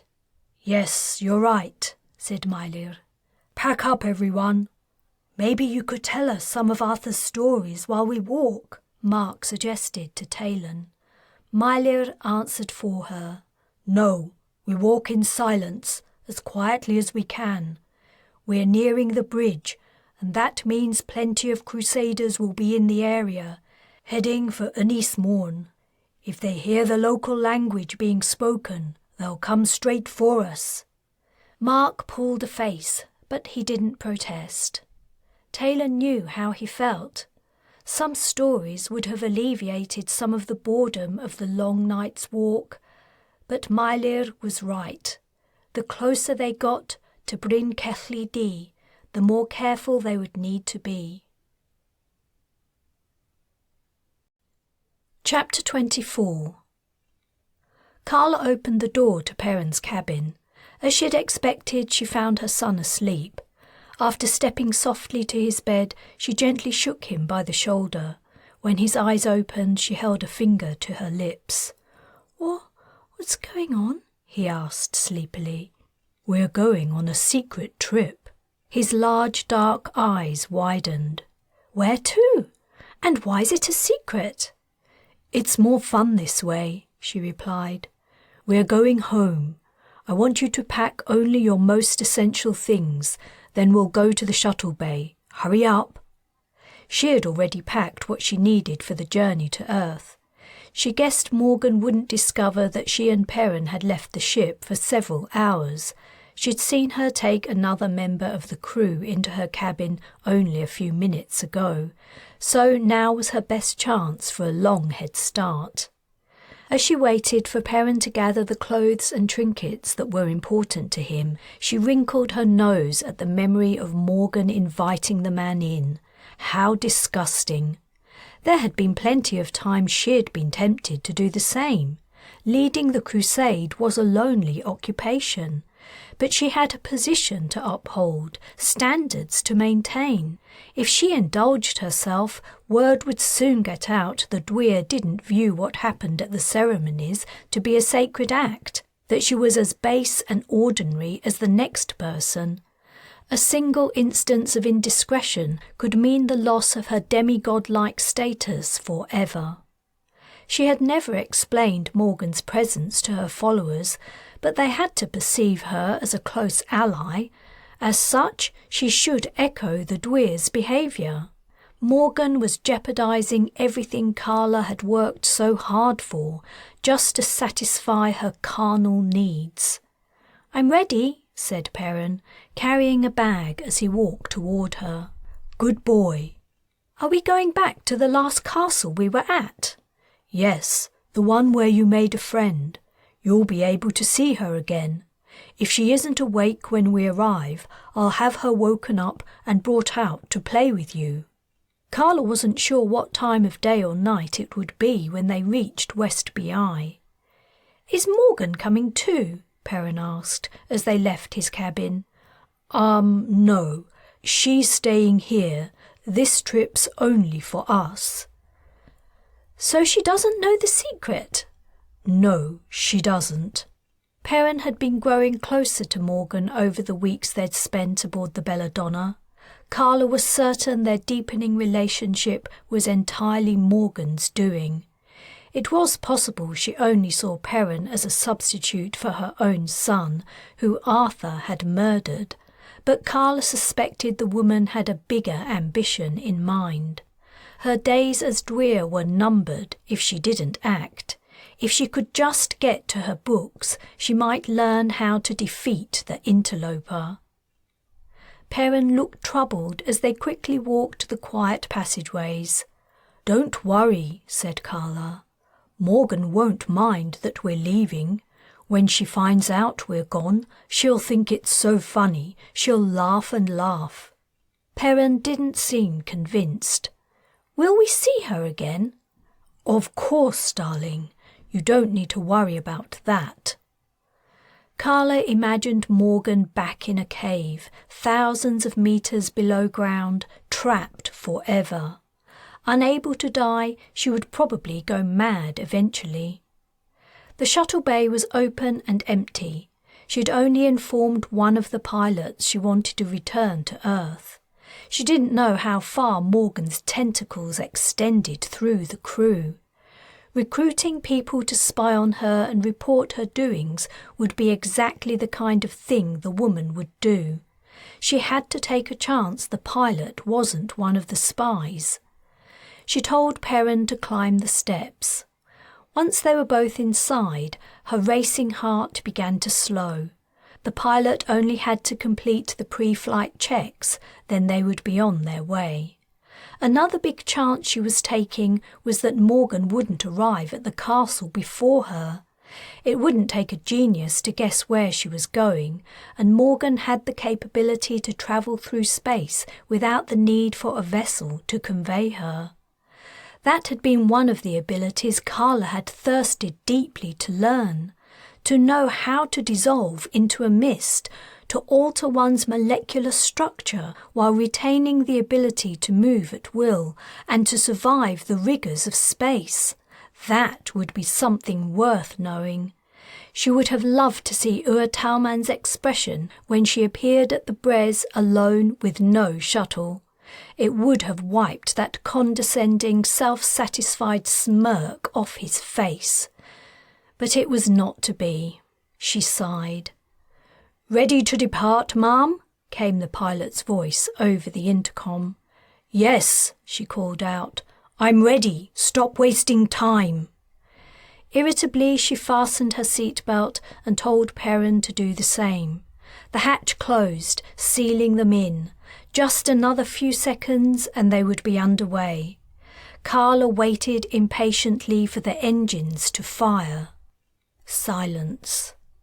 What was the pilot doing? Didn't the man understand her haste? It was so hard to find reliable, intelligent staff. "Would you please hurry up?" she shouted. Nothing. No, not nothing. She could hear movement in the pilot's cabin. It was the sound of something heavy being dragged over the floor. 2 figures appeared at the cabin door. The pilot, his head hanging at a crazy angle and his tongue protruding, and Morgan, her hand fastened around his neck. She had one arm outstretched, holding the man upright so his arms and legs hung loose, his knees bent as he was taller than her, had been taller than her. Kala couldn't move. She couldn't speak. Perrin calmly unfastened his seatbelt, got up and walked to Morgan's side. "I'm sorry, Mother, but I don't want to leave without Morgan. She's fun, more fun than my friend on Earth." "Thank you for telling me what your mother was doing," Morgan said to him. "You were right. It was a very silly joke. I don't think it's funny that you two would sneak away without me. In fact, I find it very rude." She addressed her final comment to Kala, her tone turning harsh. She turned to Perrin. "Do you think it was rude?" Perrin nodded gravely, holding eye contact with Kala.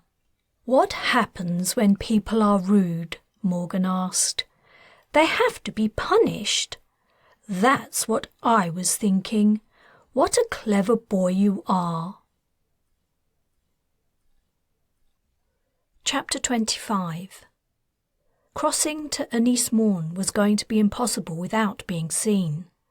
The tides in Afon Menai were strong and fast, and even if they could have swum across at night, the water would damage the equipment they were carrying. They would have to go over the bridge, but so many crusaders were arriving for the festival, there was never a time it was empty. Taylan and the brothers had watched the road for hours. Hordes of people were turning up. Meilir had originally estimated a few thousand would celebrate Midsummer at Bryn Celli D. They'd been forced to revise that figure to tens of thousands. The numbers increased their chances of being caught exponentially. On the other hand, if they were successful, the effects would be even more calamitous.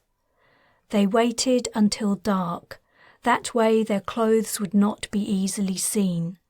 Though they resembled crusaders physically, the cult members dressed differently. The resistance fighters wore the industrially manufactured attire of the time before the invasion, while crusaders seemed to prefer homespun, hand-dyed textiles and handmade clothes. How they planned on keeping up that habit while also eating all the sheep, Taylan had never figured out. After debating whether to cross in a group or individually, they decided on the former. They were stronger as a unit, and it meant taking only one chance of being accosted. Mark was the best at faking a crusader accent, so he would be the one to answer if anyone spoke to them. When the road was fairly empty, they stepped out onto it from the hedgerow where they'd been hiding. Their packs would not look strange. Many crusaders had hiked here and were also carrying packs. Keeping tight with their heads down to discourage attention, they set off. The sky was clear and the moon was nearly full. Potholes dotted the road surface and weeds sprouted in the cracks. As they walked, cars occasionally drove up behind them and they had to move aside. The vehicles would continue, swerving to avoid the holes. A group arrived on horseback, steadily clip-clopping along.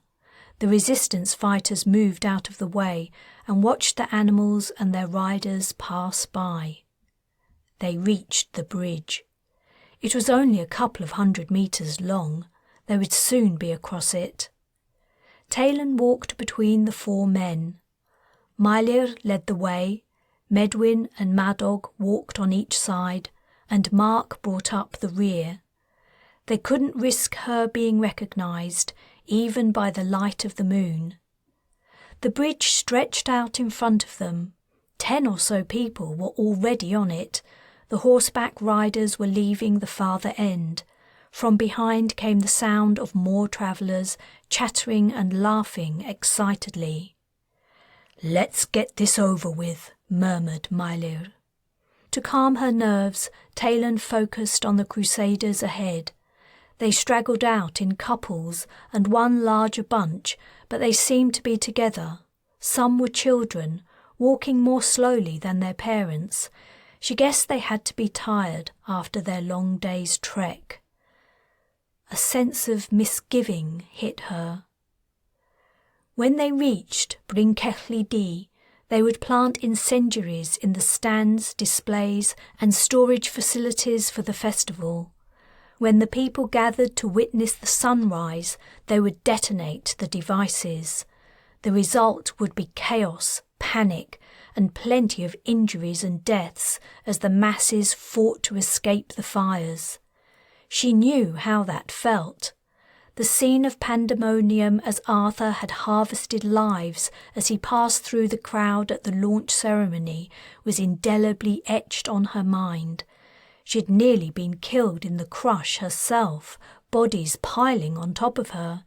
It had only been through luck she'd survived.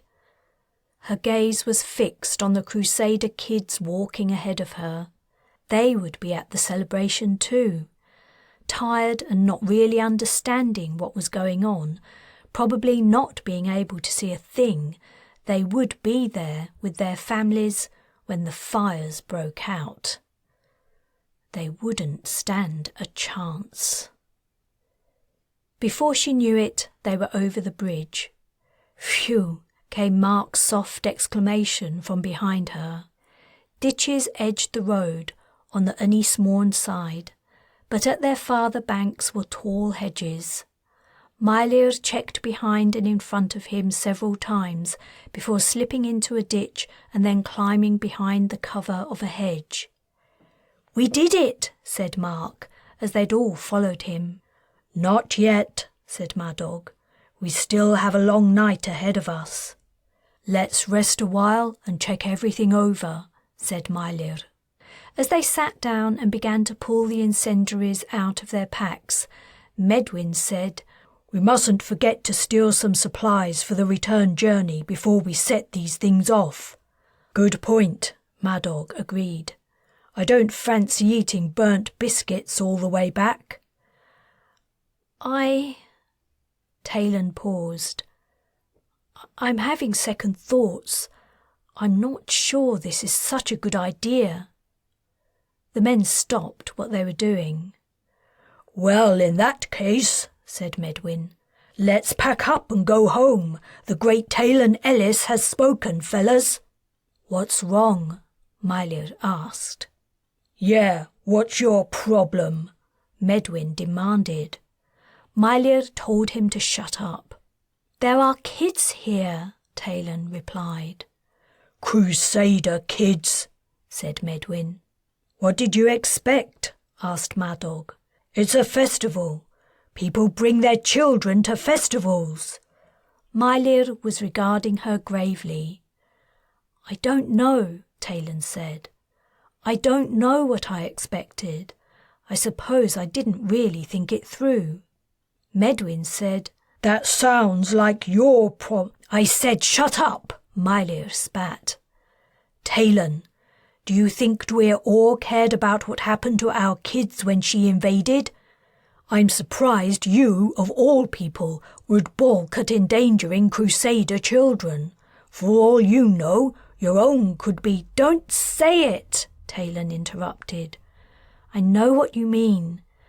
Maybe there's no point in me searching for them because they've gone somewhere they can never be found. But I think it's because of my children." "You're not the only parent here," said Madog. "I had 3 kids, a boy and 2 girls, all shot dead before my eyes." "God, I'm sorry. I didn't know." Madog thrust the incendiary he was holding into his pack before walking away into the field. Taylan silently cursed. Then a realization hit her. Was that why she hadn't been able to find her children? What if my kids were taken in by a crusader couple? What if they're hiding them from the Dwyr, and that's why she hasn't found them yet? Then they wouldn't bring them here, would they? Said Medwyn, his jaw clenched. I don't know. They're just kids. Who would take any notice of them? And they will have grown and changed since... Maybe it would look strange if the couple didn't attend the festival, so they took a chance and brought them along. Now you're scraping the barrel, said Medwyn. Throughout the discussion, Mark had remained silent with his head bowed. He looked up. Taylan's right. We shouldn't hurt children. It's wrong. All for... Medwyn turned to Meilir. Don't tell me you're listening to this rubbish. We came here to do a job.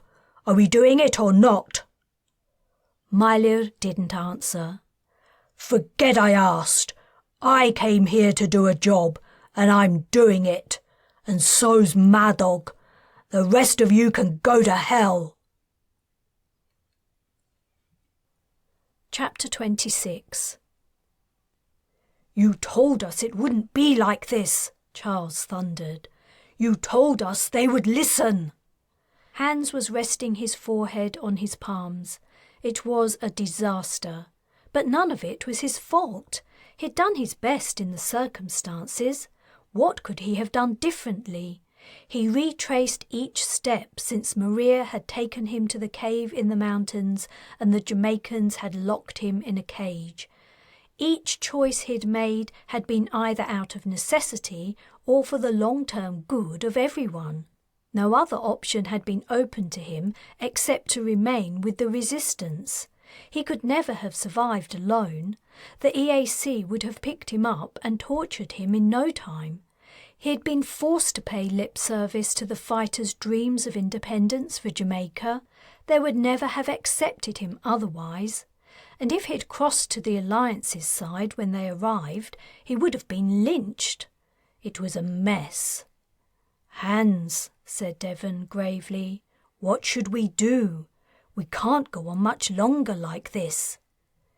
He looked out across the landscape to far-off Kingston as he considered his answer. Charles and Devon had come to speak to him at his villa.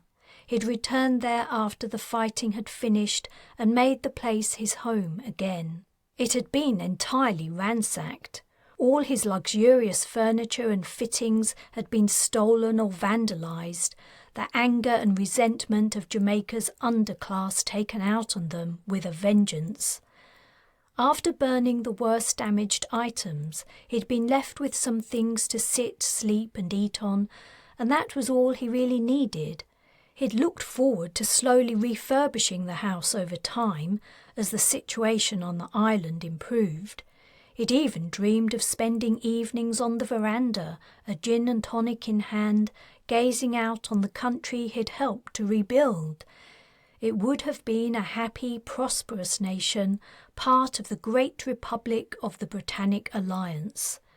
He would have wished Maria was there with him to see it, and that would have been the only blemish on the perfect scene. Hans, said Devon, I haven't decided yet. I need more time to think about it. We don't have time, Charles insisted. People are dying. We need the Alliance's doctors and pharmaceuticals. 3/4 of the island still has no power. The farmers are too scared to go out in their fields until they're checked for ordnance. If they don't sow crops soon, in a few months we'll have a massive famine. We need clean water. We need help. Why won't the BA help us?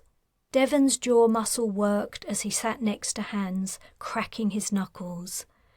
We pushed too hard, he muttered. We said too much, too soon. He was right. He'd hit the nail on the head. The Alliance's attitude towards its territories and protectorates was paternalistic.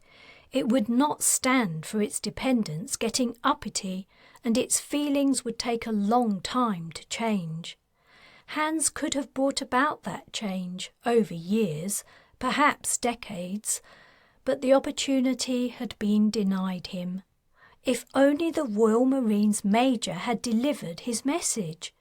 The ministers and military chiefs would have known he was playing a game, stringing the Jamaicans along, that he was working to bring them into the fold.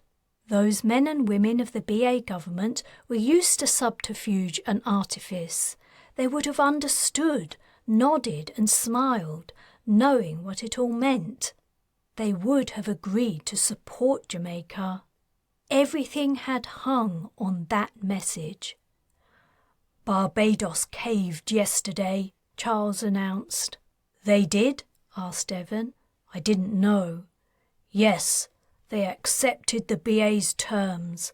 What choice did they have? They're worse off than we are." "The Bahamas will be next," said Devon. Charles didn't reply, his features cloudy.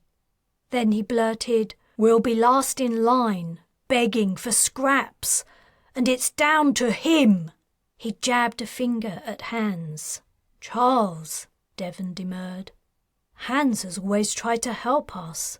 "No, he hasn't. He's always tried to help himself. He was the one speaking out at the meeting.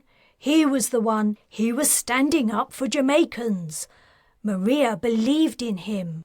Yes, and look where that got her. You can't blame him for her death. She was killed by a crusader, and the raid on the EAC headquarters wasn't even his idea."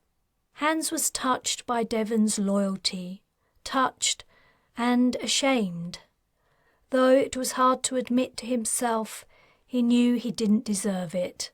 He had always been self-serving, thinking only of himself and his grand plan for the Alliance, prepared to sacrifice everyone else to his schemes. Maria had known it. She had been smart. She'd seen through him. But she'd allowed him to pretend he was devoted to Jamaica because he could be useful.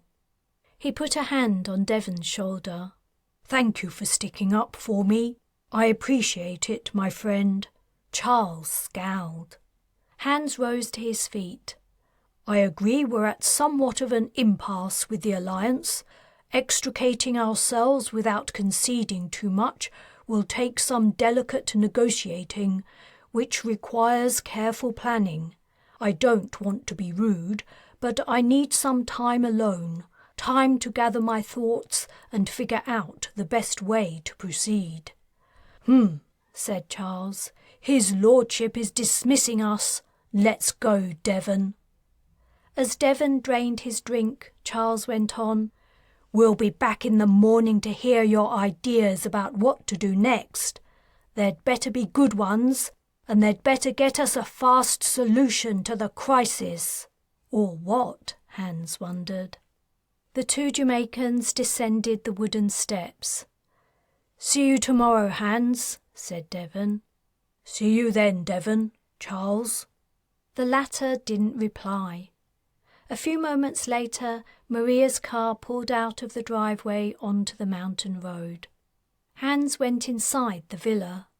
Surveying the expansive space, now sparsely filled with the detritus of his former life as head of CIS, he took stock. His possessions had been whittled down to almost nothing. What would he need? He walked to his bedroom. At the bottom of one of the wardrobes was a large canvas bag. He took it out, opened it on his bed, and began to pack. When he'd filled the base with the few clothes he owned, he placed an interface on top of them. He went to the kitchen. There he gathered packets of dry food, snacks, candy bars, and 2 large plastic bottles of water. After a brief hesitation, he also picked up a knife. Returning to his bedroom, he put the knife and all the provisions in his bag. From his bathroom, he took a bag of toiletries and a comb. He returned to the veranda. His driveway remained empty. No cars were passing on the road. The mountainside was quiet. No one was about. Going into the bathroom once more, he lowered the lid on the toilet and climbed onto it. He pushed up a ceiling tile and groped blindly in the space above. His fingers brushed cloth. Grasping it, he dragged a large pouch closer. It was heavy and resisted his pull. When it reached the hole, he lifted it down carefully. He sat on the toilet lid, loosening the pouch's strings, and examined its contents. Gold, platinum, and jewels glinted at him. It was a fortune, enough to buy several villas. Hans had never considered himself materialistic, but that didn't mean he hadn't learned from the experiences of his immigrant ancestors.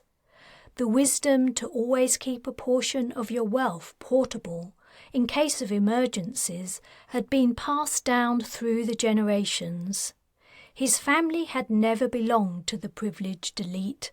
They had never enjoyed the sense of certainty about the future that came from being a member of the inner circle. But in this case, it had saved him.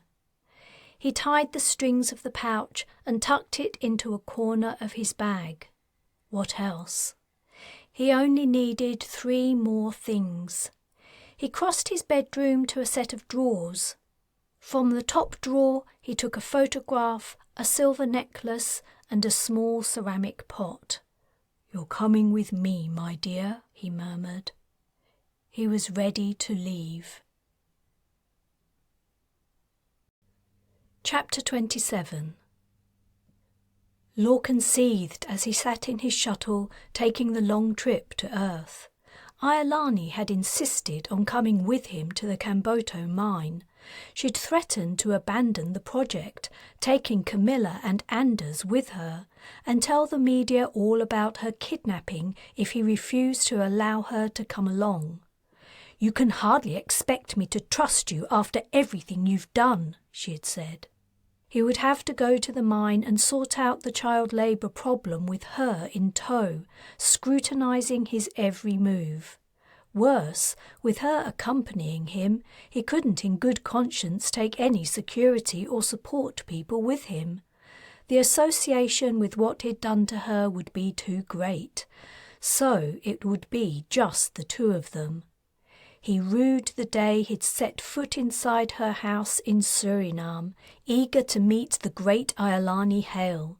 She and her damned dogs had become the bane of his existence. If only he could turn back time. Given the chance, he would choose to never go to see her, or at least leave her alone in her jungle hermitage.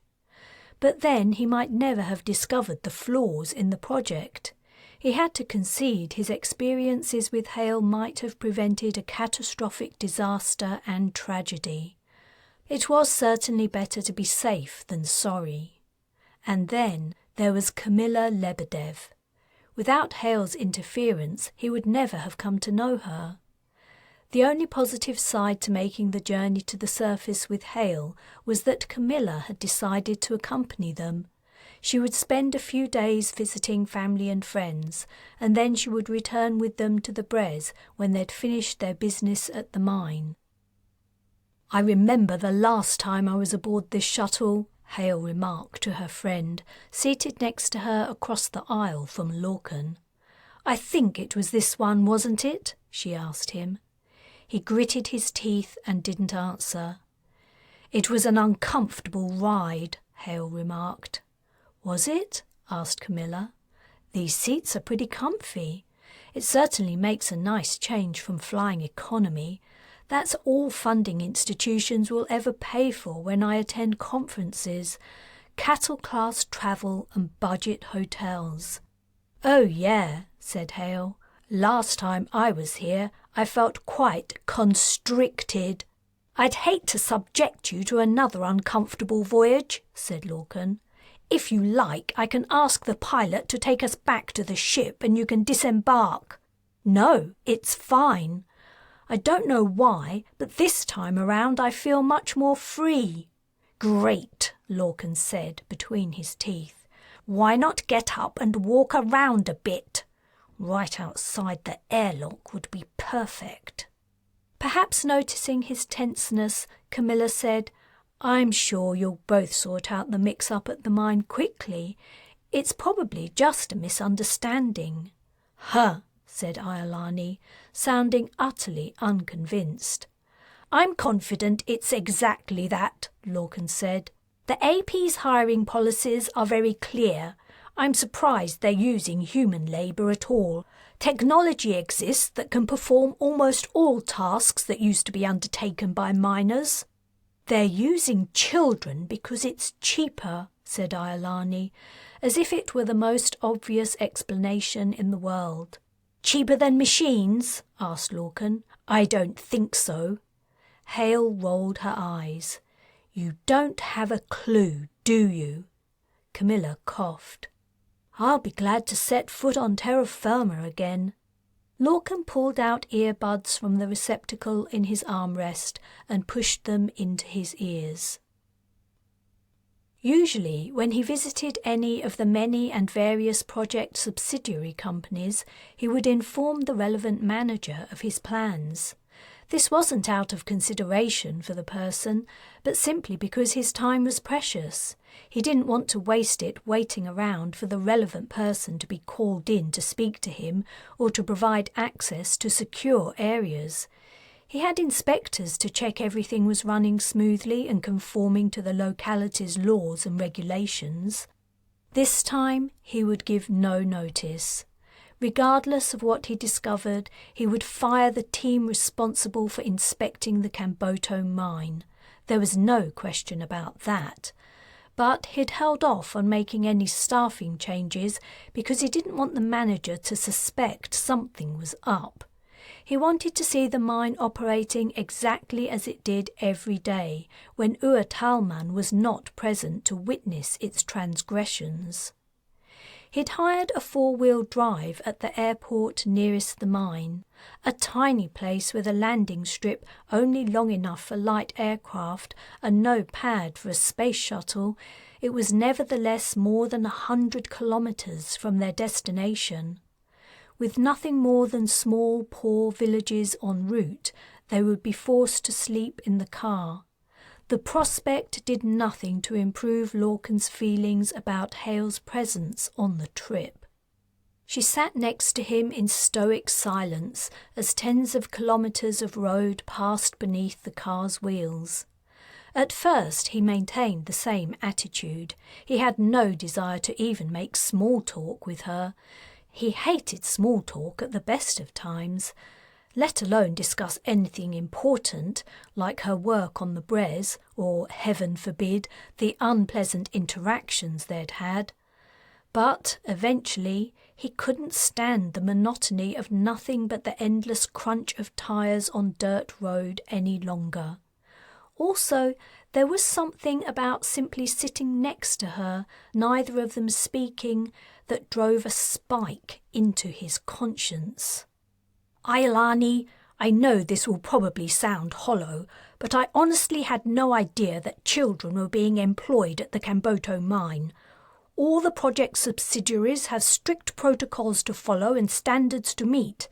If they fail in those regards, they are dropped. I don't know what went wrong at Camboto, but I hope to find out.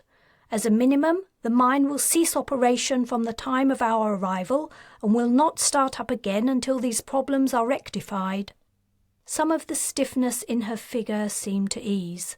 She replied, "I appreciate it's difficult for you to admit failure, but it isn't me you should be telling all this to. It's those children and their families. No, it's important you hear it too. As to the people affected, in the case of any deaths or injuries, they will be fully compensated." She tutted and shook her head. "That's what it always comes down to with you, isn't it? Money. You think money will solve everything. It doesn't solve everything, but it goes a long way to helping.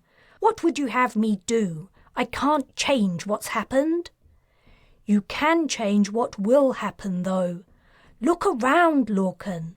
This is a poor country, full of poor people, and a handful of very rich people who exploit everyone else.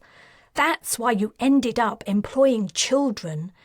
Do you think their parents don't love them, and that's why they allowed them to go down into a pit?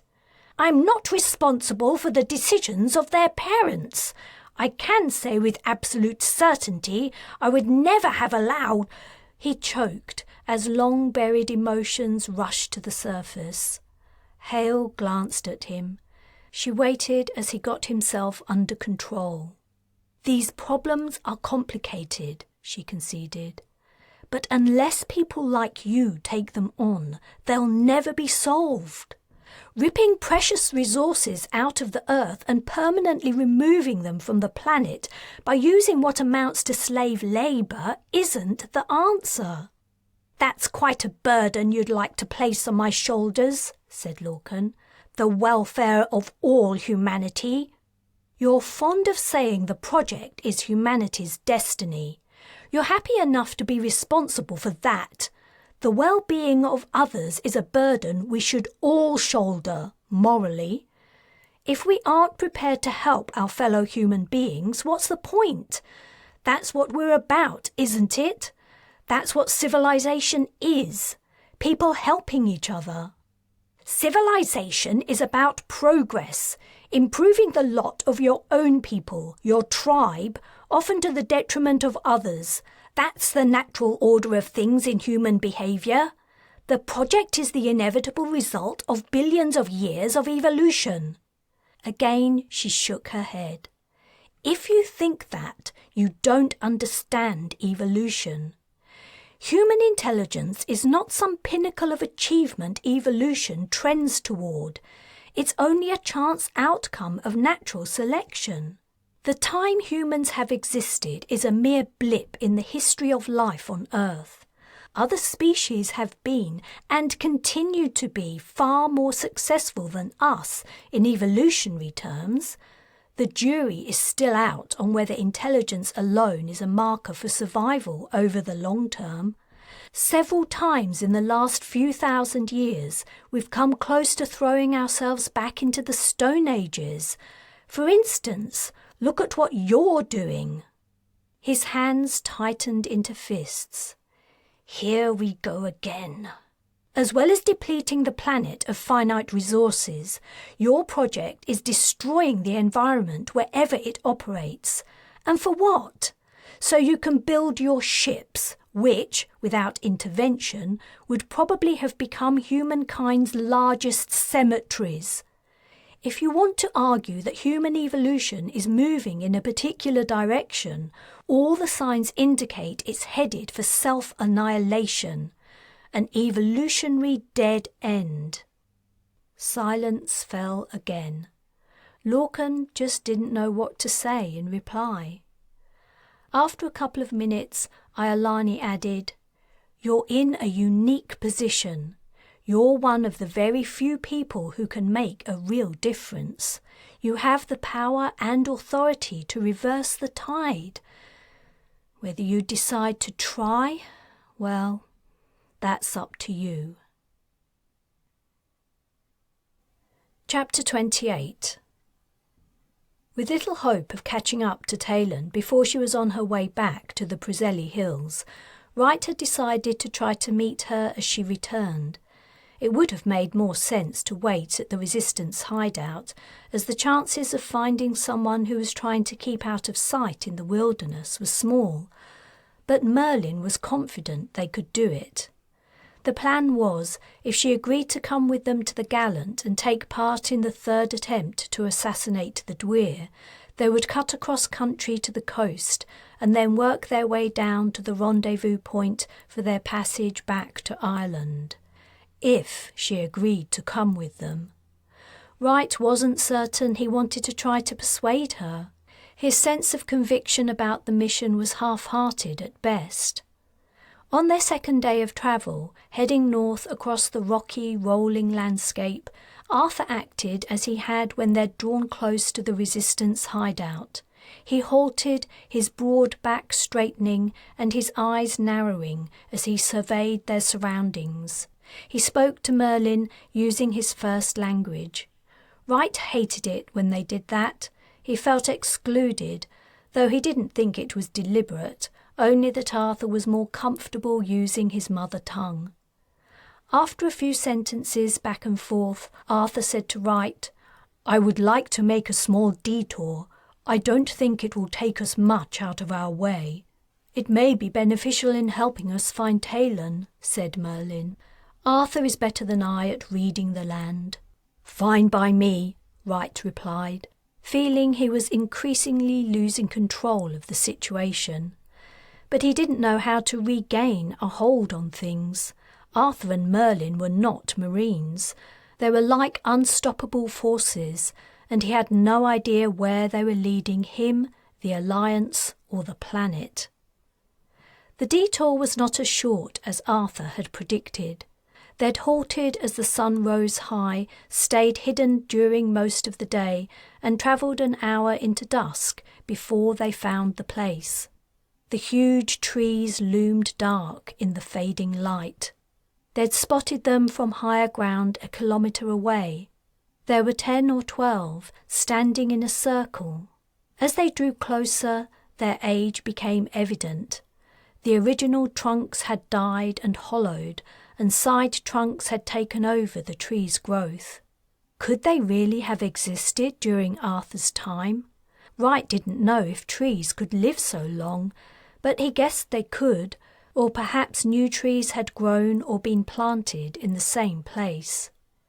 They stepped through a gap between the massive branches, thick with dark green needle-like leaves. In the centre was a clearing, and in the middle of the clearing stood stone ruins, no higher than Wright's waist. They reminded him of the little church in the Preseli Hills, where Merlin had retrieved Arthur's sword and armour from their hiding place. "Looks like this is it," he said. "What do we do now?" "I'd like to stay here tonight," said Arthur. "That's it?" Wright asked. He'd been expecting the king or Merlin to say there was something else to find that had been hidden for thousands of years. "That's all," said Arthur. "Just one night." He took some wire from his pack. He'd asked the resistance fighters for it, before disappearing for a while as Wright and Merlin set up camp under one of the trees. The ground was tinder dry, the branches and foliage so dense no rain ever penetrated. After they'd eaten, Arthur got up and walked away again, with no explanation of where he would be going or when he planned on coming back.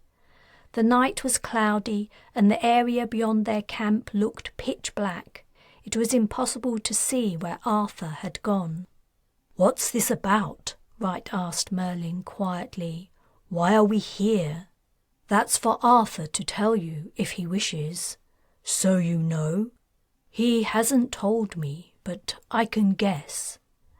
Wright made a guess of his own. "Are those ruins we saw remains of a church?" "Yes, I believe so, though I don't recall ever coming here." "So he's praying again?" "Perhaps. I'm afraid I really don't know for sure, Major." The last time Arthur had prayed, he'd gone on to slaughter scores of people. That was what Taylan had said anyway. Maybe the king was anticipating they would encounter a lot of crusaders soon. Or maybe not. Merlin seemed to think it was something different this time.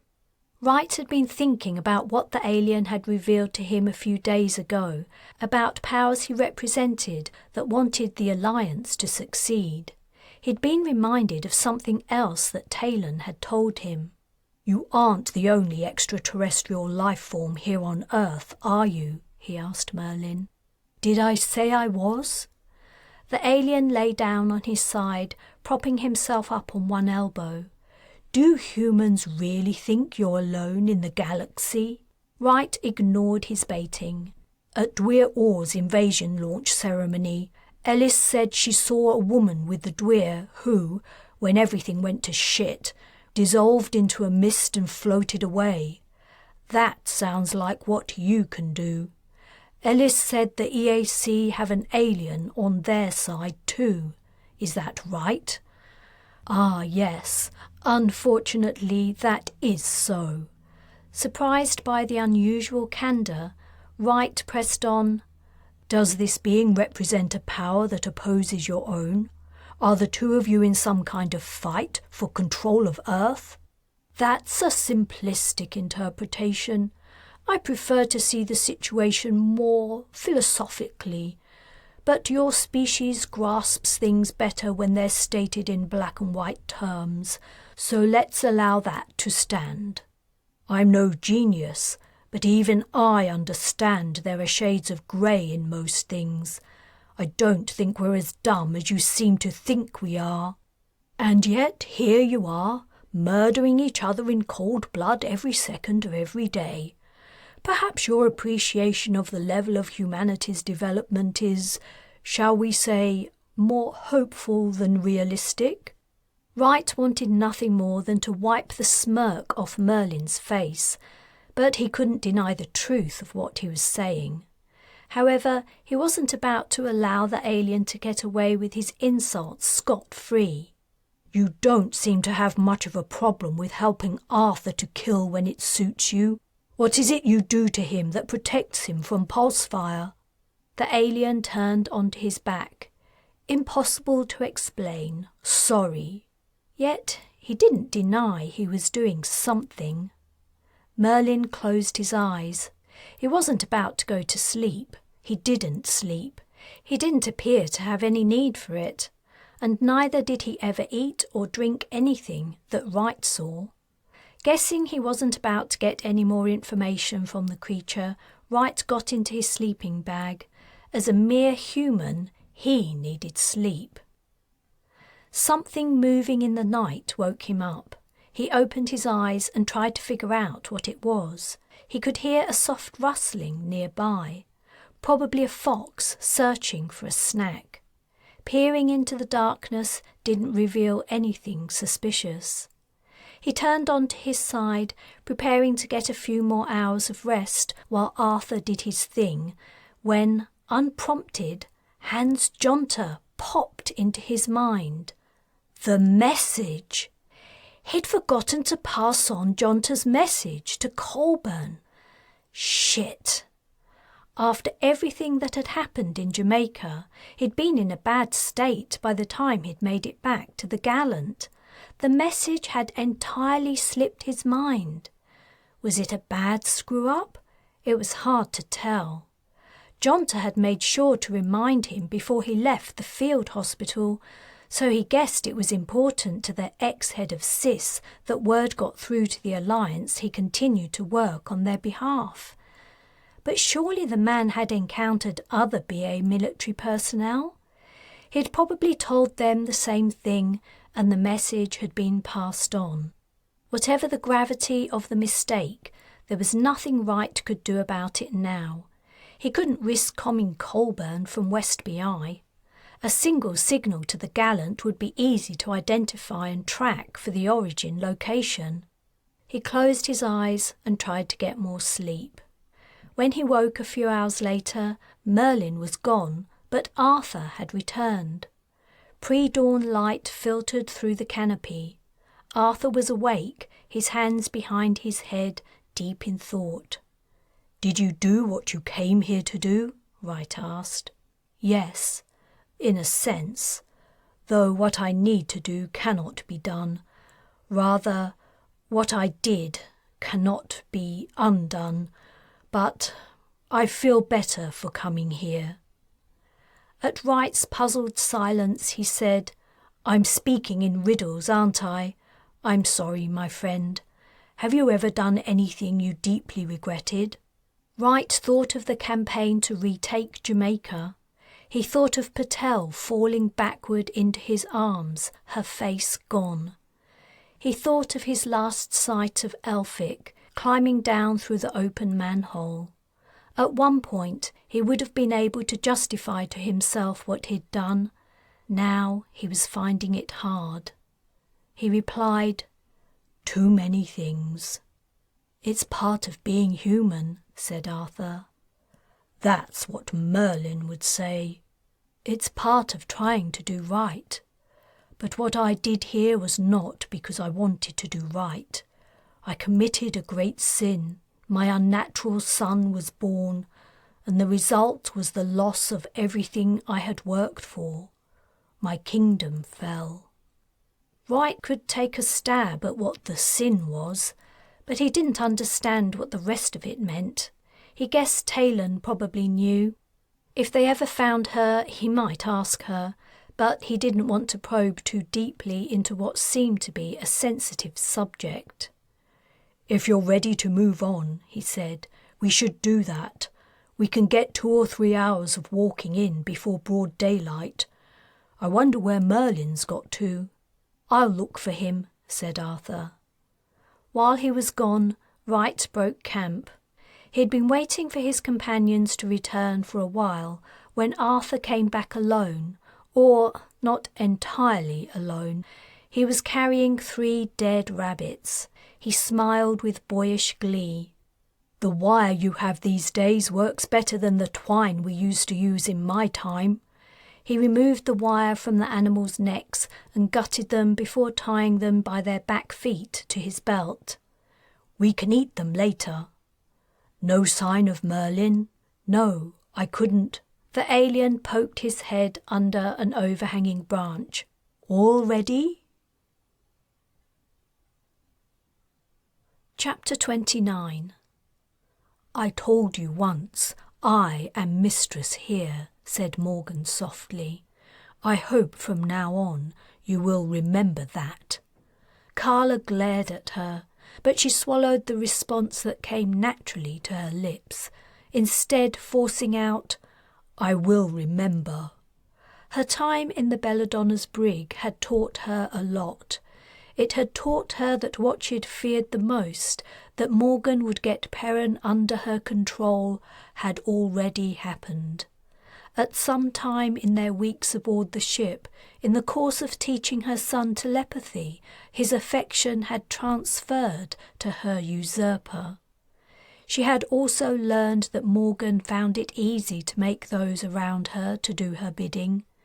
Kala's crew had carried her, fighting and struggling, to a cell and locked her away.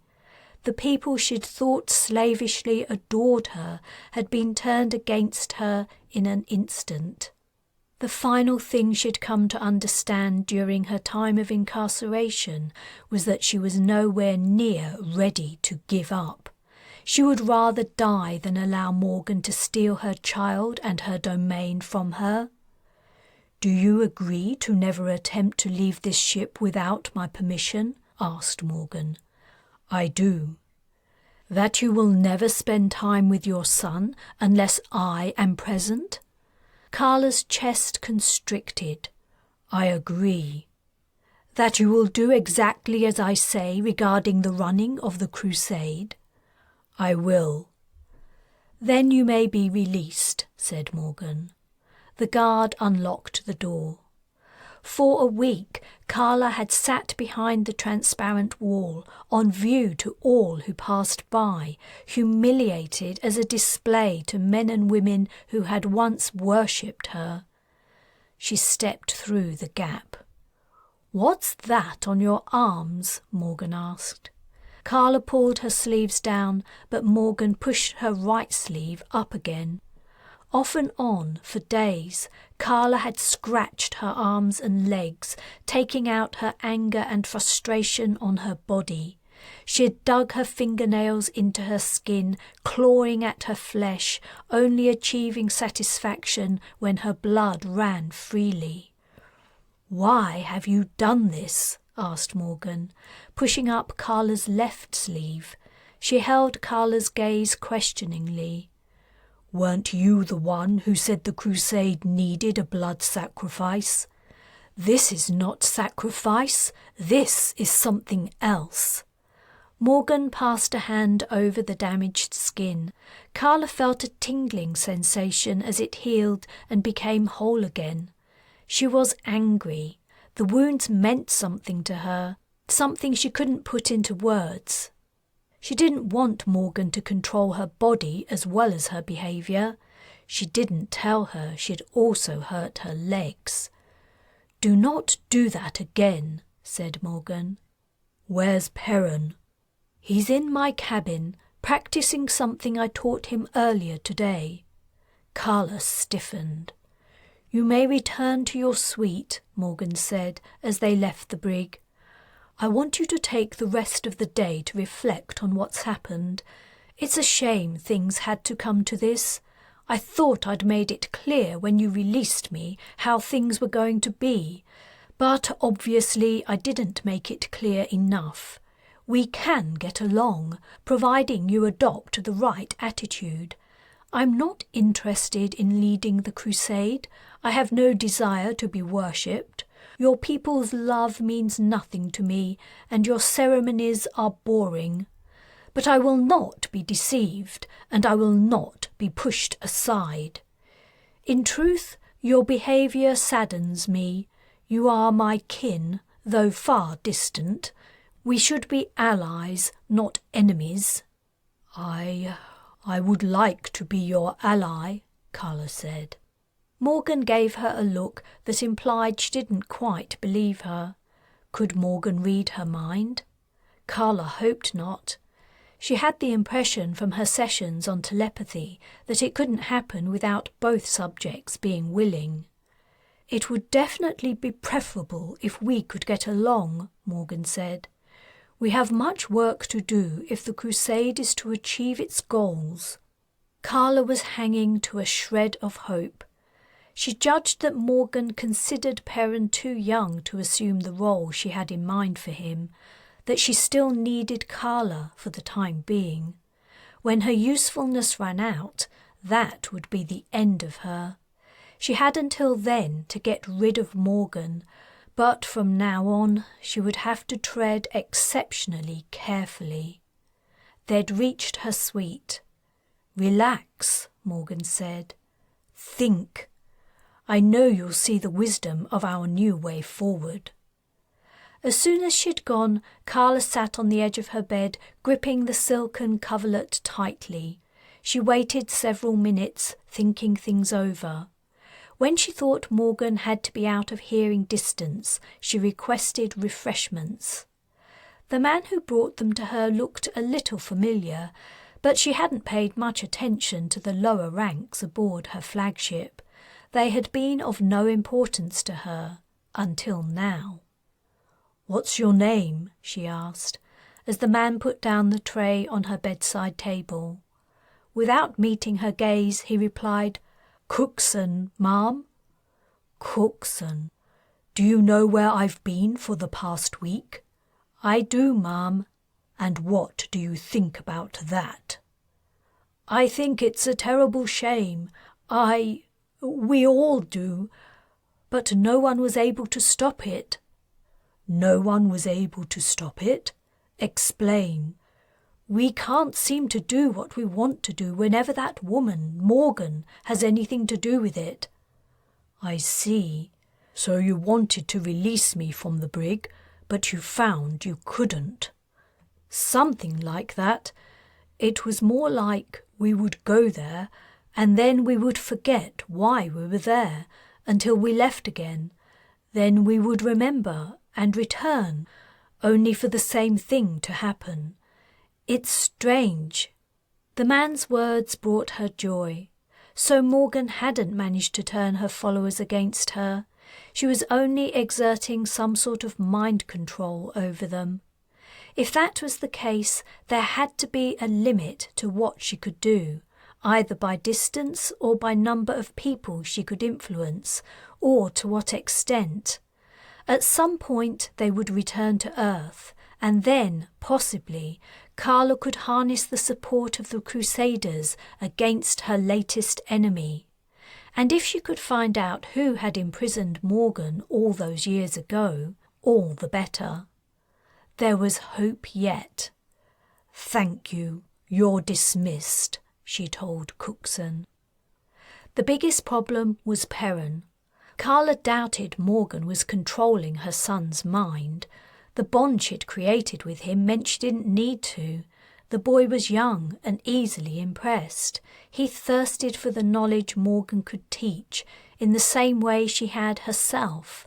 The enticement held great sway over him, and Morgan had been quick to exploit it.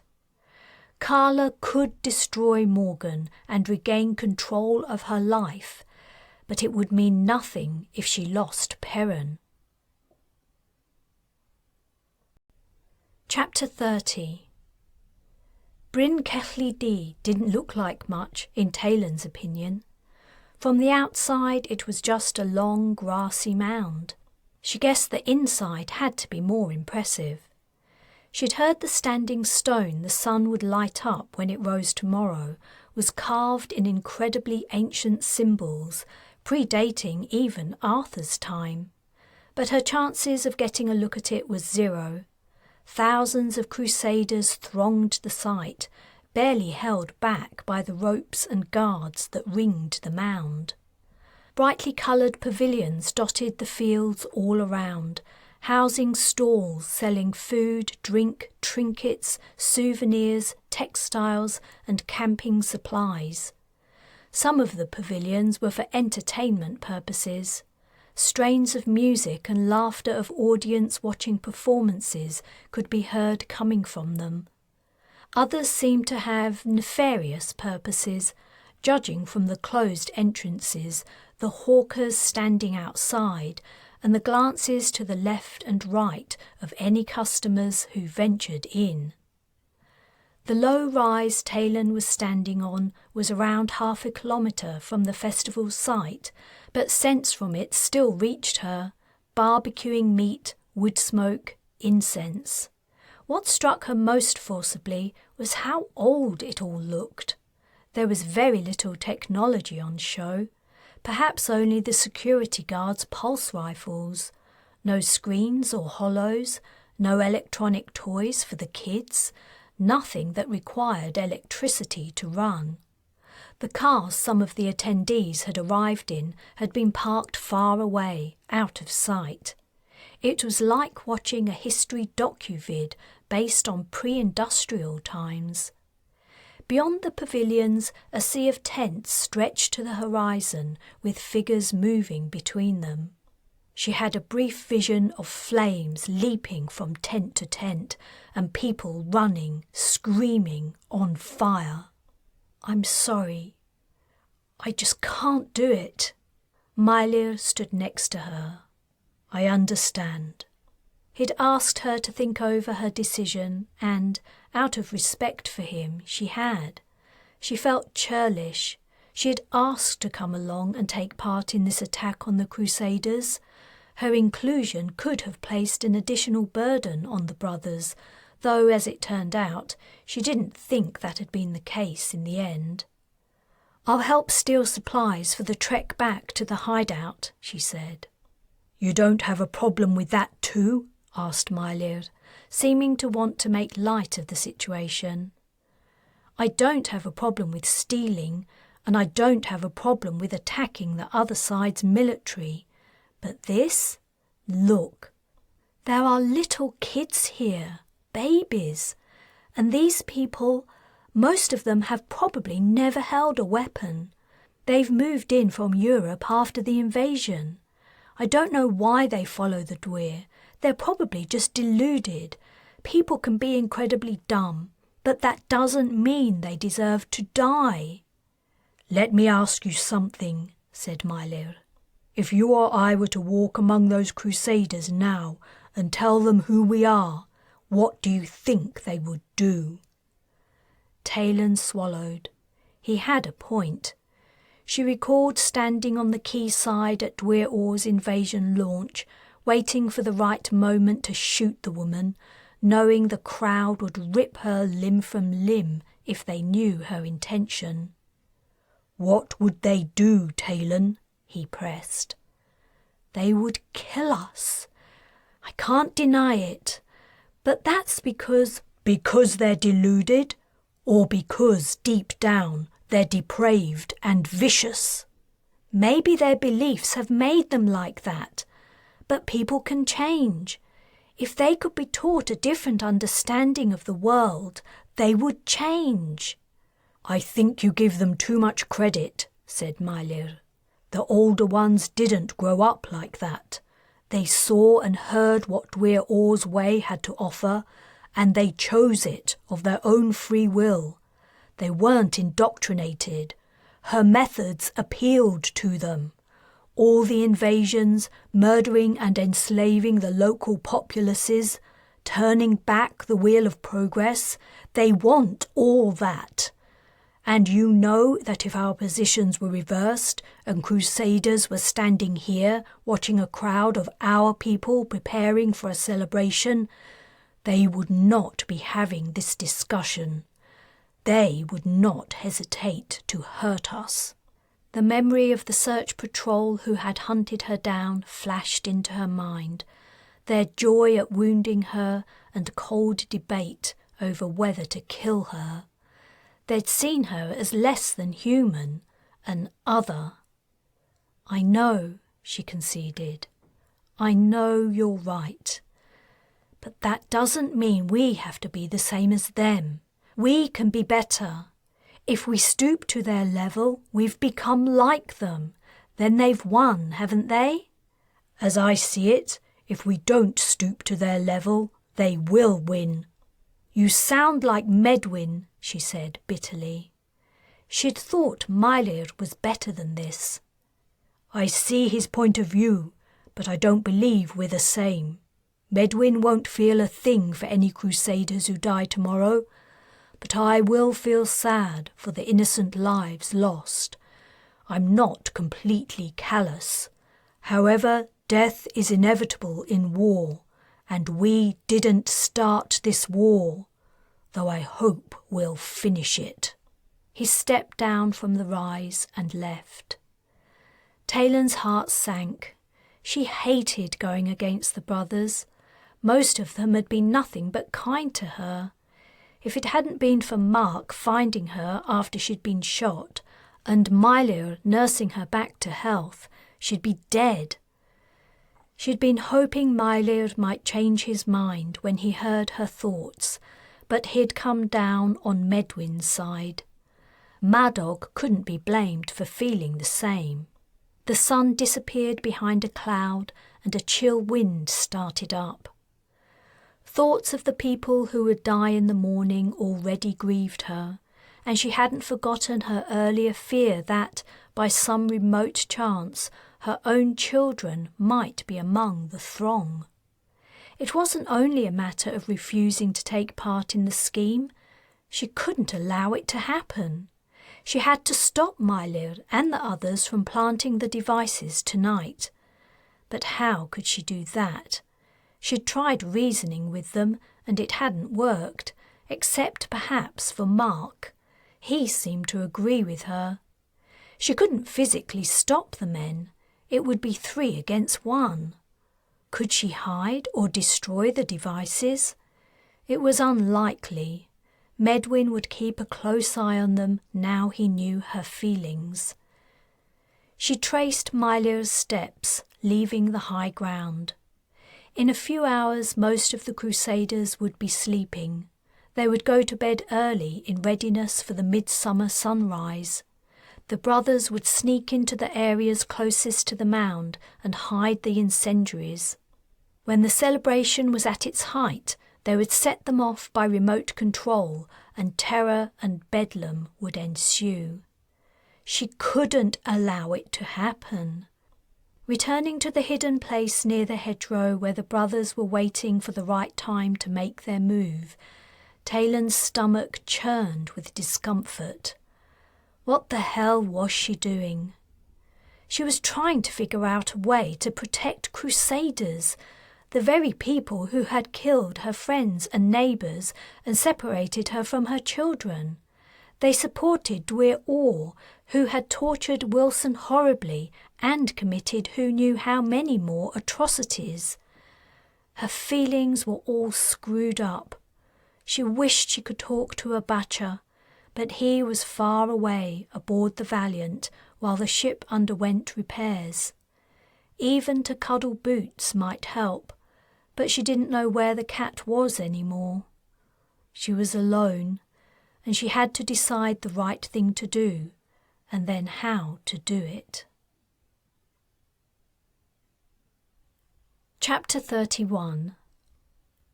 "What I don't understand is," said Wright, "why we're trying to kill the Dwyr but not this other alien who's with her."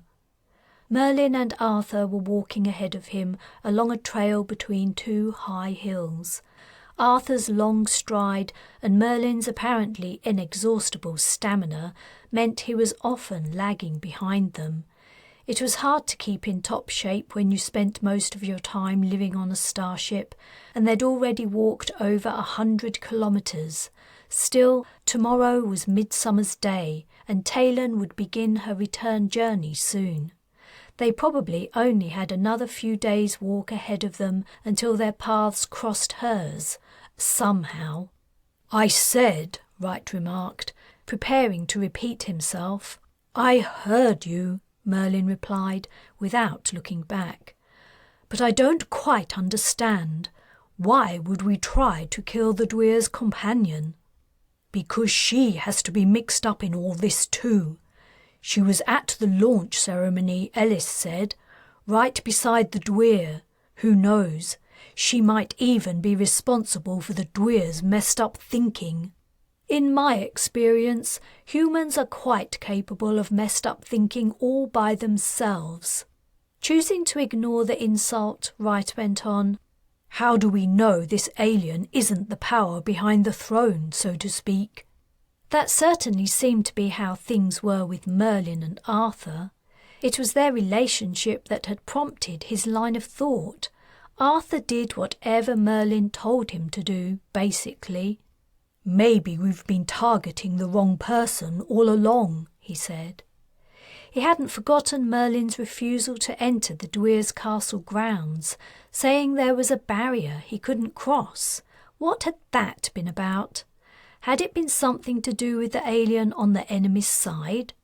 Merlin slowed his pace a little so that Wright caught up to him and Arthur walked ahead of them both. "I have to say, this time we've spent together has been somewhat eye-opening for me. Every so often you say something impressively insightful." "Well, thanks, but I'm not interested in impressing you. A simple answer to a straight question would be nice, though." Merlin didn't seem insulted. He studied the thin line of bare dirt they were following for a moment, then stooped and picked up a rock about the size of his fist. He held it up for Wright's perusal. "Tell me, Major, if you were to try to kill this stone, how would you go about it?" "Kill the stone? What do you mean?" "I mean, would you strangle it, shoot it, or blow it up?" "I suppose blowing it to pieces would destroy it." "And would it be dead then?" "No, it would be separated into smaller fragments. You can't kill something that was never alive." "This stone was never alive? Are you sure about that? Do you know what it's made from? What if it's limestone, formed originally from sea creatures?" "From the non-living shells of sea creatures," Wright corrected. "And even if it was alive once, it isn't any longer." "How do you know?" "Because it doesn't move, reproduce, respirate." He trailed off, trying to remember his biology lessons from when he was a kid. "It doesn't meet the definition of a living organism, according to the criteria humans have decided." "Yes." "Also, it's clearly not bloody alive." "Are you confident those criteria are correct?" the alien asked. Wright sighed, wishing he'd never begun the discussion. Maybe that was Merlin's intention, to confuse him and tie him up with semantics, distracting him from something important. "You're saying we've got our definition of life wrong?" he replied. "Get to the point.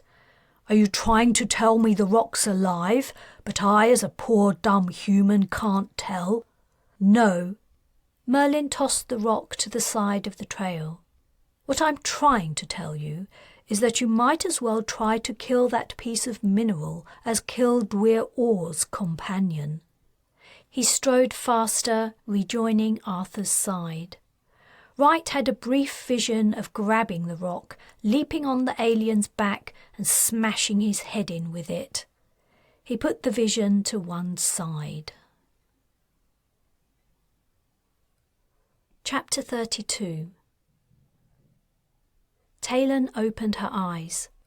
A little farther along the hedge, barely visible in the gap beneath it, Angharad's sons lay sleeping. At least she hoped they were asleep. The men had come back from planting the incendiaries more than an hour ago, and now they were supposed to be taking a short rest until just before dawn.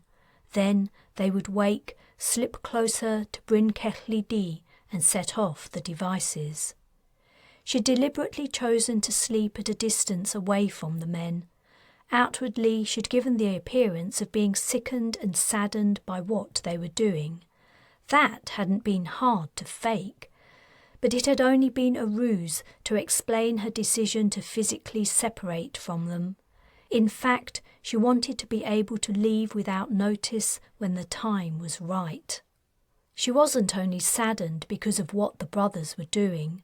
Her heart felt heavy at the knowledge that this was where she would part ways with them. After what she was about to do, they would never accept her into their company again. If they saw her, they might even try to hurt her. She couldn't return to the hideout in the Prezelli Hills. Her time in the West BI Resistance was over. She climbed slowly to her feet, trying to avoid making too much noise. The wind was strong, and the creaking and rustling of the hedge should cover the quiet sounds she was forced to make. She grabbed her nearly empty pack. Keeping to the vegetation, she walked away from the sleeping men, planning on cutting over the fields when she couldn't be easily observed. Footsteps sounded behind her. She swung around. A figure loomed. As her hand flew to her knife, the man said, "Taylan, it's only me." "Mark." She relaxed. "I didn't recognize you. It's too dark. What are you doing?" "I'm coming with you." "No, you can't." "Why?" "You're going to remove the incendiaries, aren't you?" Despite agreeing with her when she'd first mentioned her reservations about sabotaging the Midsummer Festival, Mark had gone with his brothers to plant the devices. She guessed that, when it came down to it, he hadn't wanted to stand up to the others. She hadn't blamed him. He was only young, about 17 or 18. "What I'm doing is none of your business," she retorted. "Go back and leave me alone." Speaking harshly to someone she liked so much was painful, but necessary. She didn't want to be responsible for Mark provoking his brothers to hate him. "I want to come with you. I don't agree with what they're doing. It's like you said, it would be wrong to hurt the children and babies. They haven't done anyone any harm."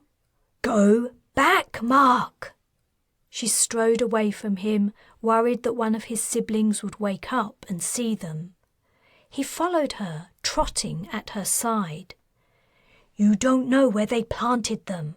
I do. I can take you to them, and we can remove them together." It was true. She didn't know exactly where all the incendiaries were.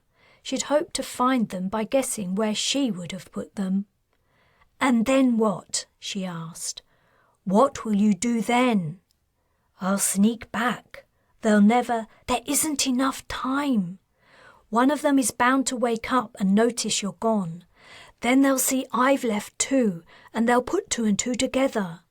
Your brothers love you, but they'll never forgive you for this. I can manage by myself. I don't need you." "You do. I'm telling you, you do. You'll never find them all, and I don't care if they find out I helped you. You should care. They are the only family you have left. Believe me, you need to stick with your family, now more than ever. Don't make my mistake." They'd walked a fair distance while they had their hurried conversation. Taylan estimated it was safe now to turn and head for the ancient mound. She had to get there soon. The Crusaders' camp was already stirring, and a few people were wandering between the pavilions, even though none had opened yet. She was taking a risk of being challenged as it was. "Mark, please, you're making this harder for me." "Then stop arguing. I'm coming too, whether you like it or not." She relented. What else could she do? He might be young, but he was tall and strong, taller and stronger than two of his brothers. She couldn't stop him from accompanying her if he insisted on it, and he was old enough to make his own decisions. Without answering him, she turned and began to jog across the rough grass. His boots thudded along with hers on the soft, damp ground. The outlying pavilions drew closer. "The nearest one is over there," said Mark, pointing at a candy-striped canopy. "Medwin took care of that one. I'm not sure exactly where he put it."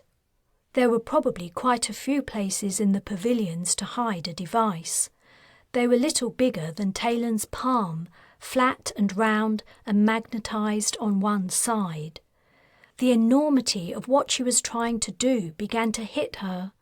They'd bought 30 of them, and she only had a short time to find them all. "Did you plant some on your own?" she asked. "Yeah, I'll collect them first, then we can find the others." "We should stop running," said Taylan. "It'll look suspicious." They slowed to a walk. Trying her best to look like a freshly woken crusader stretching her legs in an early morning stroll, she approached the outer edge of the pavilions with Mark. "You're sure there's one in there?" she asked, nodding at the brightly coloured canvas. "Positive." "Okay, I'll go and take a look. I suppose you should find the devices you hid," she added reluctantly. "But for God's sake, be careful. I'll meet you south of the mound." Mark loped away. Taylan angled the direction of her walk to bring her close to her target. Its vivid hues were pale and greyish in the early morning light. Sounds of the awakening camp came to her on the breeze, babies crying to be fed, parents scolding children, someone chopping wood. When she was within 2 meters of the pavilion, she took a quick look around to make sure she was unobserved, and then veered sharply left. Another quick survey, and she stepped between 2 overlapping edges of canvas. In the dim interior, it was hard to figure out what was what.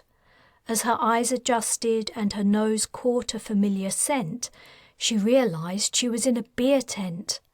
Kegs were stacked behind a chest-high bar. Tall stools stood silently around similarly tall bar tables.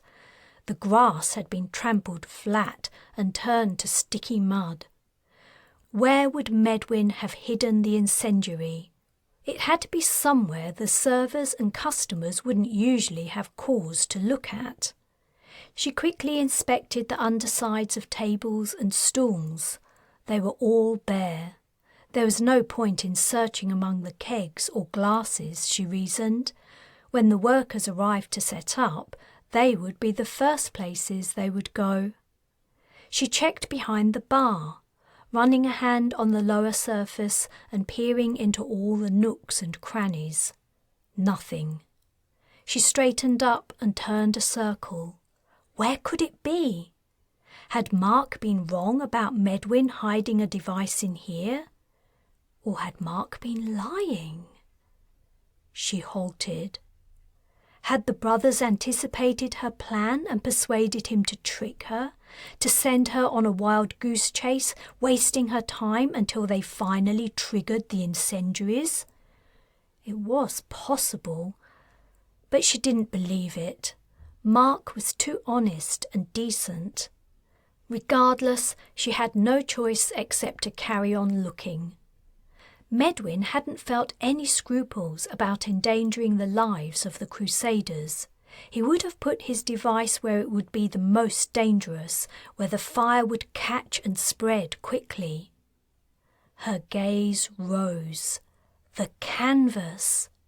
After several days in the sun, the cloth was stiff and dry, and she doubted the EAC encouraged its people to use anything so technologically advanced as fire-retardant chemicals.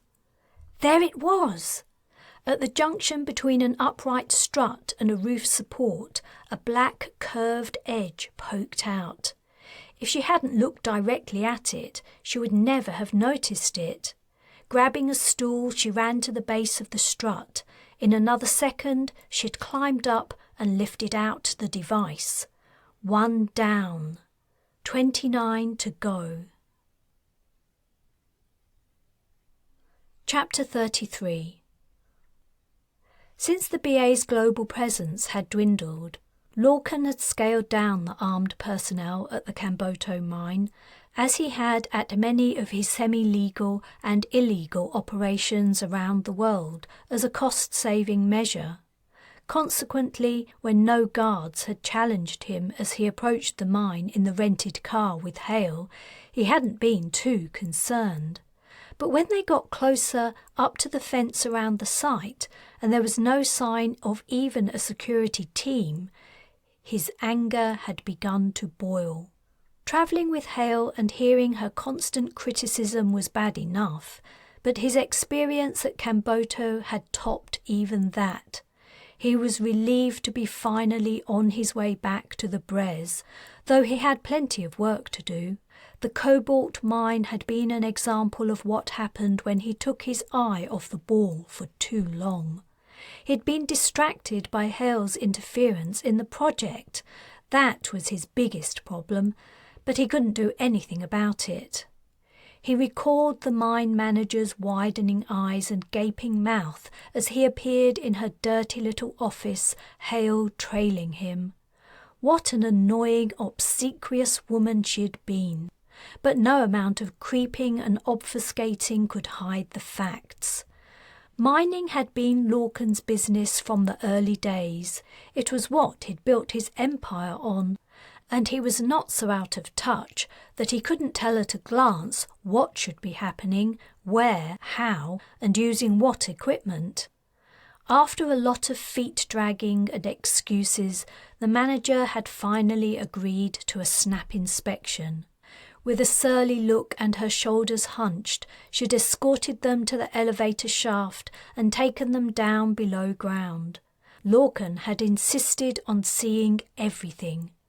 The woman had been cutting corners and bending rules with an arrogant flagrancy that shocked him, seasoned though he was in his experience of the business.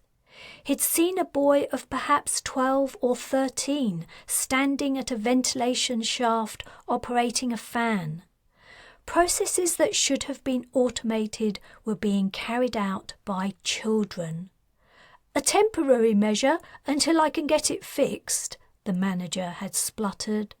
"The younger the labourers, the cheaper they are. I barely have to pay them anything at all." Lorcan couldn't remember what he'd said. A red rage had descended on him. He might have struck the woman. He simply couldn't recall his actions. What he did remember was Hale screaming at him to calm down. Temporary measure? It had been a blatant lie. Why pay a qualified engineer for a repair or invest in new machinery when you could pay a kid a pittance?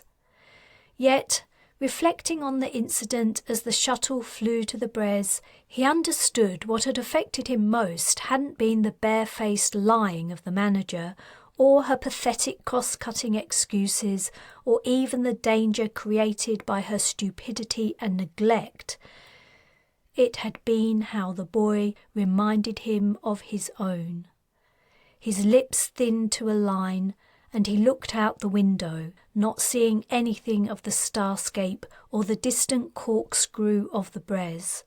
The old wound never seemed to heal, no matter how many years passed or how much he thought or didn't think about what had happened and the family he'd lost. Hale and Camilla were talking, and gradually their conversation infiltrated his thoughts. Camilla was relating a story about a cousin who had become a net celebrity by promoting healing with coloured water. He dyes the water different hues depending on the ailment, saying the colours give off vibrations, and he has to achieve exactly the right set of vibrations for the treatment to work.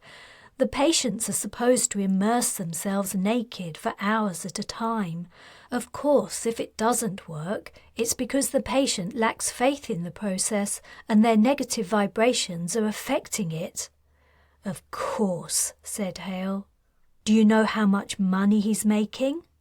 No, but it's a lot. Looks like we have another Dwyr Orr on our hands. I certainly hope not. Camilla turned to Lorcan. You might receive an application from him any day now. He's got the creds for a ticket to a new world, I'm sure of it. He'll need it to get away from all his disappointed clients, Hale said, when they finally come after him. Oh, I'm sure they won't, Camilla replied. You know what people are like. They'll just keep sending him money, hoping it'll work one day, or they'll find another quack to follow. Did you say anything to him? Asked Hale. No. What's the point? He seems to believe in it himself. Either that or he's a good faker. Thanks for the heads up, said Lorcan. Let me know his name and I'll be sure to screen him out. The last thing we need in the colony is a snake oil salesman. If you think you'll be able to screen them all out, Hale said, you're going to be disappointed. Believing in nonsense is part of human nature. I suppose you're right, he replied. She seemed to have softened toward him a little bit since their time at the mine. Maybe she'd come to accept he wasn't quite the monster she'd thought. I only wish you would agree to come along, he told her. They'd been through a lot, and some days he couldn't bear the sight of her, but that hadn't dulled his perception that she would be a huge asset on a new world. The offer remains open, you know. You never give up, do you? You can't blame me for trying. He gave her a half smile. How do you feel about your other scientists, Lorcan? Asked Camilla. Are we welcome to accompany you on the project too? Camilla had a cheeky look in her eye. He couldn't tell if she was joking. After Hale's blank refusal, it hadn't occurred to him to propose that Camilla and Anders joined the colony expedition. Naturally, he replied. You would be very welcome, free of charge. Now there's an offer I might find hard to refuse. Landing in 5 minutes, said the pilot over the comm. A tiny spark of warm hope flared in Lorcan's heart. Camilla Lebedev aboard the Brez as she set out on her great voyage? It would be a pleasure he hadn't anticipated. He enjoyed her company immensely. She was extremely intelligent, witty, cultured and affable. She had none of Hale's sharp corners and, like Hale, her input would be invaluable. He'd found the visit to the Camboto mine deeply distressing and unsettling, but things were looking up. The project was back on track and more poised for success than ever now that top scientists were ironing out some of the wrinkles. Lorcan straightened up and fastened his seatbelt. The first thing he saw as he disembarked in the Brez's Bay was Anders waiting at the entrance. He'd remained behind, continuing to work while the others had their excursion on the surface. Lorcan was mildly alarmed when he saw him. Had something gone wrong? Had the man discovered a fatal flaw in the project? But then he noticed that Anders wasn't looking at him. He was peering at a spot behind him, the shuttle hatch. When Camilla and Hale stepped out, his expression brightened and he began to walk toward them. Good trip? He asked Lorcan. Before he could reply, Anders raised his arms and stepped past him. "Darling," he said, "I missed you." He was embracing Camilla. Lorcan felt his mouth drop open. Noticing his surprise, Iolani took his arm and led him away. "They're married," she said softly. "Didn't you know?" No. He had the uncomfortable sensation of something slipping away from him. He frowned. "But they have separate cabins." "Yes. Anders snores like a walrus in heat, and they have completely different working habits. Back on Earth, they live next door to each other." She gave him a sympathetic look. "Sorry if that was a shock." No, he said, struggling to regain his composure. "Their private lives are their own business. I'm just a bit surprised, that's all. It doesn't change anything." "Good, because I need to talk to you about something else. I could tell the visit to the Camboto mine disturbed you, and we couldn't talk on the shuttle with Camilla around." He suppressed a groan. What was Hale going to harp on about now? He'd fixed the problem at the mine. If this was more rubbish about asteroid mining... "You really need to help the Britannic Alliance." "What? Why on Earth or in space would I help them?" For most of the duration of the project, the Alliance had been hampering his efforts, and the one time he'd helped them out of a dire situation, he hadn't received any recompense or gratitude. "If you do manage to leave the solar system in the next few years," said Hale, "imagine what you'll be leaving behind. If the EAC get control, it'll throw the whole place back into the Dark Ages.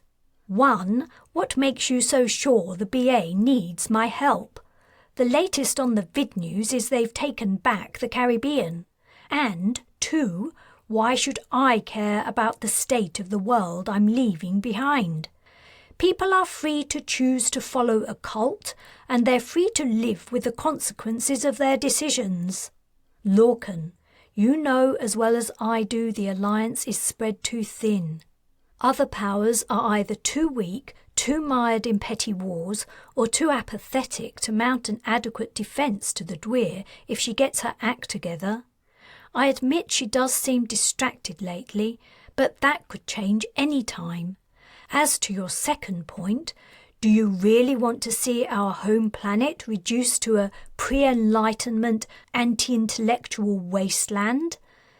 And if that doesn't sway you, think of this. What if the project fails? What if the ship's engines don't work as well as you expect? Or humans can't survive cryosuspension? Or you can't find anywhere suitable for colonization? And you have to come home. With Dwyr Orr running everything, think about what kind of Earth you'll find on your return. Chapter 34. Taylan only waited a short while for Mark to meet her south of Bryn Celli D. He was grinning as he trotted toward her, his pockets bulging with incendiary devices.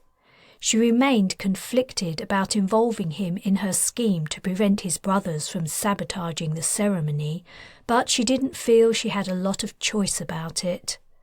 "That was quick," she said. "It's easy to be fast when you know exactly where they are." He gave her the devices he'd collected, and she put them in her pack, deactivating each one as she did so. "Let's find the others," she said. "We don't have much time." The sky had brightened even as she'd waited for him, and the number of early arrivals was increasing. The people running the refreshment and entertainment areas would be among them, as they would be setting up for the long day ahead. "Mylir planted one over there," said Mark, "in the admissions tent." A small booth stood next to a gap in the rope barrier surrounding the ancient mound. It seemed that a select few crusaders would be allowed inside the mound itself to witness the sun's beams striking the inner stone. They would probably show something to an attendant in the booth before passing inside.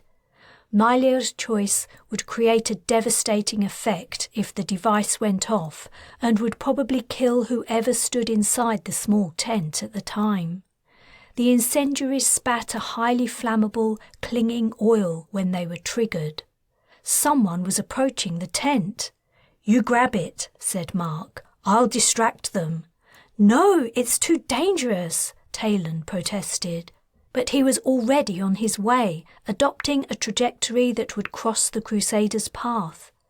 She fast walked to the small booth, her head down, trying not to look conspicuous. As she reached it, from the corners of her eyes, she saw Mark accidentally collide with the man. She slipped in the back of the booth. Her gaze quickly roved every surface. The place was almost bare. Just a table, a couple of chairs, some open-topped empty boxes. She scanned the ceiling in case Nylir had taken a leaf from Medwyn's book, but the frame was empty. From outside came the strains of a conversation. Mark talking to the Crusader. Her stomach twisted into knots. He was taking a huge risk. If his fake accent slipped, the man would realise he wasn't one of them. Mark had always been cocky about his ability to mimic Crusader talk, making fun of them to entertain the resistance fighters. Too cocky. She turned, about to step outside and attract his attention, to extract him from the dangerous conversation, when her boot hit something solid. Beneath one of the chairs was a metal cylindrical container, maybe somewhere to put trash. She opened the lid, but it was empty. She lifted it and tipped it upside down. The black incendiary clung to the underside. She tore it off, threw down the container and darted out. Mark and the Crusader were still talking. Jumping up, she waved her arms. Mark saw her and ended his conversation with a nod and a smile. "What on earth are you doing?" Taylan hissed when he reached her. "It's fine. He didn't suspect a thing, and if I hadn't delayed him, he would have discovered you searching the tent for sure. Did you find it?" "Yes, I did. But don't do that again, okay? I might want to prevent people here from being hurt, but you mean more to me than them.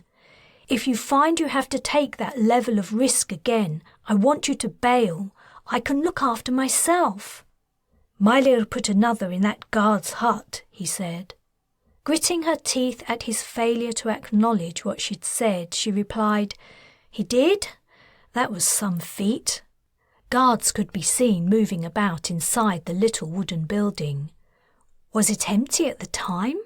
"I'm not sure. He might have hidden it in the grass on the outside. We'll leave that one. The guards can look after themselves." Anyone carrying a weapon was fair game as far as she was concerned. "All right. Madog put a couple in that big marquee, the one that looks like it's set up for shows." She could see the one he meant. An open-fronted structure, it was covered by cloth bearing odd symbols and designs. "Okay, let's see if we can find them." They did. Madog had hidden the incendiaries in amongst a pile of acting equipment. They were easily visible in the costumes and props, but he must have predicted no one would be using them until later in the day. Certainly, the miscellaneous items would create quite a conflagration. The noises of the gathering crowd were growing louder. They hadn't collected even half the devices yet. They were running out of time. "We have to go faster," said Mark. "It won't be long before my brothers are here with the remote detonator. They've probably already woken up and noticed we're missing." He was right. The damage to his relationship with his brothers was done by now, and Taylan's heart ached with regret. The last thing she'd wanted was to drive a wedge between them. "We'll have to accept we won't get them all," she said. "We'll get as many as we can, then leave before sunup." That was the moment Nylir would set off the incendiaries. It was a clear morning, and the patch of sun where the sun would rise was glowing faintly golden. "Where do we go next?" she asked. He peered around the site. "Yeah, this way." She followed him. Over the next 15 minutes, they gathered another 6 devices. But the crowd was growing so thick it was becoming a crush, and Taylan felt extremely vulnerable. They had attracted some curious glances, and she couldn't speak with a Crusader accent like Mark could. "Okay," she said, thrusting an incendiary into her pack as they stood at the back of a pavilion. "We're done. Let's go." "No, we have time to get a couple more," said Mark. "It's at least 10 minutes until sunrise." "It's less than that, and even if we did have 10 minutes, it's still too risky. We need to get out of here before the incendiaries we didn't get go off. When that happens, the Crusaders will be looking for someone to blame, and we stand out too much." "Just one more, then. I remember there's one really close by. It'll only take—" "No!" But after a second's hesitation, he left her, striding away through the crowd. "Mark!" she called, then immediately cringed as people looked in her direction. "Mark!" she whispered. "Damn it!" She took off after him. Beyond the edge of the crowd, in the green fields that led to the hedgerows, walked 3 tall, dark-haired men. They would have been noticeable if anyone had been taking any notice, but the Crusaders were fixated on what was about to happen. Throngs of people were making their way closer to Bryn Celli D, hastening to be near the sacred site as the midsummer sun breasted the horizon. Where was Mark? She'd taken her eyes off of him for a moment, and now she couldn't see him. There were too many people about. He was cutting it too fine. Meilir and the others were on their way. They had to have guessed she and Mark had been removing the incendiaries. Would they try to set them off regardless, knowing the risks? "Where are you, you stupid kid?" She rushed forward. A woman bumped into her. "Watch out! Be more careful!" The woman pulled her shawl tighter and hurried on her way. The murmuring of the crowd was growing louder. Crusaders surged around the mound like waves on a stormy night. All heads faced one direction, east. Taylan didn't hear the incendiaries go off. What she heard first was a scream. Then there was a shout, louder than the chattering hum of the masses of people. "Fire!" But someone else was screaming, shrieking in agony. Taylan flew toward the noise, knocking aside everyone in her way. A figure stumbled from a pavilion, engulfed in flames. She threw herself on him, wrapping him in her arms, rolling over and over on the wet grass. But the fire wouldn't go out. It clung to her, searing her. She smelled her own hair burning. She was vaguely aware of people surrounding them, gawping in horror, and, farther off, cries of alarm. Why didn't someone do something? Were they just going to let them burn?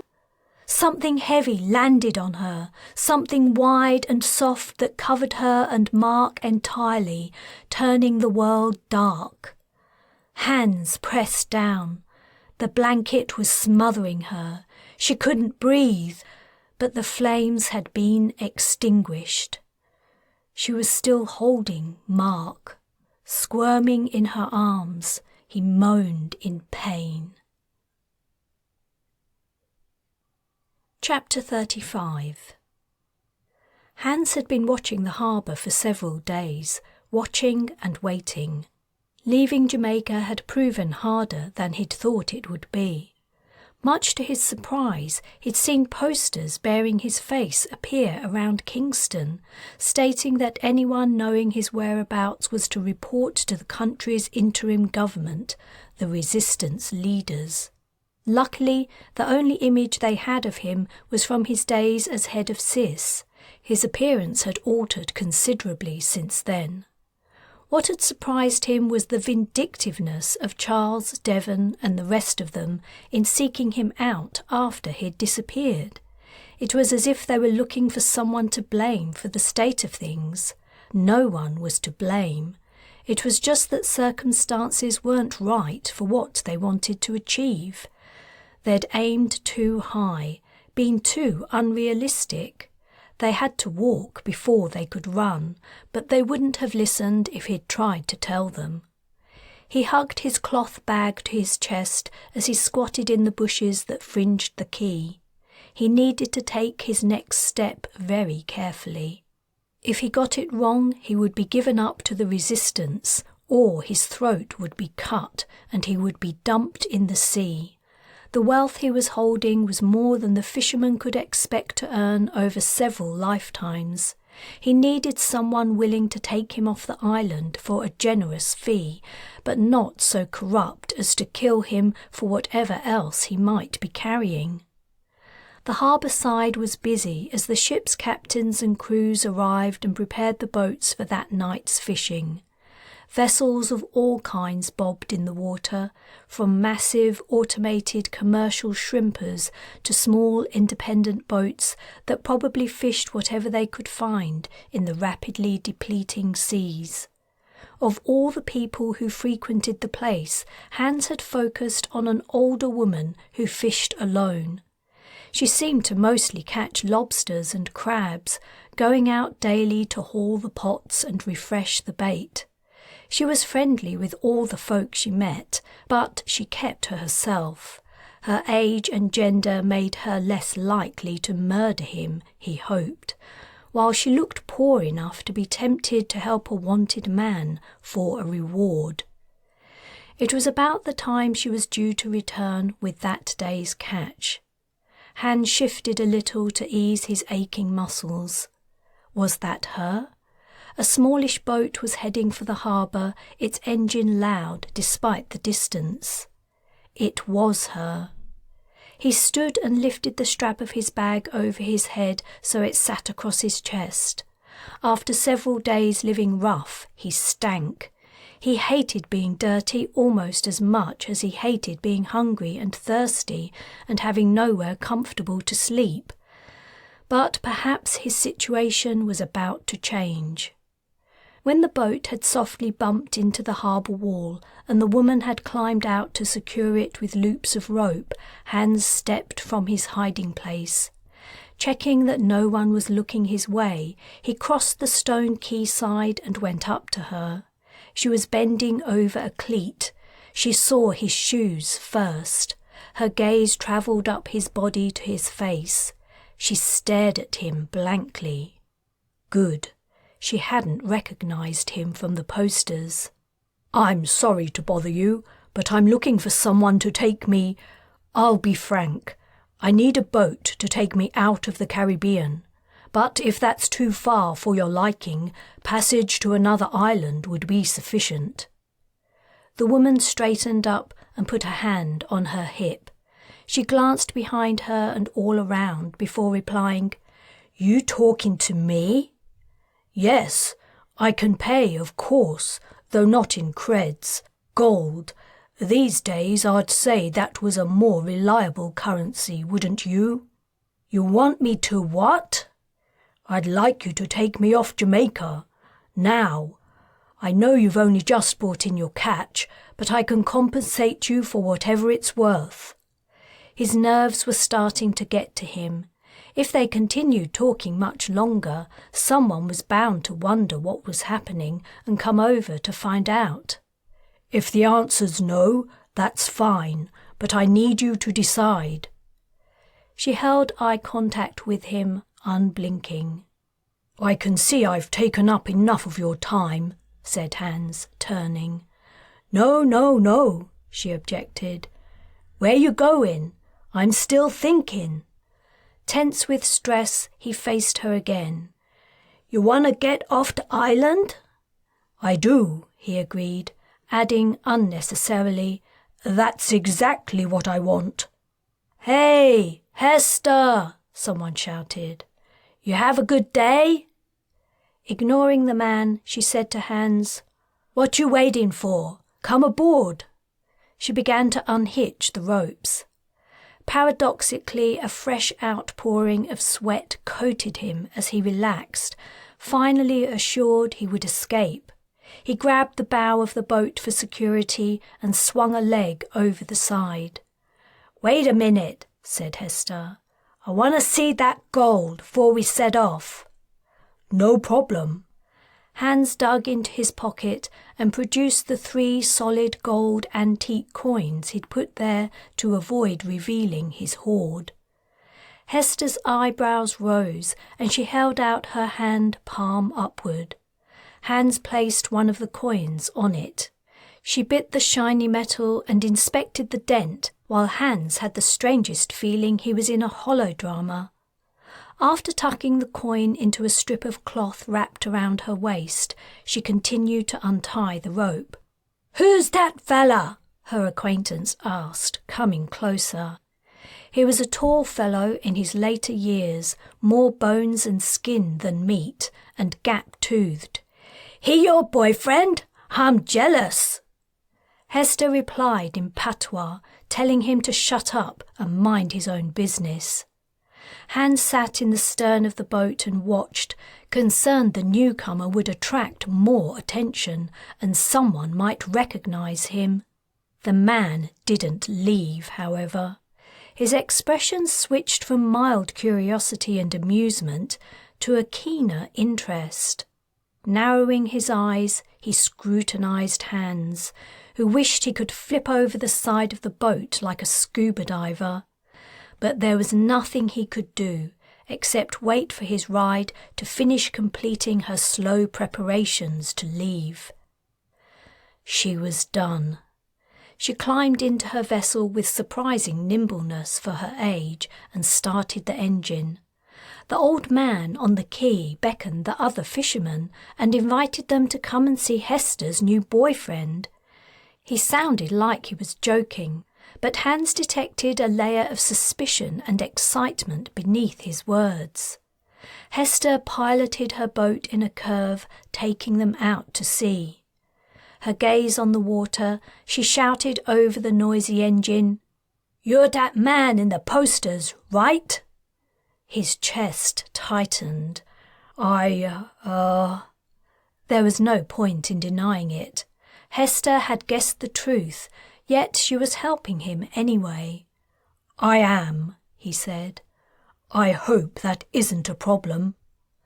She thrust out her lower lip as she considered. "No, it don't matter," she said in the end. "I mind my business and no one else's. It's the best way."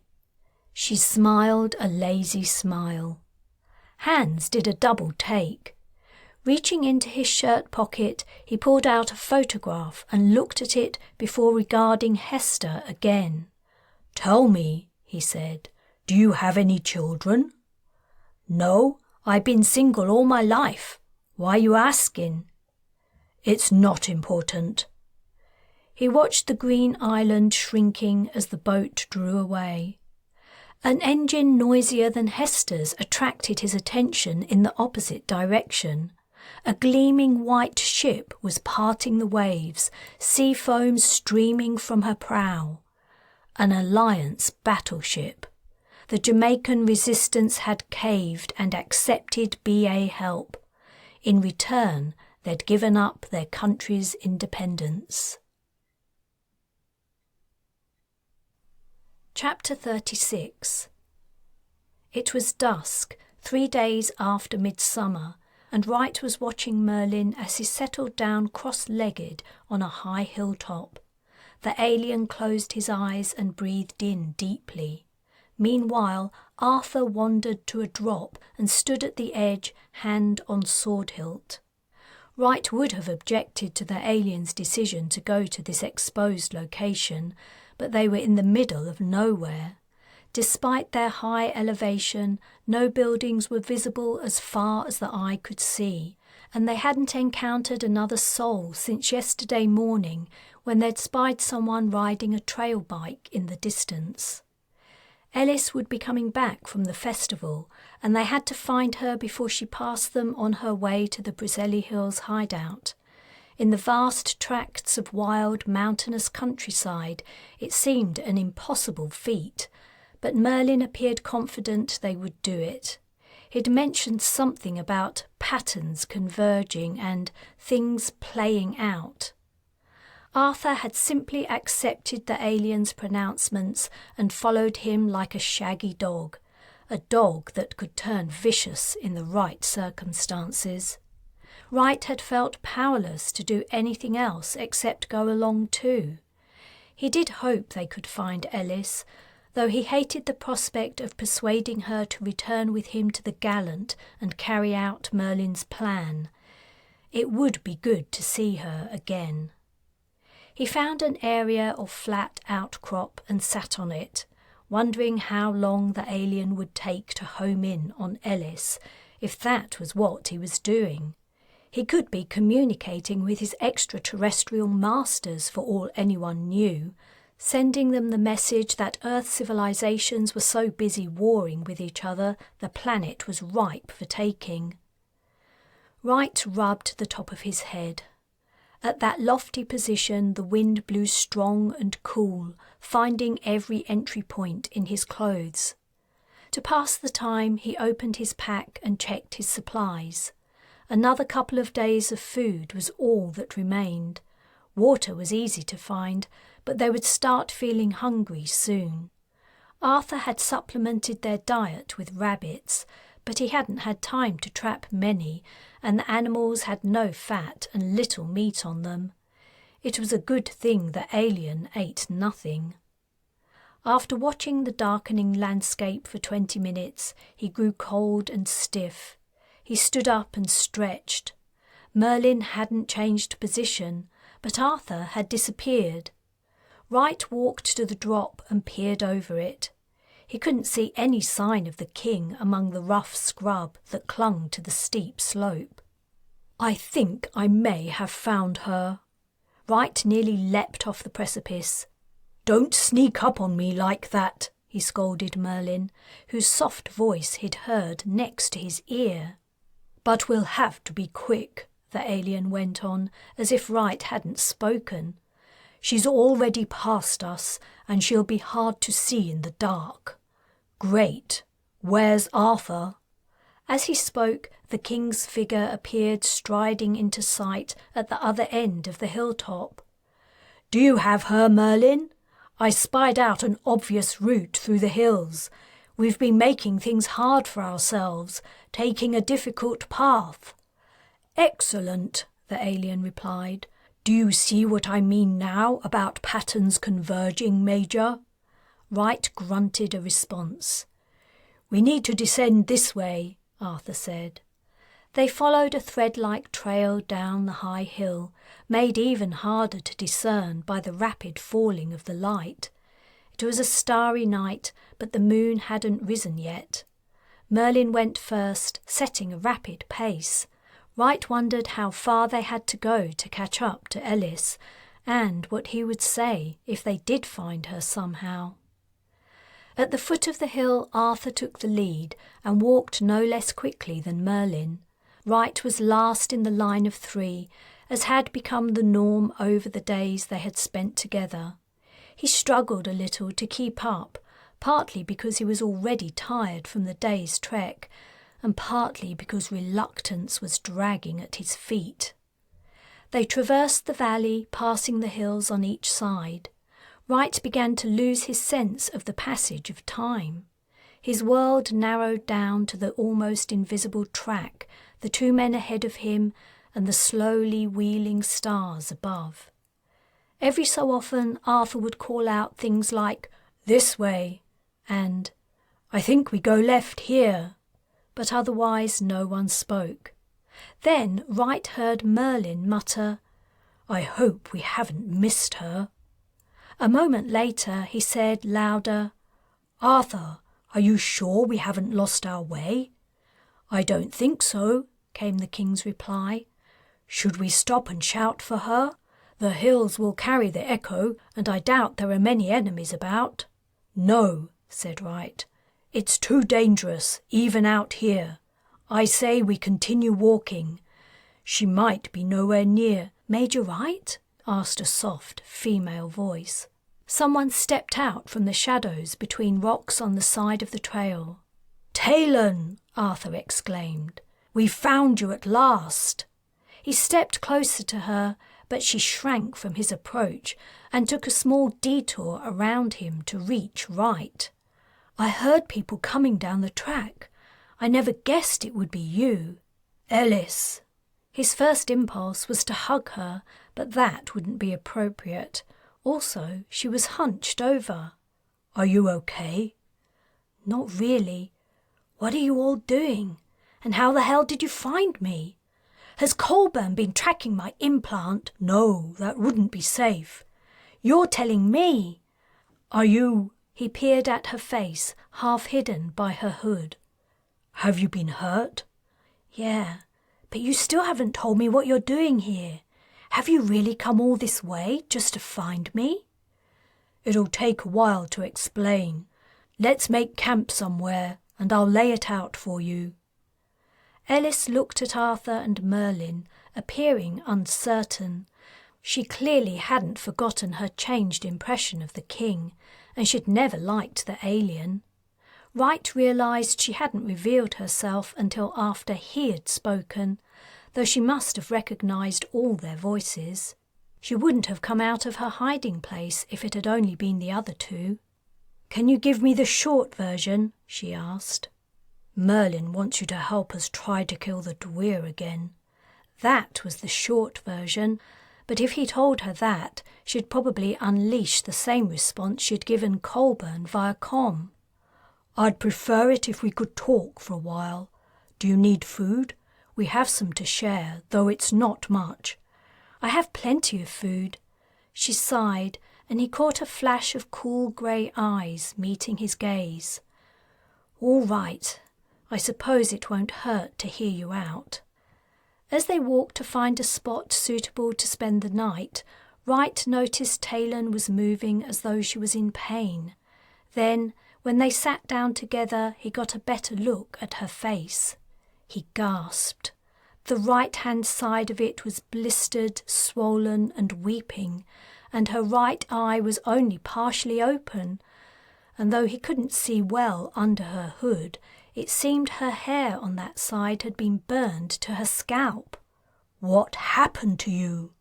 "That's another long explanation. Let's do yours first." "Taylan, you must be in pain," said Arthur. "Let Merlin heal you before we talk." She hesitated. "No, I'll be okay." "Those are third-degree burns, Ellis," said Wright. "If you don't have them treated, they'll get infected. I don't know how you can walk around with an injury like that." She gave a slight smile, and he understood he'd put on his major voice. "I want to hear what you have to say," she said. He silently cursed, though he couldn't blame her for insisting. He had a feeling the moment he told her Merlin's plan, that would be the last he would see of her. "Okay, but hear me out before you come to a decision. And even if you don't like what I have to say, promise me you'll stay with us tonight and let us help you." "No, I'm not promising anything." She glanced at Merlin and Arthur. "Oh, well." He'd tried his best. He told her about the proposal to cloak the Gallant and approach the Dwyr's flagship with the intent of boarding it and assassinating her. He left out the part about it being Merlin's idea. There was no point in making it even more likely she would refuse. To his surprise, she didn't immediately say no. Another thing struck him. She clearly hadn't found her children. He was sure she wouldn't have undertaken the task of sabotaging the Crusaders' festival if that had been the case. "What happened at the midsummer celebration?" he asked. "I'd rather not talk about it." "It didn't work out?" Ignoring his question, she said, "This plan of yours, I'm prepared to consider it, but on one condition." Chapter 37. Kala was determined not to make the same mistake twice. She'd asked the Belladonna's chief medical officer to supply her with sedatives, claiming she found it hard to sleep. That had been easy. Crushing up a couple of the tablets and mixing them into Perrin's evening drink had been harder, but she'd managed it without him or Morgan noticing. The drug would take effect slowly, but once her son was asleep, he wouldn't wake for another 7 or 8 hours, no matter what. By then she hoped to be far from her usurper's sphere of influence. All she needed was for the rest of her efforts over the last couple of weeks to bear fruit. Luckily, Morgan hadn't restricted her movements around the ship or removed her security access. Perhaps she'd underestimated Kala or was uninterested in how things worked aboard the starship. Lying in bed, waiting for the hours to pass, was the hardest part. Kala's muscles ached with tension. This might be her only and final chance to outwit Morgan. If she failed, who knew what the woman would do in retaliation this time around? But what choice did she have? She couldn't live under another's rule. She'd spent her entire life ensuring she was the one with the power, the one in control. She couldn't allow another to stand in her way. Her entire being rebelled against the notion. It was time. As she had before on her first attempt to leave, she rose and went silently to Perrin's cabin. She'd worked out the best route for avoiding other people. She mostly trusted her crew, who seemed to remain loyal to her whenever Morgan wasn't around, but she couldn't take even the smallest risk. Perrin lay with his mouth open, sleeping heavily. She didn't waste time gathering any of his belongings. He would probably complain about it when he woke up, but she would find a way to mollify him. Enduring his anger and disappointment when he realised she'd taken him away from Morgan was a small price to pay for their freedom from the tyrant. She uncovered him and slipped her arms under his sleeping form. With some difficulty, she lifted him and put him over her shoulder to help support his weight. It had been several years since she had carried him like this. The feeling brought back happy memories of him as a small boy, when he'd been young enough to sit on her lap and cuddle her. Something in her heart seemed to twist, and she found herself swallowing tears. She would not allow that bitch to take her son away from her. His cabin door slid aside, and she carried him into the passageway. Selecting and preparing the crew members who would help her had been a long and difficult process. First, she had to approach the person in question while Morgan was not around. This had proven hard to do, because Morgan had insisted they spent most of their time together. Not that she'd continued to instruct Kala in the skills she possessed. No, that privilege was now reserved for Perrin only. Instead, Morgan had seemed to take a special pleasure in forcing her to attend her son's lessons and witness a process that was now off limits to her. Consequently, she'd spent little time alone. Next, she had to subtly question them to assess whether they would be able or willing to help her. This had been where she'd feared things going wrong the most. All it would have taken was one of the people she approached to tell Morgan what she was attempting, and she would have found herself back in the brig, or worse. Then she'd put together the steps of her escape and relayed the information to the trusted individuals. The harrowing procedure had taken weeks. The shuttle bay hatch appeared in the passageway ahead of her. She had managed to reach it without encountering anyone else. Her co-conspirators had kept her path empty. The hatch opened at her approach. No problems with a security lockout. Wonderful. Finding a pilot to take her to Earth had been nearly impossible, unsurprisingly given what had happened to the last one. Eventually, an older man who had worked for her for years had agreed. She had yet to think of a worthy reward for him when they reached their destination, but it would be something highly valuable, plus a sizable pension. The pilot waited outside the shuttlecraft as instructed. She wasn't going to take the same risk as before. When she and Perrin were ready, he would step inside and start the engines.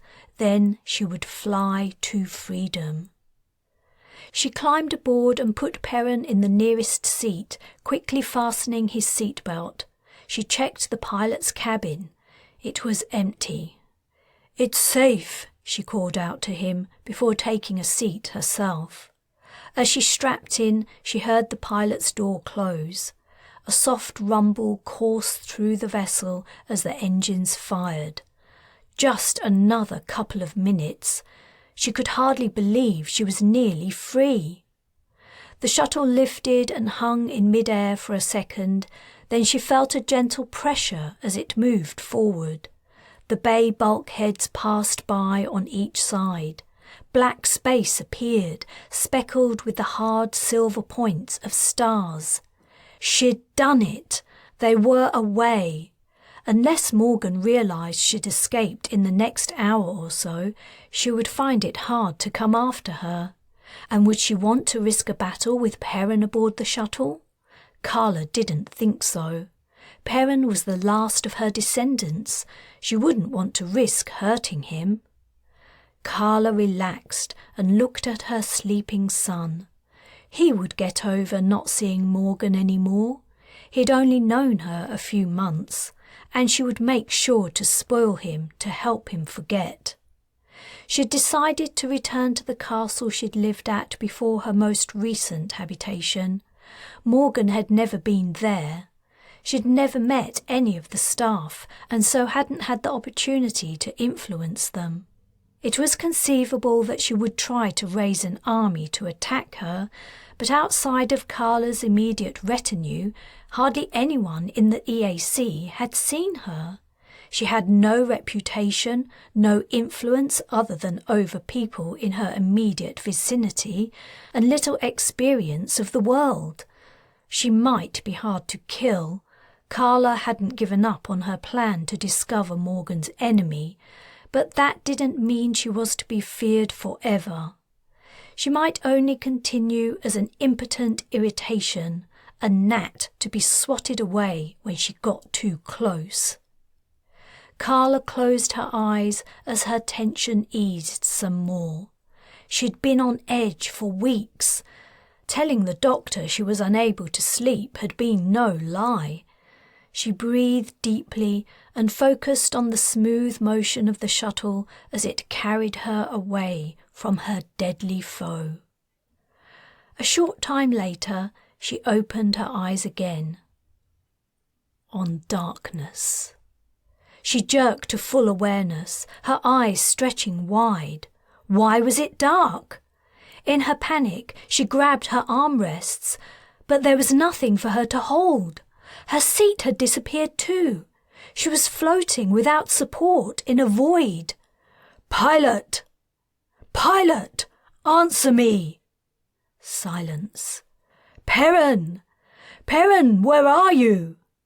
She reached out, but her hands met nothing. Her feet did the same. Where was she? Where had the shuttle gone? Where was Perrin? Was she dreaming?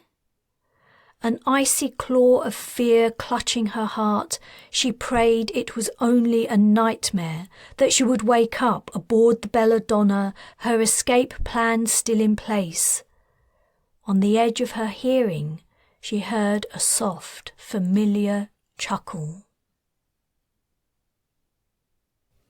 Chapter 38.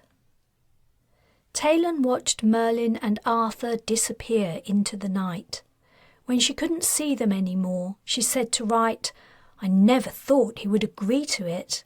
Merlin, he badly wants to carry out his plan for some reason. I'm not sure why. Oops. He gave her a sheepish look. It's okay. I'd already figured out this was all his idea. I didn't think you liked me so much you would trek for days through the wilds of West Bi, enemy territory, just to find me. Now he looked a little hurt. What makes you think I don't like you? I wasn't that bad a CO to you, was I? No, that isn't what I meant. You have to admit this is excessive. There has to be 1,000 other Marines who would be just as good as me at trying to take out the Dwyr. Not 1,000. 100 maybe. 10 at least. She smiled, then winced and raised her hand to the side of her face. I wish you'd let Merlin treat you before he left. She shook her head, then winced again. I wish I would stop doing that. You must be in a lot of pain. Hey, I forgot. I brought along some meds. He fished in his pack and handed her a strip of blisters that was nearly empty. But you've been using these, she said. You must need them. I can't take them. I don't need them as much as you do. Go on, please. It would make me feel better. Her burns did hurt like a bitch, keeping her awake at night and making every movement painful. She popped one of the pills and swallowed it with a sip of water. No luck with your kids? He asked quietly. About to shake her head again, she remembered just in time. No. There was so much more she could have told him on that front, about spying on the orphanage and getting shot, and her guess that Patrin and Kayla might have been taken in by a Crusader couple, but she didn't think she could do it. No luck was all she could manage. He got the hint and didn't press her to tell him more. How long do you think it'll be before Arthur and Merlin come back? About a day and a half. She'd set out at the same time as the brothers, but they were moving much slower than her due to carrying Mark on a stretcher. It had been an enormous relief when Merlin had agreed to heal Mark in return for her participation in the mission. The guilt of his injuries had weighed heavy on her, even though he'd insisted on helping her remove the incendiaries. If she hadn't been at the festival and objected to the sabotage, he wouldn't have got hurt. He'd been fortunate to survive the horrible burns from the device going off in his hands. He could have easily died, and she would have had to live with the fact for the rest of her days. She had plenty of regrets already, without adding another to the list. It looks like we'll have quite a wait ahead of us, said Wright. Are you hungry? Do you want to eat something? I could start a fire if you're cold too. I think it'll be safe out here. Now that the meds were taking effect, she had felt her appetite begin to return. I have lots of food. She hadn't touched her supplies since leaving Anise Morn. You should have some of mine, and a fire would be great. As the Major went to gather wood, she took out some of the parcels the Crusaders had given her and opened them. She found strips of preserved meat, dried fruit, savoury biscuits, some kind of confectionery, and nuts in their shells. The people had been so kind and generous. The memory of them filling her pack before she set off brought tears to her eyes. It had been so odd. They hadn't seemed to guess she and Mark might have had something to do with the fires that had simultaneously broken out at the festival site. Mark, being a victim of one of the fires, probably had something to do with that. They hadn't appeared to recognise the deactivated incendiaries in her pack, perhaps unremarkably, if anyone who saw them had no military experience. Retrieving the majority of the devices had meant the few fires that had started up were dealt with before things got out of control. She and Mark had prevented a terrible disaster, so that was something to be grateful for. But Mark had suffered horribly, and she'd lost Meilir and Madog's friendship forever. Not Medwyn's, he had never liked her anyway. Regarding the other two, if they'd felt any animosity toward her because she'd upset their plans, involving their brother so he was left severely burned, had put the seal on it. She would never be able to look either of them in the eyes again. Wright walked into the campsite and dropped a bundle of sticks.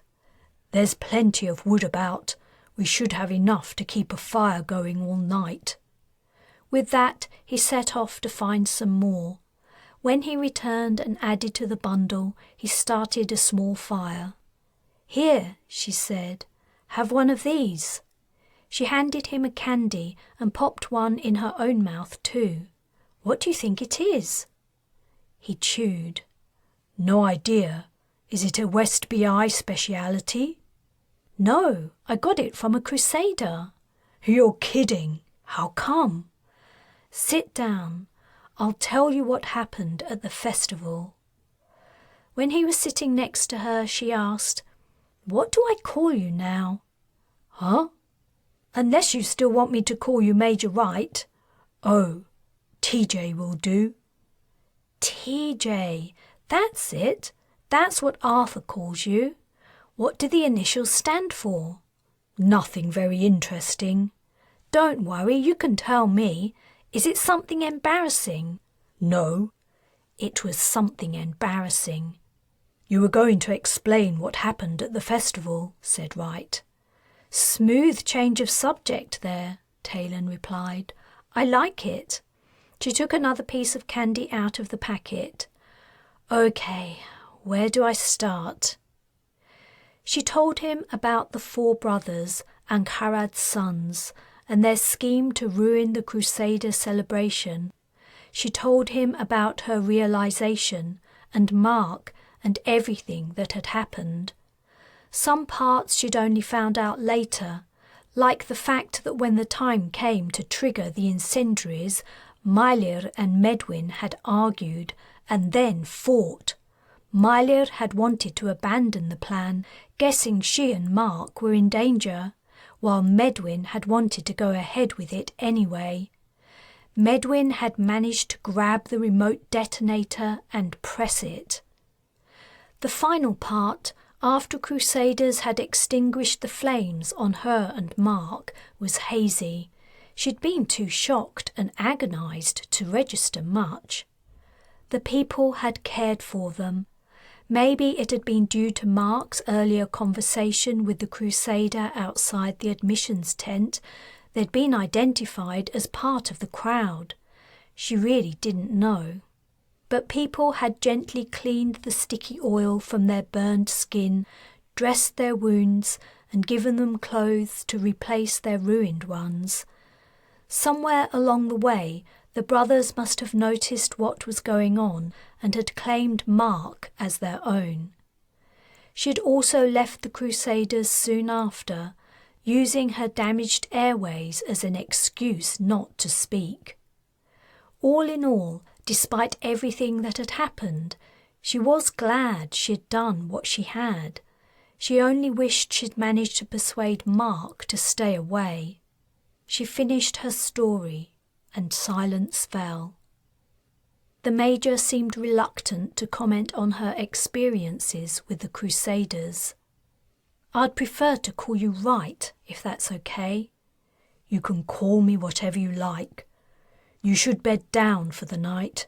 It can't have been easy walking for days with those wounds. Keep the meds, I can do without them. But when Merlin gets back, I want you to let him heal you." She gave a shiver. "I hate the idea of that creepy alien touching me." "That's perfectly reasonable. Who wouldn't? But we have a long journey to make to reach the Gallant, and you won't be going far or fast in that condition." She yawned. "Yes, sir. A compliant Marine. That's what I like. Hey, who said anything about re-enlisting?" Just joking. Besides, are you sure the Alliance wants you back? Huh, they'd be lucky to have me. They would, and that isn't a joke. She unrolled her sleeping bag, took off her jacket and climbed inside, her handmade Crusader clothes feeling awkward and bulky, especially now the Major's painkillers were working. As she settled down, the warmth and happiness she'd felt since encountering Wright began to fade. Patrin and Kala remained lost, and she could never return to the Westby Isles Resistance. If it hadn't been for the mission Merlin had dreamed up, she would have been entirely alone and friendless in a land ruled by someone who wanted her dead. In truth, she'd had little choice about accepting Wright's proposal. Chapter 39. It was during the journey back to the Gallant, Wright decided to tell Ellis the information Merlin had revealed. She was wearing one of the suits stowed aboard the dropship in case of emergencies, which meant he could open a one-to-one comm with her and Merlin and Arthur wouldn't overhear. He knew she would believe him. Her opinion of him hadn't been coloured by his psych assessment report, as every senior Marine officer's would be from now on. Also, he had a feeling she would have believed him anyway, no matter what any shrink said.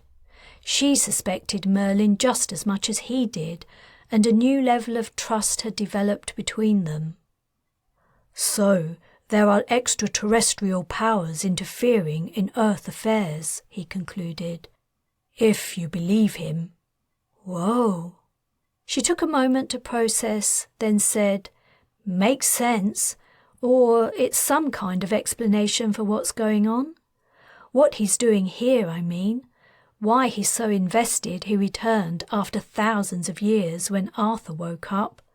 That's a big commitment, right?"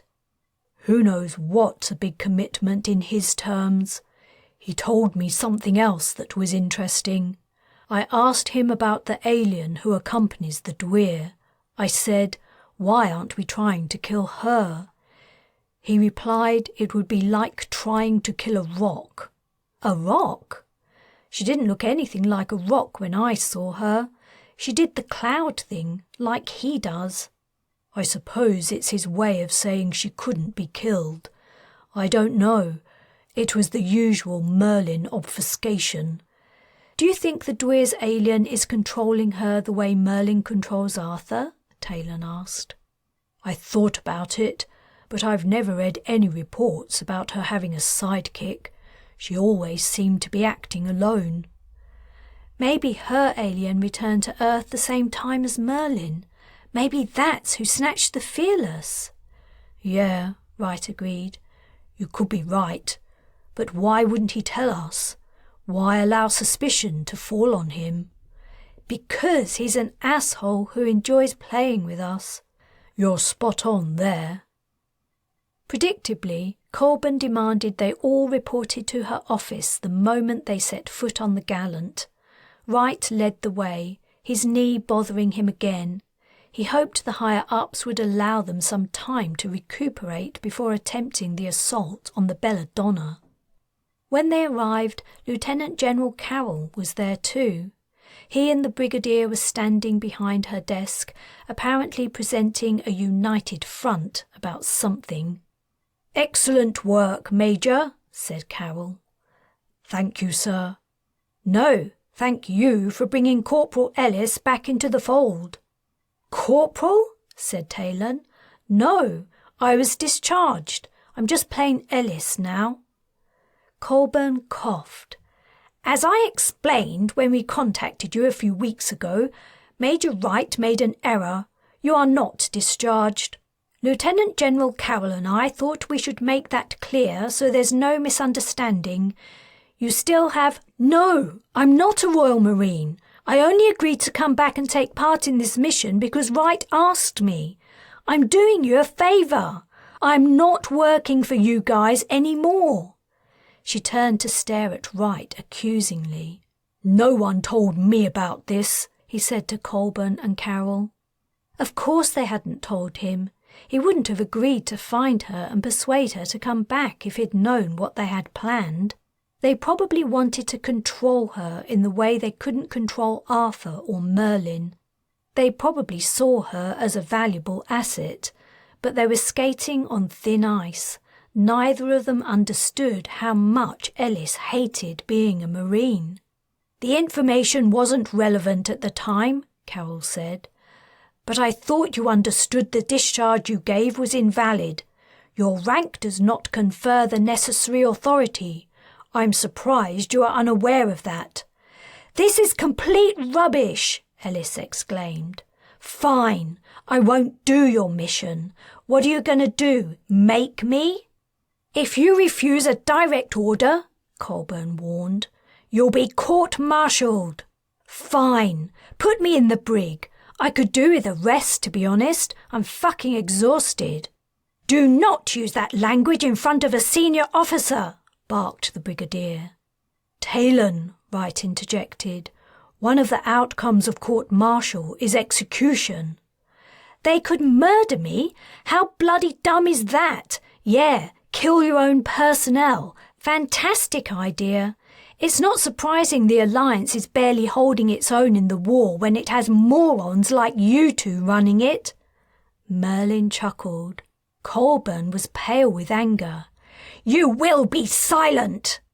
"Brigadier," said Carol, "if I could say something?" He turned to Ellis. "What do you say we wind back the last few minutes and start again? I can see you feel strongly about the situation. I'll go so far as to say perhaps we underestimated just how strongly you would feel. It's an easy mistake to make when we're operating with insufficient information." He glanced at Wright. Great. Carol expected him to shoulder the blame for Ellis's justified outrage.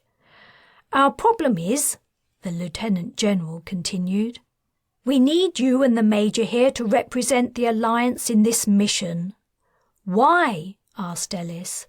"Why can't I be whatever you count them as?"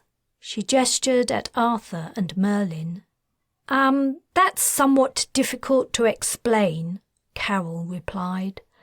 "Suffice to say, at least 50% of the core team responsible for the Dwyr's assassination should belong to the Alliance." It was a political thing, Wright guessed. If it had got out that the BA had little or nothing to do with the defeat of the EAC, it would look bad. The Alliance was concerned about its reputation and ongoing influence in world affairs when the war was over. "Can I suggest something?" he asked. "Go ahead, Major," said Carol.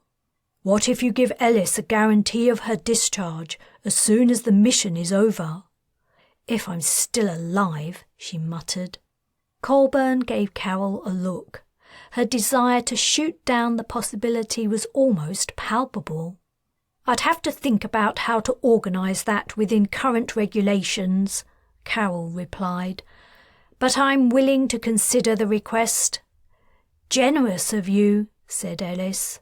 Wright winced. "Even if you give me a guarantee," she went on, "how am I to know you won't renege on it later? I was given a discharge once, now everyone's backtracking on that. If we arrange for a guarantee of some kind, it would be legally binding." "I could sue you? Come on, it's wartime." "Believe me," said Carol, "it isn't in our interests to have Marines who don't want to fight." "It seems the Major's identified a potential way forward," Merlin said. "Why don't we all take some time to think about it?" "That sounds like a splendid idea." Carol clapped his hands together.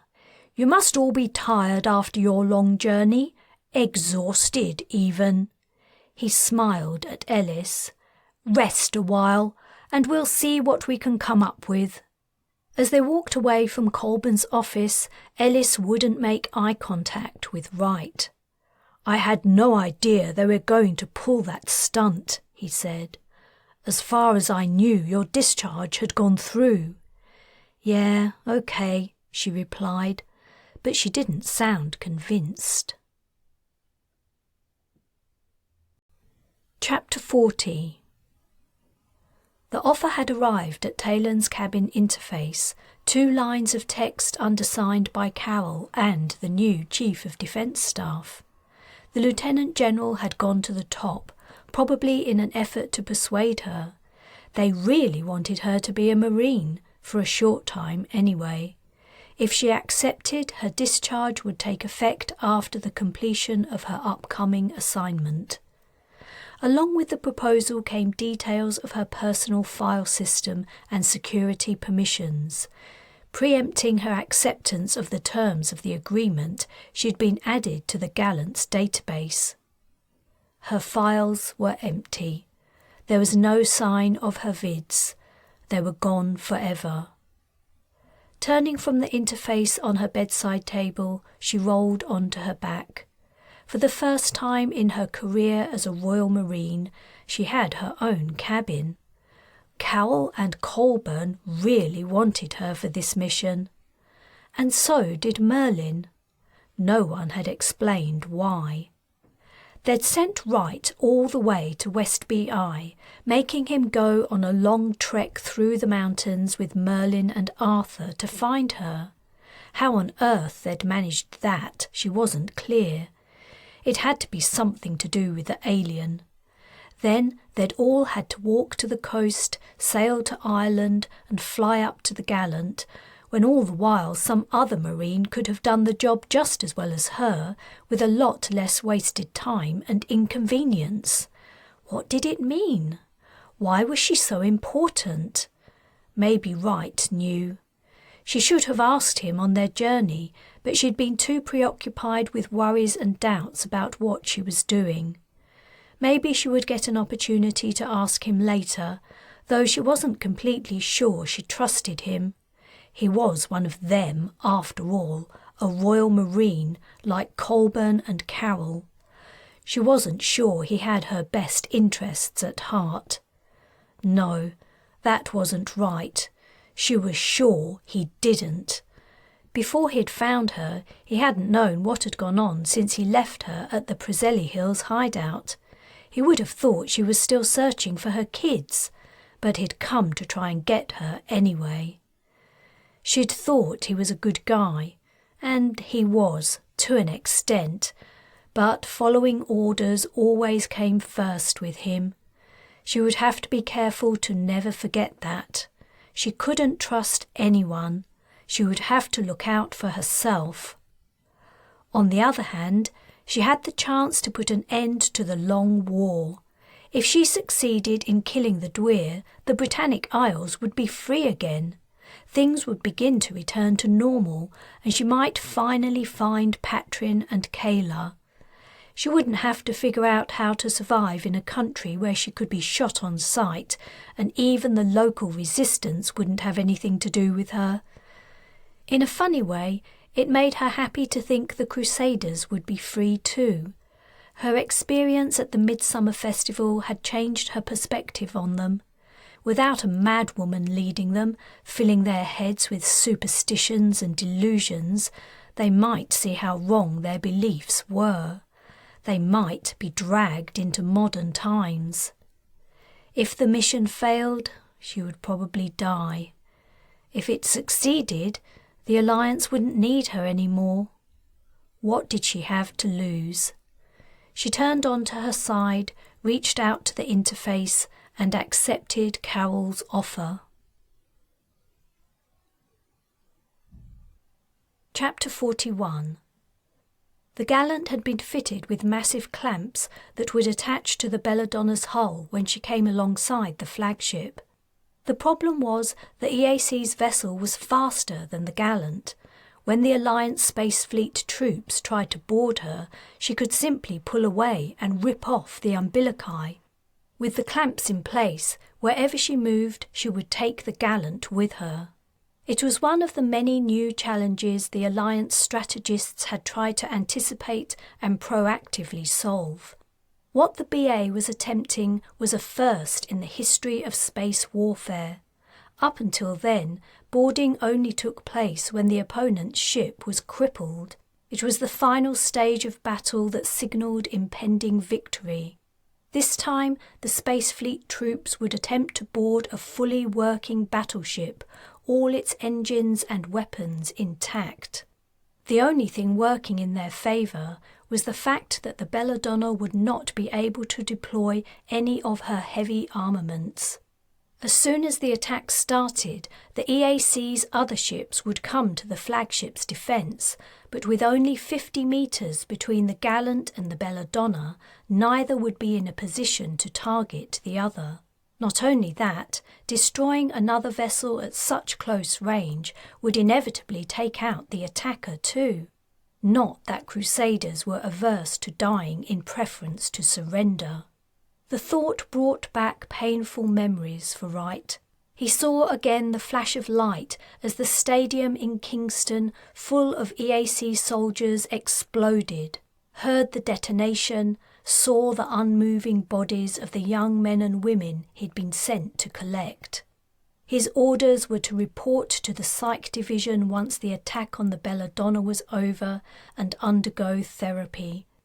Only when he passed an evaluation would he be allowed to return to duty. No one ever stated it out loud, but it was generally accepted that a spell in a psych unit put an end to your military career. There would always be doubt over your reliability and mettle. At the very least, it would take years to clean the stain from his record and regain his superior's trust. Most likely, he would never receive another promotion. "I'm not okay with this," said Ellis. "Are you okay with this?" She was sitting in a crash seat next to him as the Gallant slid silently and invisibly closer to her target. "Okay with what?" he asked in reply.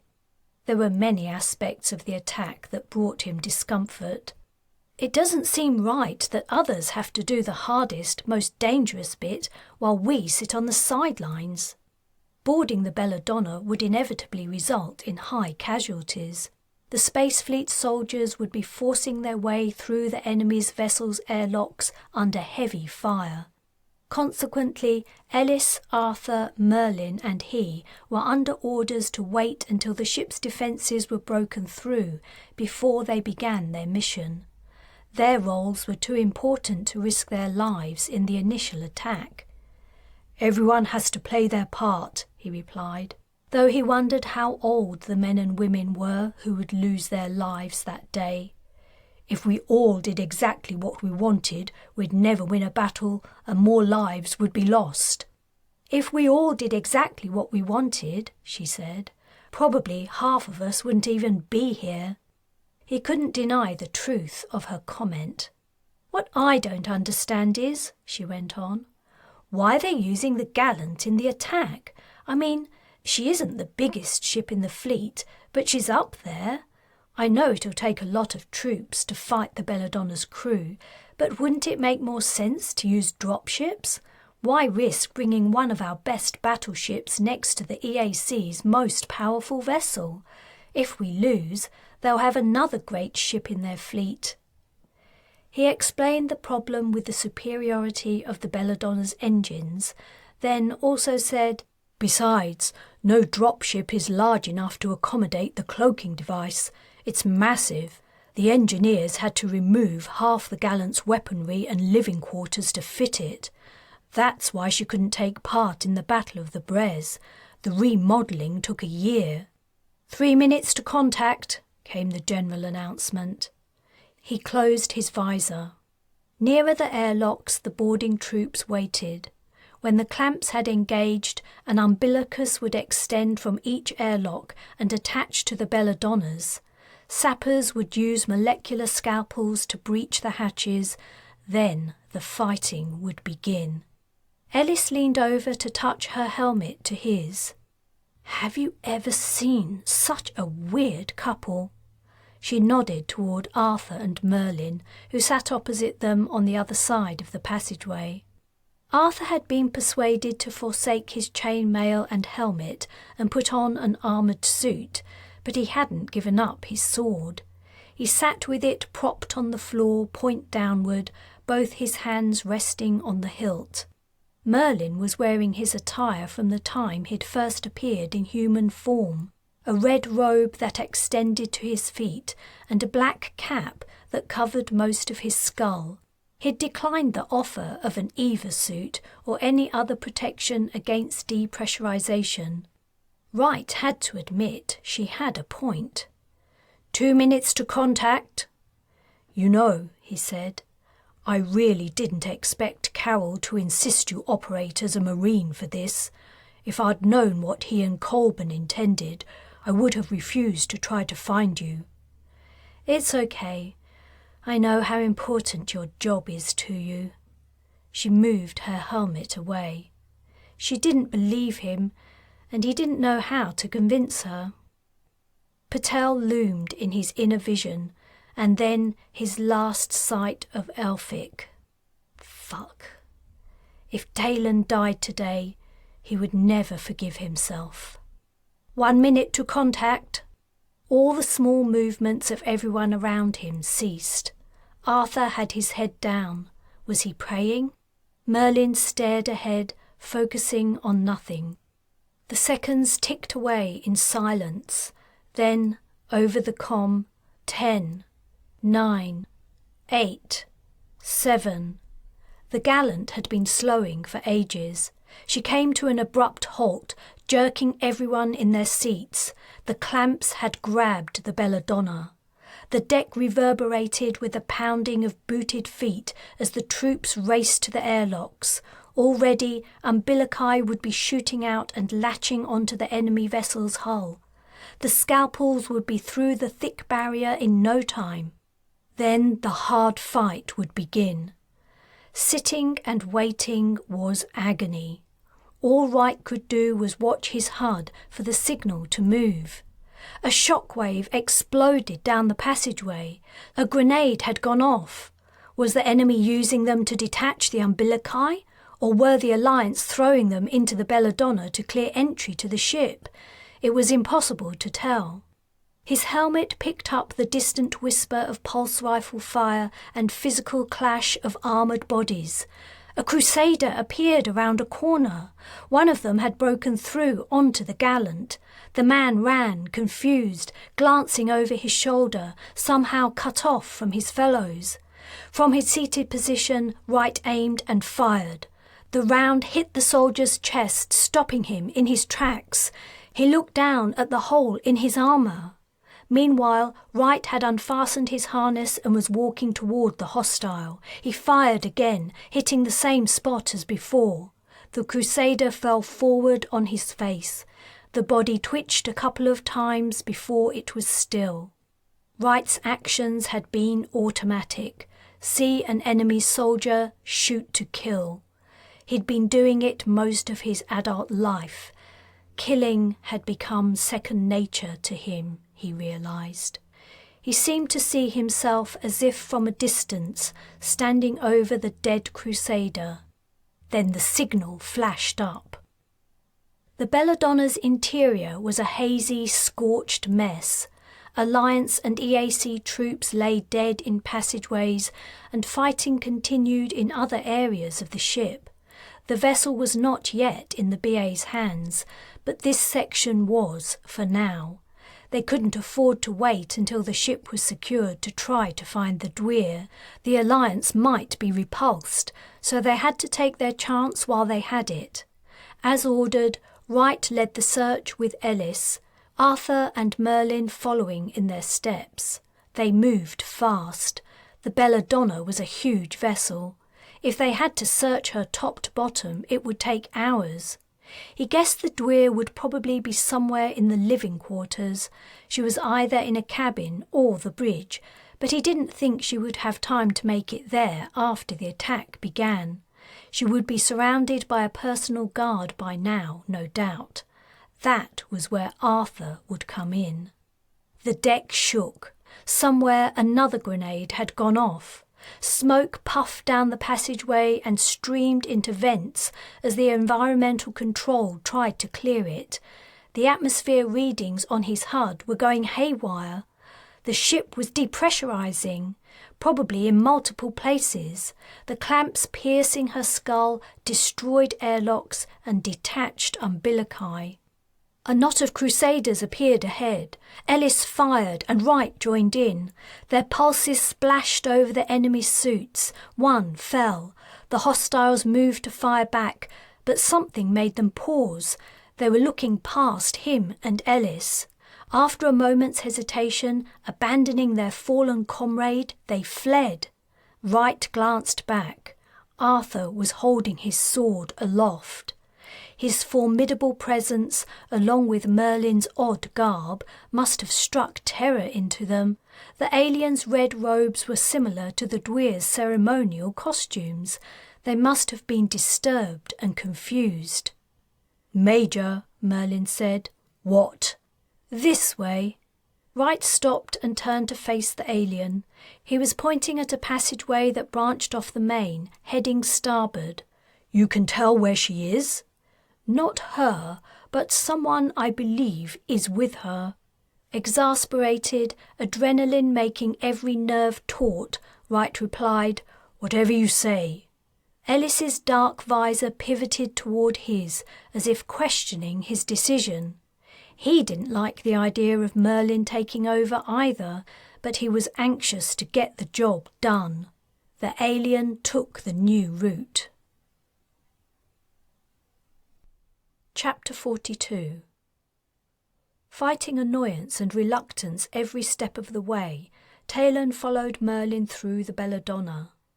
Carrying out an assignment on the request of the Britannic Alliance was one thing, doing the alien's bidding was another. But then, hadn't they been doing his bidding all along, under the guise of fulfilling the BA's aims? He'd been playing them all for fools, and she didn't know exactly why. The story Wright had told her about Merlin saying he represented powers who supported the Alliance didn't ring true. Her gut told her his demeanour didn't echo his words. Nevertheless, she didn't have much choice except to trudge along behind him. Arthur walked alongside the alien, his sword held defensively, while she and Wright regularly checked the rear. The chaotic situation aboard the ship meant threats could come from any angle. Merlin halted. A door slid open and 4 crusaders burst into the passageway. She lifted her rifle. Arthur swung. His sword moved in a wide arc, slicing into a man's bicep and continuing through into his chest. The king heaved the blade out and kicked his victim out of the way. He drove the point into another soldier's stomach, thrusting until the blade emerged from his back. The remaining 2 crusaders leapt out of his reach, retreating through the doorway. The door slid closed. 2 men lay dying in pools of blood, and neither she nor Wright had fired a shot. Merlin walked on. She'd been wondering how the king would fare against the Dwyr's troops. The crusaders he'd killed at the launch ceremony had been mostly unarmed and defenceless. Pulse fire might not affect him, but would he have any effect against suited-up soldiers? Her question had been answered. Wright opened a 1-to-1 comm. "I see what you mean about him." She replied, "You haven't seen anything yet." "Not far now," said Merlin over his shoulder. They strode around a corner. 5 troops stood abreast, blocking the passageway. More were gathered to their rear. "This is it," said Wright. "Good luck." Pulse bolts flew from the enemy's rifles. The energy spilled over Arthur and Merlin. Merlin was dissolving. As the Dwyr's female companion at the launch ceremony had, the alien was breaking apart, becoming translucent. Taylan fired back. Her rounds passed through the space containing the diffusing Merlin.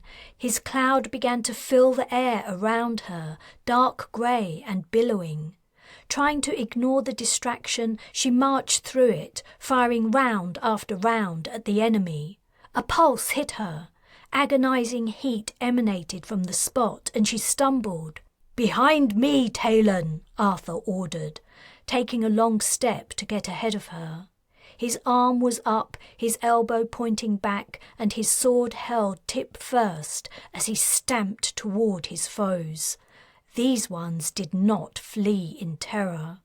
She admired their bravery in the face of an attacker unaffected by pulse rounds, but she continued to fire, aiming around Arthur's bulk. Wright's pulses were also flying out. There could be only one conclusion. The Crusaders who remained standing by the time they reached them quickly fell to Arthur's sword. A closed door stood to the right. Behind it, no doubt, was the Dwyr and more of her guard. Movement at the end of the passageway caught Taylan's attention. She looked over just in time to see a woman and a boy disappearing around a corner. It was the Dwyr's companion from the launch ceremony, and the boy had been there too. Rumour said the Dwyr had a son. Taylan guessed that had to be him, and the woman was trying to take him to safety. Though a surviving successor to Dwyr Orr could mean trouble in days to come, she couldn't help feeling relieved he might get away. She could never have killed him, but she suspected Arthur might have in his berserker rage. "How do we get in?" she asked Wright. "There are a couple of possible ways," he replied. "I've let command know we've found her. They can send someone to cut through it, or if we have control of the ship, we can override the security." Arthur raised his sword. "Watch out," she warned Wright. Arthur plunged it into the security panel. The blade sank in several inches and the panel sparked and smoked. "Looks like he can't be electrocuted either," the Major remarked. "That won't work," he added, his comm now external. "Breaking the security will seal the door." The king wrenched the blade free, then, with a cry, holding the hilt in both hands, he sliced downward. Taylan's jaw dropped. The sword had actually pierced the door's surface. Arthur applied more pressure, forcing the sword in and down. He grunted, his elbows jutting as he worked the blade. He was cutting through the door. "Arthur," said Wright, touching the king's elbow. "Watch out," said Taylan, remembering the scar that remained on her neck from when Arthur had almost killed her. But the king seemed to hear him. "Take out your sword and step away," Wright instructed. She guessed the Alliance must have taken the ship and had told the Major they could unlock the door. Arthur's sword removed, a moment later the door slid open, though only halfway. The ridge the sword had created caught on the jamb. She was poised, waiting for the defensive fire from within. Nothing came. The room was dark. "Lights," said Wright. His command had no effect. Taylan switched her visor to night vision. The room was about 4 meters square and empty except for a bed. On the bed lay the figure of a woman, curled on her side in a fetal position. She was slim, and her long dark hair spread over her pillow. Was it the Dwyr? For a second, Taylan wondered if they'd been tricked with a decoy. The person on the bed looked very different from the figure she'd seen dressed in all her regalia. Could it really be her? And what was wrong with her? Why wasn't she getting up? Was she drugged? Could she be dead? Arthur was striding forward, his sword high. "Wait!" Taylan shouted, running in front of him. "Wait! I don't think it's the Dwyr." This time he didn't appear to hear. "Arthur, no!" She pushed his chest, slowing his progress. She couldn't see his face behind his visor, but she knew the blank stare he was likely wearing too well. "Right, help me!" She couldn't let Arthur murder an unarmed woman. The Major didn't move. "It's her." How did he know? She guessed his HUD had told him that his helmet was relaying his view of the Dwyr to the Gallant. Arthur raised his sword. "No! Don't do it!" In part of Taylan's mind, she saw Dwyr Orr on the platform at the launch ceremony, lifting a knife to Kala's throat. She saw Wilson, his bloody, tortured body hanging upside down on the front of the Dwyr's conveyance, while the mad woman stood above him behind her protective barrier, the wind billowing out the cloth of her bizarre headdress. She heard the roar of her rabid supporters clamouring for his blood. In another part of her mind, crusaders were tending to her burns, giving her their clothes and food. She saw a crusader couple looking after her son and daughter, knowing they were from West Bi and not caring. There was a sound like air being sucked into a vacuum, and suddenly Merlin was there, standing in a corner of the room. "Don't let him kill her!" she yelled, not even sure why. The alien said nothing. She snatched for Arthur's sword arm. At the same time, she kicked his kneecap. It had no effect. She kicked again, summoning all her strength, while barely holding back the descending blade. His armoured leg bent backward just a little, but it was enough to halt his progress. The king was leaning over her, bringing his considerable weight to bear downward on her. She shouldered his chest, groaning with effort as she tried to unbalance him. If she could just get him down on the deck, if she could just get that sword out of his hand, he might come to his senses. But what chance did she stand with the alien right there controlling him? For long, strained seconds they were at stalemate. Her hand clamped his wrist, and her entire body's power was devoted to preventing the killing blow. It was not enough. Her muscles gave way, and, with the last of her strength spent, she collapsed. But she fell backward, over the motionless figure of the Dwyr. In another moment, she adjusted her position so she covered the woman's body with her own. She couldn't help it. Everything felt so wrong. Arthur's hand fastened on her shoulder. "Move, Taylan." "I won't. I can't." "You must." His head turned toward Merlin. Still, the alien said nothing. Arthur didn't bring down his sword. It hung over her, silver in the dark. But neither did he release her shoulder. Wright stood by, his rifle muzzle pointing to the side. He didn't seem to know what to do. Then Merlin said, "It is no matter. The new leader of the crusade has escaped on a shuttle. I suggest we take the former Dwyr and return to the Gallant." Chapter 43. In a remote cove on the coast of West Bi, a small boat bobbed on the waves.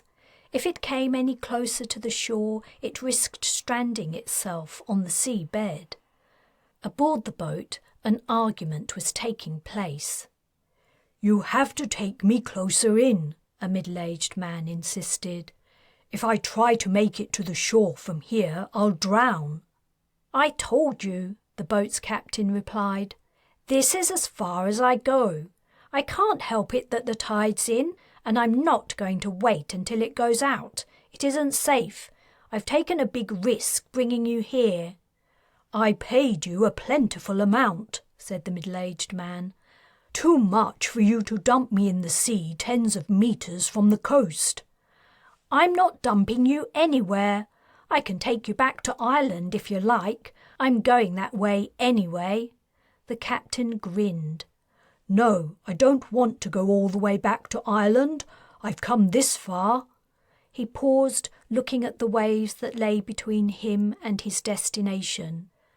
"There has to be a better place you can take me." "Sure, there are lots of spots. I could moor the boat and we could both step onto the quay, right into the hands of Crusader port officials. Now what's it to be? Are you getting out here, or am I taking you home with me?" His gaze dropped to the bag hanging from a strap that ran diagonally across the older man's chest. He was clearly wondering what the bag held.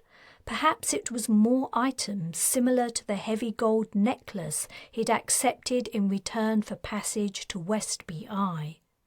The man touched his bag protectively and took a step backward. There was no one else about, naturally. That was the whole idea. He needed to slip into Westby Eye unobserved, especially by anyone from the EAC. But it also meant if a murder were to be committed, there would be no witnesses. "So, back to Ireland it is," the captain said brightly. Despite his words, his gaze didn't leave the bag. "No," said his passenger. "No, I'll get out here." He glanced at the water. How deep was it? He was not a good swimmer. "Perhaps I'll only need to wade in." "Yes, perhaps. I'll hold that for you while you climb out of the boat and hand it to you once you're in." "That isn't necessary. I can manage." He moved to the edge. How did one get off a boat at sea? Would he have to jump? "Are you sure?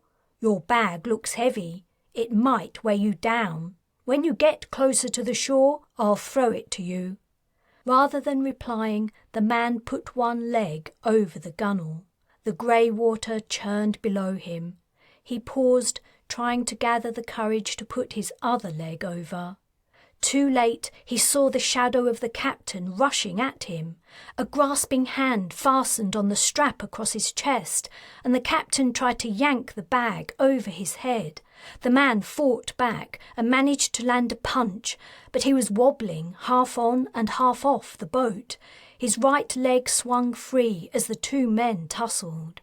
The captain gave him a shove. He grappled with thin air. He was falling. He felt a tug, and his bag was ripped away, the bulky contents knocking his head.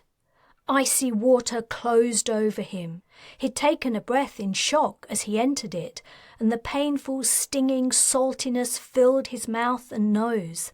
His body rejecting the sensation, the water splurted out, but instantly his lungs reacted with the impulse to breathe in again. He clamped his lips and tried to ignore the spasms that jerked his ribs. Twisting, flailing, he tried to find the surface. Which way up was he? Where was the sky? He could see nothing. The water was cloudy, opaque. He reached out with his feet, but they didn't make contact.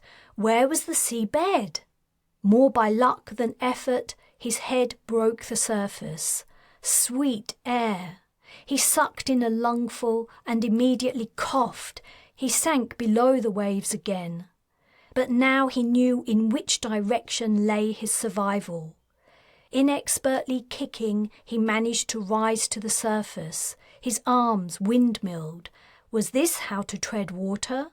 His chin and mouth barely visible, he strained to see the boat and caught a glimpse of the stern and the engine chugging away from him. The damned captain had taken all he had, the wealth he'd spent his entire life collecting. All that remained was the clothes he was wearing, a photograph, a silver necklace, a ceramic pot of fragrant oil, and the coins he'd sewn into his turnips. But he had worse problems than few funds. Where was the shore? Swinging about, he spotted the beach. It did appear to be deserted, as the captain had promised it would be. He flattened out his body in the water and kicked his legs harder. Tentatively, he moved his arms in a broad breaststroke. That seemed to help keep him afloat, and the waves appeared to be carrying him in the right direction. The person who had been Hans Jonter slowly swam closer to land. He had a new name now, one he'd thought up on his long journey from Jamaica, Joseph Fry. What a name to conjure with, memorable, solid, evocative of the old Britannic Isles. The tip of one of his toes brushed the bottom. He'd made it. He put both his feet down and stood up, the cold water streaming from his sodden clothes. A wave crashed into his back, urging him forward. He began to walk the remaining distance to the shingle. He was going to be okay. He was a survivor. And though he might have left his old name behind, he hadn't abandoned his dreams, his vision for the future. He would make the right contacts and establish a network. Then, when he was ready, he would begin again. Chapter 44. Wright stepped between the opening double doors into bright sunshine. He paused a moment, taking in his surroundings. Palm trees lined the quiet street. The sky was a brilliant blue. It had been a long time since he'd been planet-side without being in a combat zone. New Zealand was one of the few remaining places on Earth not currently degraded by resource harvesting or under threat of invasion by the EAC. His time at the psych unit had done him good. Drug therapies, lots of talking, and learning of techniques to help him cope when memories intruded into his mind unbidden. A week seemed too short a time to be there, but he guessed the unit was under pressure to sign off on patients. The Alliance's resources were stretched. Every man and woman was needed. His orders to return to the Gallant had arrived as soon as the doc declared him fit to return to duty. He had a few hours to kill, however, before the transport was due to leave Auckland Military Spaceport. He decided to take a walk around downtown and maybe buy a few souvenirs of his visit. He'd never bothered decorating his cabin, but maybe a picture or two would be nice. He was about to walk away from the unit when someone on the opposite side of the road waved at him. "Hey, Wright!" she called. A car approached. After waiting for it to pass, Taylan Ellis crossed the street. "Phew," she breathed. "I'm glad I caught you. I had to virtually break Colburn's arm before she would tell me where you were, and then she said I'd miss you because you were leaving today." He didn't answer. Encountering her here at the unit, knowing she knew he'd stayed for treatment, made him feel weird. "Is there a bench or somewhere else we can sit?" she asked. Then, before he could say anything, she answered her own question. "Yes, there's one. Come on." The bench stood in a small square of lawn and flower beds to one side of the psych unit entrance, not really large enough to be called a park. As they sat down, she said, "Hi, Taylan. How nice of you to come and see me. How are you?" He smiled. "Sorry, you've taken me by surprise. But how are you?"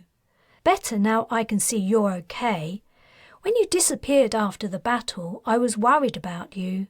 "Maybe I should have told you where I was going, but I thought you'd be returning planet-side at the first opportunity, and coming here feels a little embarrassing." "Don't be dumb. It means you're human, unlike Brigadier Bitch Colburn or Lieutenant General Carroll the psychopath." He tried to smother a chuckle, but then gave up smothering it and burst out laughing. She smiled. "That's good. I think that's the first time I've heard you laugh properly." "Have you been aboard the Gallant all this time?" he asked. "I have. I received my official discharge, then I kind of hung around under the radar. Things were crazy after we took the Dwyr to the ship, right? I think the Alliance could barely believe its luck. No one was paying any attention to me, so I took the time to sort out some stuff." "What's been happening?" One of the standard rules of treatment at the unit was no access to news. "Did you know Talman's announced he's lending his support to the Alliance?" "I didn't. That's great. We might win this war yet." "Did he say what was behind his decision?" "I don't think he did, or I didn't hear about it anyway." "Oh, And, she added, in the tone of someone about to impart some juicy gossip, the word is Dwyr Orr is in a coma. That's why she was so unresponsive when we found her. The docs can't bring her out of it. Really? Yes. In fact, I know it's true because Arthur told me. You're friends with him again? Not exactly. I mean, he's come close to killing me twice now, so, you know. But he did seem to want to make it up to me somehow. It's odd. Deep down, he's extremely moral as well as kind and well-meaning. On the other hand, he's also a bloodthirsty, remorseless killer. But he's only ever like that when Merlin's around, said Wright. Yes, something comes over him and he does whatever the alien tells him. I'm not certain, but I think the fact that I tried to stop him both times might have made him think twice about Merlin. That's good news. And what's happening with the EAC? It's going just as strong as ever. It announced it has a new leader, Dwyr Kala Orr. The boy. Yes, Kala's son, Taylan agreed. But we all know he's too young to lead. The real leader is that woman who escaped with him. I said something similar to Merlin once. I suggested she might be our real enemy, that she'd encouraged the original Dwyr in her ambition to convert the entire globe to her cult. What did he say? He said... Wright scrunched his brow as he tried to remember. He complimented my insight. That was all, though. He did? Then maybe you're right. Maybe he was saying you hit the nail on the head. Maybe, but what good will it do us? He also said she's impossible to kill. Taylan frowned. Then she appeared to become distracted by something. She was staring at a spot around the top of his head.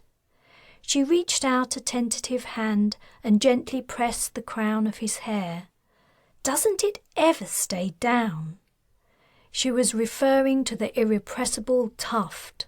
Never, he replied. But one day everyone will wear their hair like this. She snorted with laughter. I expect you're right. When mine grows back, she self-consciously touched the short regrowth on one side of her head. I'm getting it cut just like yours. A plaintive meow came from the bag at her feet. Oh, I almost forgot. Poor Boots, he's been cooped up in there for ages. You brought the ship's cat to Earth with you? He was never the ship's cat. He was always my cat. I left him on the Fearless because I couldn't look after him in West BI, but I got a batcher to have him transferred to the Gallant, and now he's yours. You will take care of him, won't you? He's very cuddly when he gets to know you, and he's trying really hard to be house-trained. Wright thought of his sparse cabin. I'd be honoured. Taylan grinned. I knew you would say yes. She quickly became serious again. You know what a batcher said once when we were playing Shang-Chi? He said we were like the pieces on the game board, to be defeated and discarded by the people playing the game. They never come to any harm, only us poor pieces. That's how I feel about Merlin and the other alien who's now controlling the EAC. They can't be hurt, but they'll happily see us die to achieve their aims. What are their aims, I wonder? Wright asked. I don't know, and I don't know how to find out. She heaved a sigh. What are you going to do now? What else can I do? I have to go back to West BI. But I have a new idea to follow up, a different approach to take. I hope I'm right this time. I hope so too, Taylan. Thank you. She stood up. I have to catch a flight to Ireland. Take care, Major T.J. Wright. She bent down to kiss his cheek before leaving. The end. This has been The Gallant, Star Legend Book 3, written and narrated by J.J. Green, with help from Welsh language consultant Mike Paddock. For more J.J. Green books, visit jjgreenauthor.com.